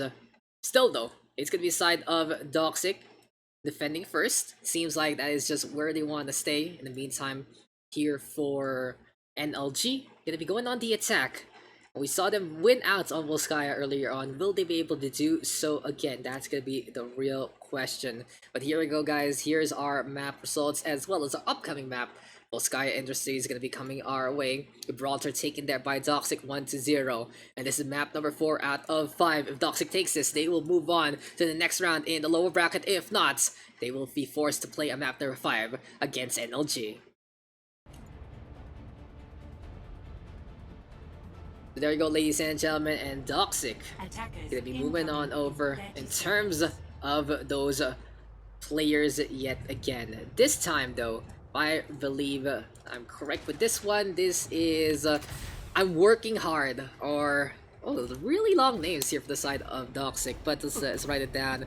Got Yul Sim He Hago Iseo. I'm not okay. Let's just call him Yul Sim. I'll try, guys. I'll try again. Yeah, I've been to Korea once in my life. It was very cold. It was a time where it was very cold. I didn't get to go to Lotte World, which made me sad. I had some Korean ice cream all day and Korean barbecue and all that. It was fun. It was fun enough in that aspect. It was very cold. That's what I remember from it. Didn't really get to pick up the language though. I really get more Korean characters casting OD over everything else. But hey, that's all about me, and talk about these 2 teams instead. Team Doxic playing that high ground. Orisa Coca-Cola looking to defend that one. So we do have a Zenyatta, and that is going to be Yul Simhee trying to make sure that he can get the damage done. Double sniper with the Zen Batiste approach, basically for Doxic. They are going to be looking for frags, and more frags as much as possible. Crossfire is the name of the game between Camellia as well as Uju King. And right now, shots connecting. Vision unable to do anything about it, and will be taken down pretty quickly. Anyway though, for Team Doxic, looking good so far. The Hanzo getting on the board as well. And you can really see the potency for Doxic. If you spot out anyone out of cover, well, that is just going to be fair game for them to get those kills. Seems like for the side of NLG, they're a little lost on what to do due to the pressure being applied by Doxic. one can But they will go for the hide from regroup. my Info side right now, popped by Camellia. Looking for the rotation, looking for a proper snipe perhaps. Sees the Sombra coming, but he's invisible. And it's just gonna be a little too difficult with that speed online. The Oasis though, out into the fray. And Coca-Cola gonna make it happen. But oh, it's gonna be a boop there! Courtesy of Lutsu! And the Diva making the opening here and now. That has to be play of the game, so we'll be able to see that later on in full. But in the end, that's NLG getting a pretty simple capture. Opportunity, my name is Roots. And that is just gonna be that one. We'll be able to see that we turn around and everyone has disappeared in behind. Team LG finding that one out. And that is gonna be a successful way for NLG to force out the second points. When push comes to shove them even further. We'll be able to see that one later for sure. There's no way an environmental triple kill is not gonna be play of the game. But hey, we've seen different things in the Pochi system in Overwatch, as well as the Open Division. Speaking of something different though, here comes the EMP as well as the bomb. Coca-Cola unable to sustain and survive. And an easy takedown there onto the Orisa. Right here, right now though, Maha with the coalescence in NLG has opened up a path for them with just one quick shove. The boosters, those thrusters, apparently the biggest weapon the Diva can use. Ego trying to survive, hopping up on top. And that is going to be the season going down yet again. Supercharger set on up by Coca-Cola. Here we go right now with Doja King trying to get damage done. In behind though, it's still Vision onto the objective. And NLG all over the point already. This dive composition working on that really well. Ampage right now though from Ego. It's an EMP onto 6 opportunity though for Doxic. But no, they're unable to get the touch. Coca-Cola too late to spill onto the points. And a little bit of bubbly Doxic will be giving that one up pretty easily. 0-2. Switching sides. Swapping some sides right here, right now. And Doxic gonna be on the attack. It looks so solid for them at the very starts. It looks so prim and proper with the double barrier. But then, literally, just behind the Orisa, who was just bullying that Winston, it was just a quick little shove into the icy waters. And really, this ramp, this walkway, not safe whatsoever. You gotta put some girders on that. Someone's gonna sue, that's for sure. As we are gonna be getting now into Doxic's attack. The defense though of NLG, they have to be feeling happy about that one. Every single time, you know, like, a plan isn't really working, but then you just find such a big opportunity, and when it's out, you're just like, okay, we'll take it. I'm good with that. And that has to be NLG right now, especially with Lutsu getting that triple. Absolute MVP right now for this team. Because it seems like NLG didn't have the proper form to really face off against the Zen Batiste in the first place, against the double sniper. They tried to come on as one, but their Winston taking way too much damage. It really felt like it was such a do or die moment there for NLG that turned into more of a funny instead as soon as the triple boop happened. And they are going to be happy about that one. It's basically a free capture onto Duke points, and this gives them a big chance to actually make it to a map number 5. Still though, Doxic has shown that they do have NLG's number in a few different aspects, the Widowmaker being one of them. Camellia with a tag onto Henry Sunny, in the meantime though infiltrating. Coca-Cola gonna go down. Far Mercy right here right now for Team Doxic, making it rain some rockets from above. And in the meantime, Soldier 76 of Henry coming on back. That's a little bit of that speed going in favor of the side of NLG. And one hack, and we might see a little shade of the previous round. Now I'm just keeping an eye on anyone staking by the river. And oh, Sunny! Sunny was so close to falling into the kill zone, but he brings along the Farah and the Mercy to their demise. Eagle's like, okay, I'm out. I'm not gonna be without a Farah here. And NLG, they may not won the series as of yet, but they have won my heart with the cold river. Team NLG putting on a show and showing everyone how it's done to have fun in the OD playoffs. Anyway though, by this point in time, it's Camellia still looking pretty potent with the Maker. We'll see though how this is gonna pan out, as potentially onto the high ground Camellia can go on. Doxic though, Looking for angles, looking for opportunities. Still a Pharah here and now. And you can really see that King is playing it safe onto the left-hand side instead. He doesn't want to play against that Sombra whatsoever. That's even worse than getting bullied by the D.Va. But honestly, if NLG realizes that the Pharah is just there on the right-hand side and sends Lu2 over, it's going to be a proper opportunity for them to just go for the 1-for-2 trade. Anyway though, the Ana right now of Yusimi gonna have that nano boost available, and Team Doxic moving on to the point already. Here comes the leap on in, no vision, trying to fight that Widowmaker, but it seems like they're gonna need that Winston in behind. Coca-Cola finds out Maka will get that takedown. Seems like it's time for the Primal. Sunny though with the EMP, only going to get that 2 into the front line, and NLG having a very scattered defense by this point in time. Coca-Cola even gets the poop onto that baby D.Va. Onto the point we go. Doxic pretty much securing this fight by this point. There is no real way that NLG can contest.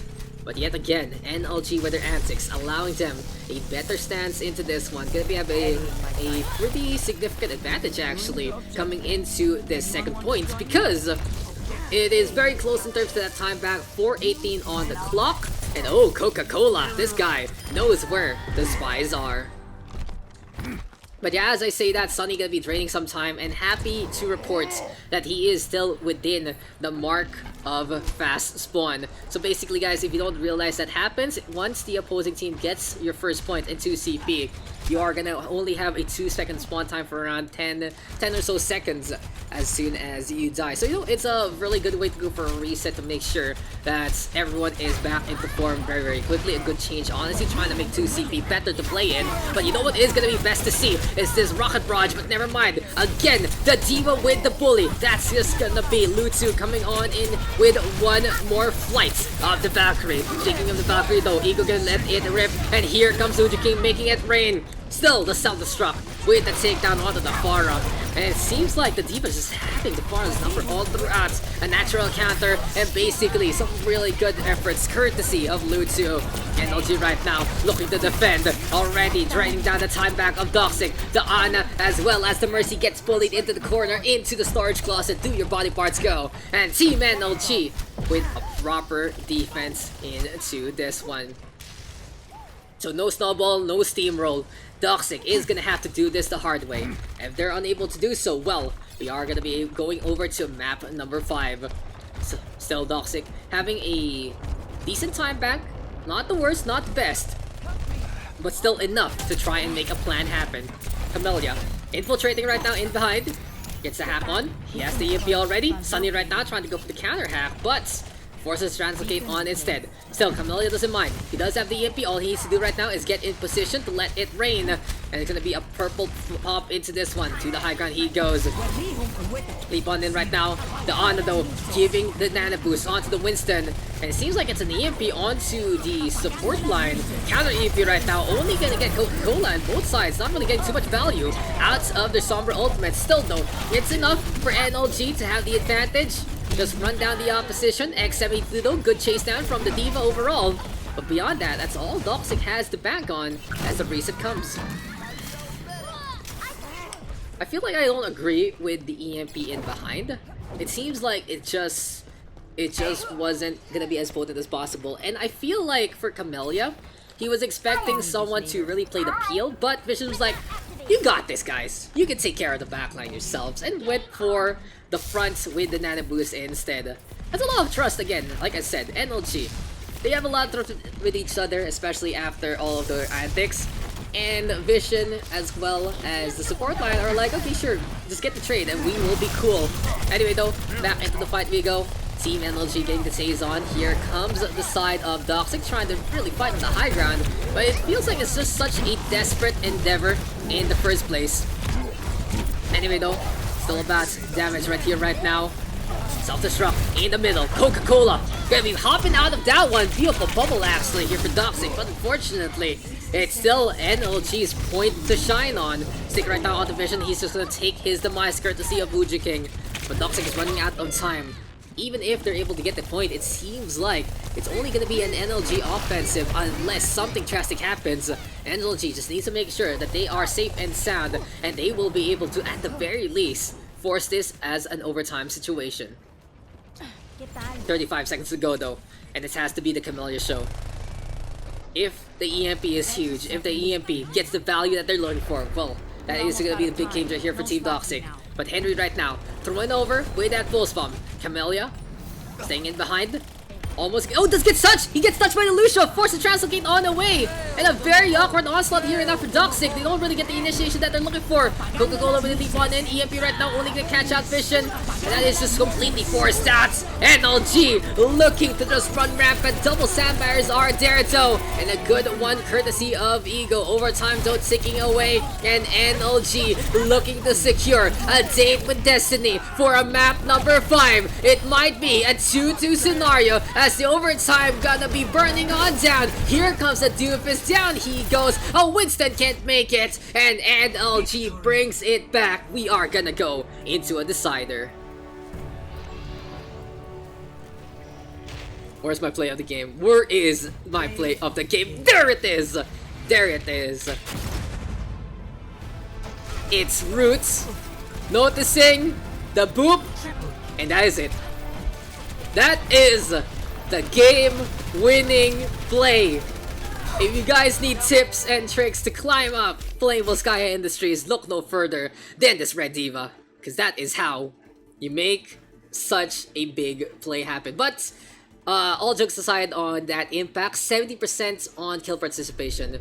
Roots really doing such an exceptional job there on the side of NLG for Volskaya Industries, and he really was a big reason why they took that map. Anyway though, we'll quickly hit our scoreline. That was a 2-1 victory in favor of NLG. And we are gonna go to a map number 5, ladies and gentlemen. It's gonna be a control map coming our way, and the real question is, what is that one gonna be? But kudos to NLG, really putting on a show against Doxic. And it seems like there are just some times where Doxic runs out of a little bit of steam, so another swap right here right now. Dart gonna come on back, as well as Platypus. And map number 5 looking to be Oasis. It's this one. We thought earlier on we were gonna get Oasis. Seems like now it's finally time to see this map in its full glory. We are gonna be getting ready to go for our upcoming deciding map. Whoever takes Oasis will take the series, move on to the next round in the lower bracket. Who loses though, gonna be eliminated. But here you go, guys. This is our map results so far. Lijiang Tower won by Doxic. Hollywood taken by NLG. Gibraltar easily won by Doxic. Volskaya Industries in a way easily won by NLG. And now, it's time for Oasis, but looking at the history right now, Doxic taking a 2-0 on Lijiang Tower might not be the most confident thing right here right now for the side of, NLG. But hey, if someone's gonna be able to shake it off, it is gonna be that squadron looking to make things happen. It's gonna be our last map for this series. And we'll see how this is gonna unfold in the loser bracket round number 2 of Open Division Pacific. It's time to get into another one of these clashes. So welcome, ladies and gentlemen, into Oasis we go. Doxic on the left. After multiple substitutions, gonna be going on back with pretty much their initial starting point roster. In the meantime for NLG, hey, they had pretty much the same core all throughout. And Vision Sunny Maka Fiesta alongside Lutsu as well as Henry, looking to make an impact into the scene. It's a matter of redemption versus what? Potential, that's for sure. Doxic trying to come on back. NLG looking to make it through.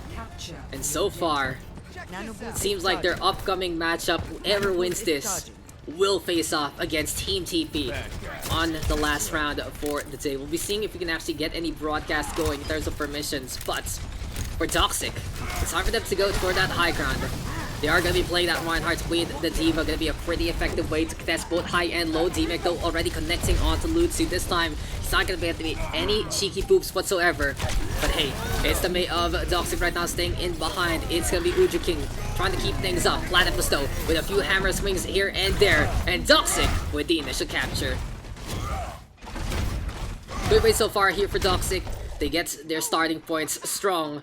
And the initial capture usually on control maps are the ones who win things out.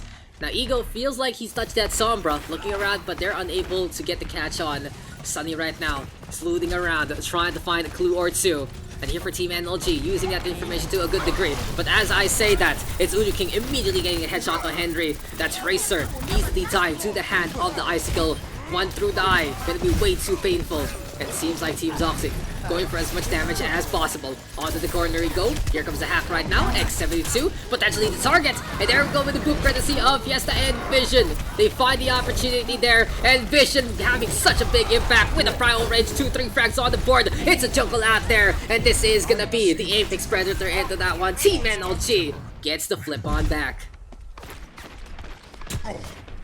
It has been a huge matchup between these two teams from the Korean scene.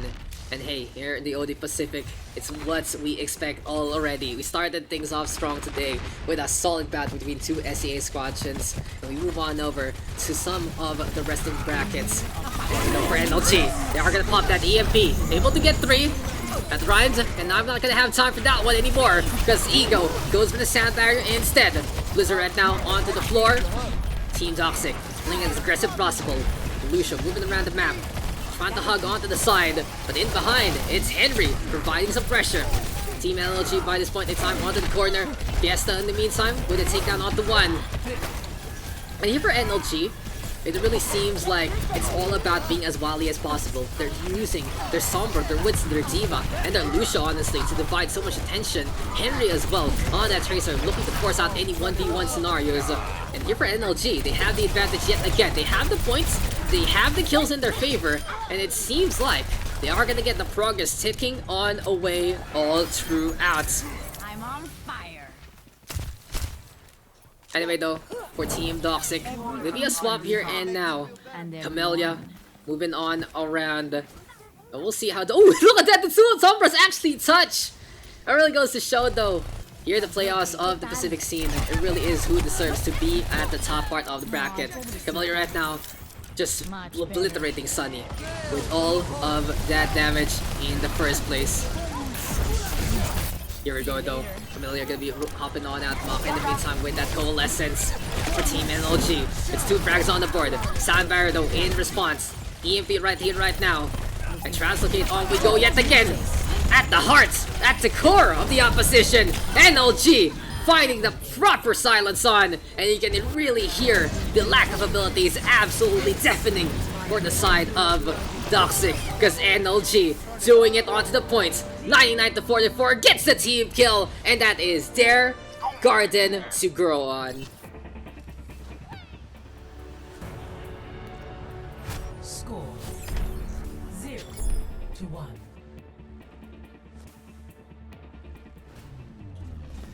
Ready for battle. NLG 1 map away from victory. NLG 1 map away for a date against TP. And NLG looking to surprise everyone. A lot of NLG fans actually in the chat, and I feel like their support is really reaching on to the squadron. Seems like the sun might shine another day here for the NLG squadron, and here they come yet again. Right hand side, looking to go for the push, looking to get on through. And in the meantime, here for the blue hand side of Doxic, they'll be running on over, hopping around, and looking to get to the other side. So right here, right now for Team Doxic, staying on to the right, we'll get Ice Walled away. Sunny already imposing whatever flow he wants for his team. But unfortunately, seems like the other door is wide open and it's Platypus right now, making everyone more of a flat foot over him. Team Doxic using this Reinhardt to a good degree, and I've seen Platypus really impress in many CQC situations. This looks like just one more of them. We're pretty potent on University. It's time to hit the books, and it's time for Doxic to get this capture on. So in this instance, it's all about Team Doxic. They were able to get the first capture yet again, but earlier on Gardens, they gave it up, and they were unable to come on back at any point. Still though, it seems like here for Doxic. They are going to be playing NLG's game. They are playing the Moira though over the Ana, so it's going to be a pretty big difference between the Nano Boost and the Coalescence. We'll see though how this is going to pan out as Doxic is taking the high ground due to the fact that they do have the healing sniper. But I feel like Platinum was making a mistake there, just blocking Dart too much. Unable to get the heal onto X72, but at the heal though, connecting onto the Reinhardt, can Vision survive as the Coalescence comes. Sleep Dart not going to happen, and again, the Boop Master himself, that is going to be Lutu making that one happen. On to the point we go again as NLG gets the capture. Ego though with a Boop onto one, Fiesta doing the same as Dart will reset. So right here right now for Team Doxic, they are on a ticking time bomb. They are on a timer, and they are looking to try and get this point back. They have to make sure that they get the objective, or that is gonna be their hopes and dreams dashed in an instant. Anyway though, there go with the shots already. The Reaper in behind, gonna be looking to make it through. Here go with the Blizzard though, Doxic. Gonna be throwing out that Blizzard, and a self-destruct in again. Sound barrier right here, right now. Sunny gonna be able to get that kill. Vision though on the board. And here comes Death Blossom in behind. Henry with 2 frags on the board. X72 gonna get teamed along the way. And in the meantime, it's Ego hopping around onto the corner. Henry gonna get the frag on. NLG right here, right now. And be looking for more and more of these targets. And X72 even gonna get staggered along the way. They have the Coalescence, they have the self-destruct as well.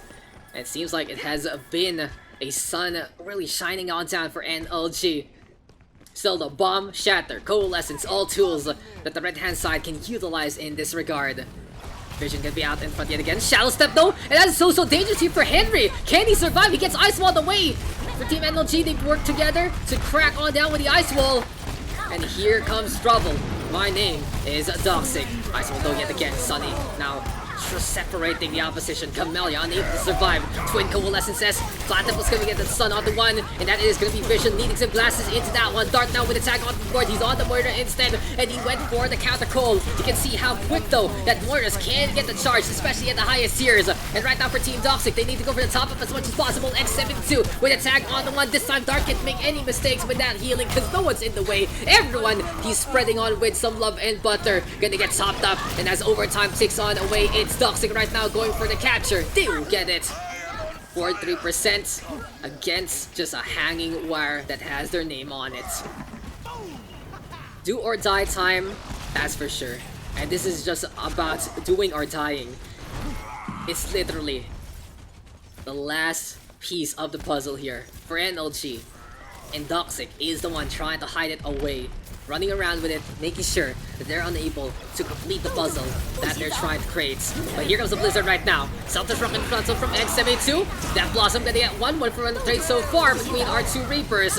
And on to the inside we go. It's time to see what Uji is up to. He's gonna enable his team to just get 3 frags on the board. Camellia is just holding that forward, pushing on back. And he's gonna get triples abound.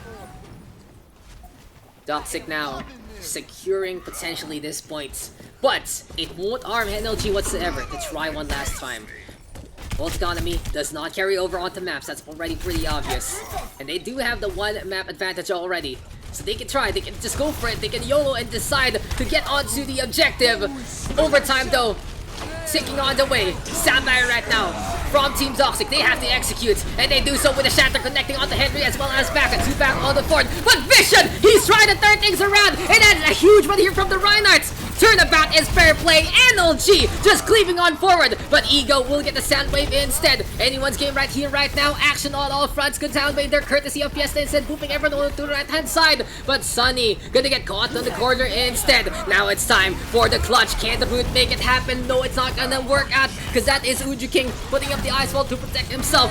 Wrecking Balls though, back into the fold, and here comes the Coalescences. We saw a huge fight earlier on Legion Tower Gardens going the long haul. Will we see the same here on University? Seems like though this time that it is just Doxic securing the fight even more so, and that is just gonna be the Diva D-Mech into the hole. Victory goes over to Doxic in this round, and now it's time for the absolute decider. Score 1-1.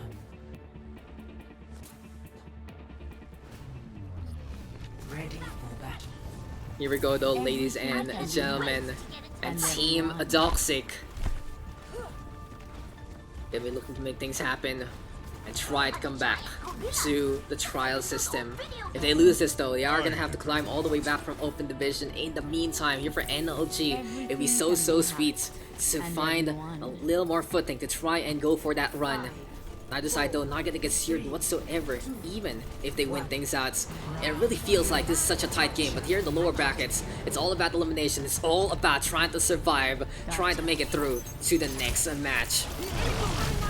It's a far cry honestly for the upper bracket where you have that, you know, you have more security, you have more of the calm, cooled, collected nature of the game. But when you get all the way down here in the elimination zone, you can really see every single team fighting for their lives. Anyway though, it's gonna be all about the Winstons and the Divas yet again. It's been a big matchup so far between Vision as well as Platypus and X72 as well as Lu2. As here comes X72 right now going out in front trying to get some DPS on. Seems like Camellia don't make a mistake, gonna drop on down, probably gets moved around. And Sunny looks to be cheeky all the way as well. Coming in from spawn though, Mako gonna get a frag onto one.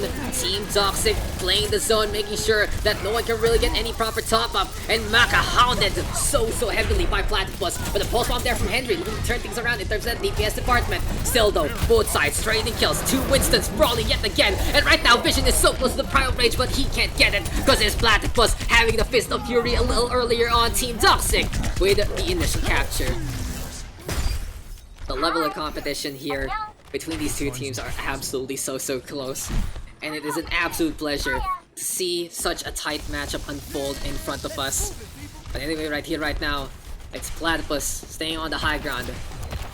Dart in the meantime as well as Ego. Both ready with their ultimates. And here comes the EMP. Sunny gonna be translocating on the way. Vision in the meantime with the Taze on. It's an easy pretty kill there. Onto the Moira. Hackto, courtesy Camilla. Ego right now with Sandbar onto 3.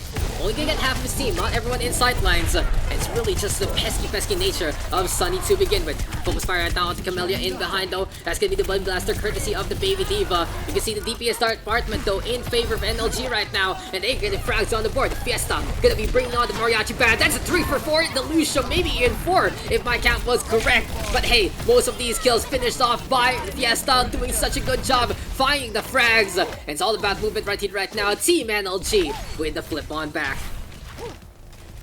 Team NLG gets the point back. Now it's time for the side of Doxic to try and get it again. 47% to 15 and counting. NLG going to that high ground. Sunny in the meantime though, trying to find a little bit of that EMP progress. And oh, Camellia cannot translocate whatsoever. Lucky though for Camellia, he's still on that high ground. Popping that EMP right now, gonna get Sue. Silencing Fiesta as well, and I like the approach there from Camellia. She's not gonna hit too much for the EMP, but this time there's no pesky sound barrier to go for the save, and the result is successful. Doxic right now with the advantage, tracking onto the Tracer, hacking immediately, turns around, and gets the silence onto the Speedster. No way he can flow through time in this one. Team Doxic gets the point on back. Just a little bit though, never mind, as Fiesta hops on over, now we can call it, they get it back. Beacon in place. Ending at 47% as well. This really goes to show how close this can be. And oh, Uchi King trying to play it cheeky, trying to find the blinks into the backline to get a pulse bomb stick, but he slides off to the wrong side instead. Still though for Doxic, they're gonna be happy that they do have vent back control, but as I say that, Sunny with the EMP gonna catch out 4 huge pickoffs already on Dart and Platypus. And X72, unable to get anything done, will get hacked up instead, will get taken down. Sand barrier right here, right now from Fiesta, allowing NLG to mop the floor against the opposition pretty cleanly. Shouldn't be any more frags here and now from Doxic. NLG is just mopping on up, making sure that they can get this capture, but at the same time, might be a leak here from Platypus. Timing is everything, and Team Doxic is buying time as much as possible, 92% and counting. That's a pretty good standard if they want to secure the victory. So anyway though, here for Doxic, moving over to the left-hand side. EP now is available for Camellia. Platypus in the meantime, ready with a Primal Rage as well. X72 though, bomb is available, and Doxic moving around the map. Vision right now with the Diva, as well as Henry's Tracer having their ultimates to go. But the EMP right now gonna be connecting on before Pamela gonna be backing on out. Platypus right now sees the Baby Diva, and that is gonna be the roots. nipped in the bud immediately. Sam Barrett though from Ego and Team Doxic. They just need to get this fight to secure this point. Henry though with the pulse bomb. It's all up to Vision right here, right now with the Proud Rage. He's hopping around the map as much as possible. X72 though back into the fold and has the bomb available. Team Doxic right here, right now, cascading onto the objective. NLG will disengage, but they are so close to try and jump on in yet again. One last chance here, and now here comes the Diva, and it's time for overtime. One clash to rule them all, one clash to bind them. And Lutsu gonna throw that self-destruct on out. EMP not gonna get much. Counter self-destruct though, and it will catch out the Diva out of her mech. Camellia gonna get to Team Doxic, absolutely destroying NLG at the tail end. And it seems like fireworks are in display, not for the NLG side, but Doxic with the hack takes care of Sunny and Fiesta, and victory goes over to the Doxic squad. They win out the series 3-2 in the closest of close affairs. GG, well played to all, and there you go, some sportsmanship on the side of the two teams. Good luck to Team Doxic as they move on forward to the next round. And hey, that is just a victory that Doxic really needed to try and come on back to their objective. And that has been an amazing series between Doxic as well as LLG.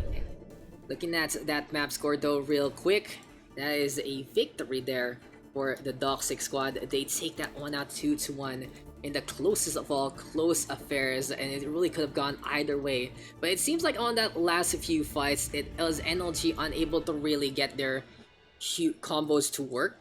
It was an instance where they had the EMP bomb as a plan, but they couldn't execute on it. They had the proper formation, they didn't have the proper spots, and Doxic playing that really smart. There were some big EMPs as well up in the air, catching out targets of opportunity that allowed Doxic to really have the point back earlier on, and that just allowed them to sustain. It was really smart though for NLG to hang on back. They had a little time to give, and since their team was back, they didn't need to be desperate, really giving us a final showdown to begin with. But overall though, I feel like for NLG, the Gibraltar map really costing them a chance in this series. If they were able to really put up a fight there, it could have been even closer, because as we said before, the history of Lijiang Tower put Doxic a little bit of the advantage in terms of that map sites.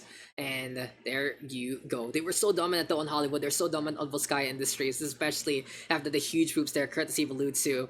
And even though this is going to be heartbreaking for NLG fans on the chat, well, they have sure to have made you proud. They have been sure to give you such a fun show overall. Solid fanfare there. And that is gonna be another one of our series down the drain. Now, this is the part where we are unsure if we are gonna have a next cast or not. We will be depending on the bracket for that. And in the meantime, guys, please stay tuned. We'll have an announcement later on into the nights if we are going to have one more match tonight, or we will be moving on to broadcast tomorrow at 2 p.m. So guys, just a quick little FYI, day 2 will start at the same time. That's 2 p.m. GMT plus 8, 3 p.m. KST, and about, I think, 11 p.m. the previous day in West Coast time. So yeah, it's been such a fun day so far, and hopefully we can get another one very soon. Till then though, I've been Dax. I'll see you guys in a bit for an announcement or two, and we will be back for hopefully another iteration, another round of the Overwatch Open Division.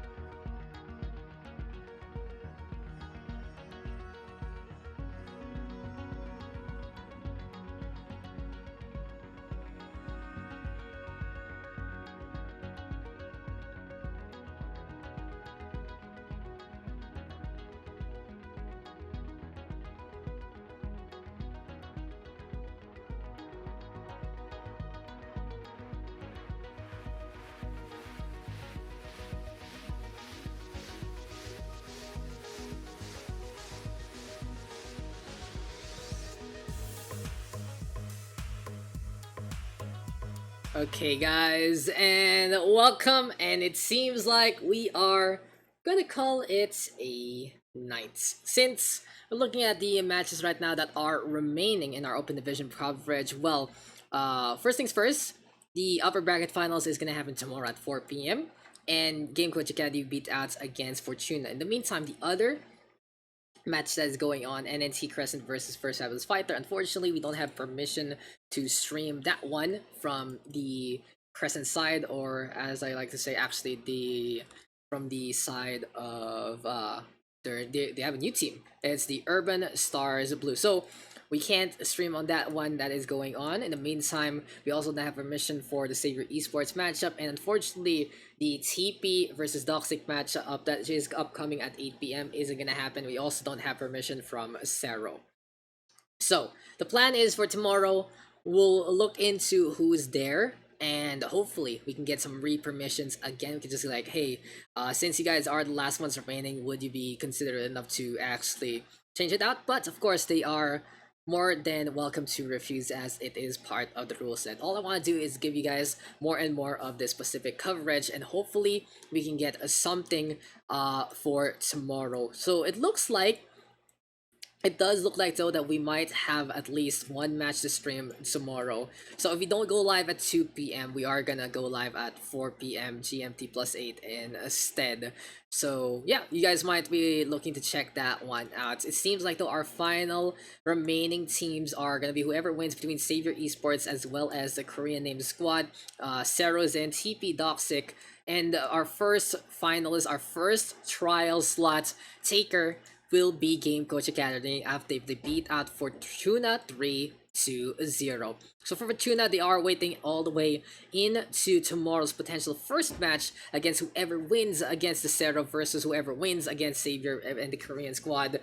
Yeah, that's a pretty complicated thing, but they are only one match away, TLDR, from making it to a trial slot as well. So really goes to show, seems like Fortuna squad going for a deep run, and big congratulations to them.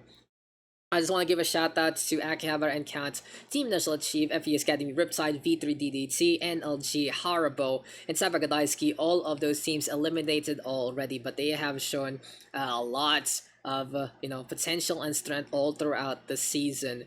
And I thank every one of the teams that have let me stream a game from them. It was an absolute pleasure to bring you guys the action all throughout, and so much close moments to begin with. Now, with that being said, I guess I will see you guys tomorrow. Hopefully, I can update you guys. And if you do want to see updates like that, you can check it out on the socials. Yes, it's all the broadcast over. Yeah, oh, it's time concert though. Just like the Bayaba run from last season, same thing, yeah. I think we're gonna be calling it quits here and now because we don't have any more matches that we have permission on to broadcast. In any case though, it has been an absolute pleasure, ladies and gentlemen, to bring you guys the Open Division Playoffs Pacific Day 1, and hopefully we will have some matches tomorrow in day number 2. Seems like, it's a little bit of the same old like last season with potentially only one, maybe even 2 matches for tomorrow. But let's just give it a little bit of hope and a prayer that we are going to get permissions and that we are going to be getting these upcoming matches the coverage that they deserve. These teams, the top 4 who are going to be left behind, going to be moving on to the trials, and will try to really climb the ladder in the contenders and system. And I really, really hoped that this will be such a good way for Overwatch to keep on continuing in the region. And it has been such a fun time today. Lots of fans coming online for their favorite teams, and I love it. I love having that SCA side for our first match. It really felt so much at home that I feel like I brought a little too much of it to the next broadcast, where since it's more on the Korean side, it should be a little more professional and a little more guided. But it's just like first match, it felt so at home. It felt so proper, and it's always have a game like that to just round things up. But the action was always quality all throughout our streams. We were able to feature multiple matches today: Savior Esports versus FES Academy, GCA versus Harbo, a map rather, from NLG versus V3 DDT, and finally the big old shebang that was Doxic versus NLG. So yeah, the four matches, basically 3.5, you could say 3 1/3, and it has been a prime time engagement for you all. Thank you to Blizzard for featuring the stream on the Battle.net client, and thank you guys for tuning on in whatever your language is. I'll see you guys hopefully tomorrow for another edition of day number 2 Open Division broadcast, and I'll see you guys then. Have a good night. Take care. Just keep on keeping on. Stay cool.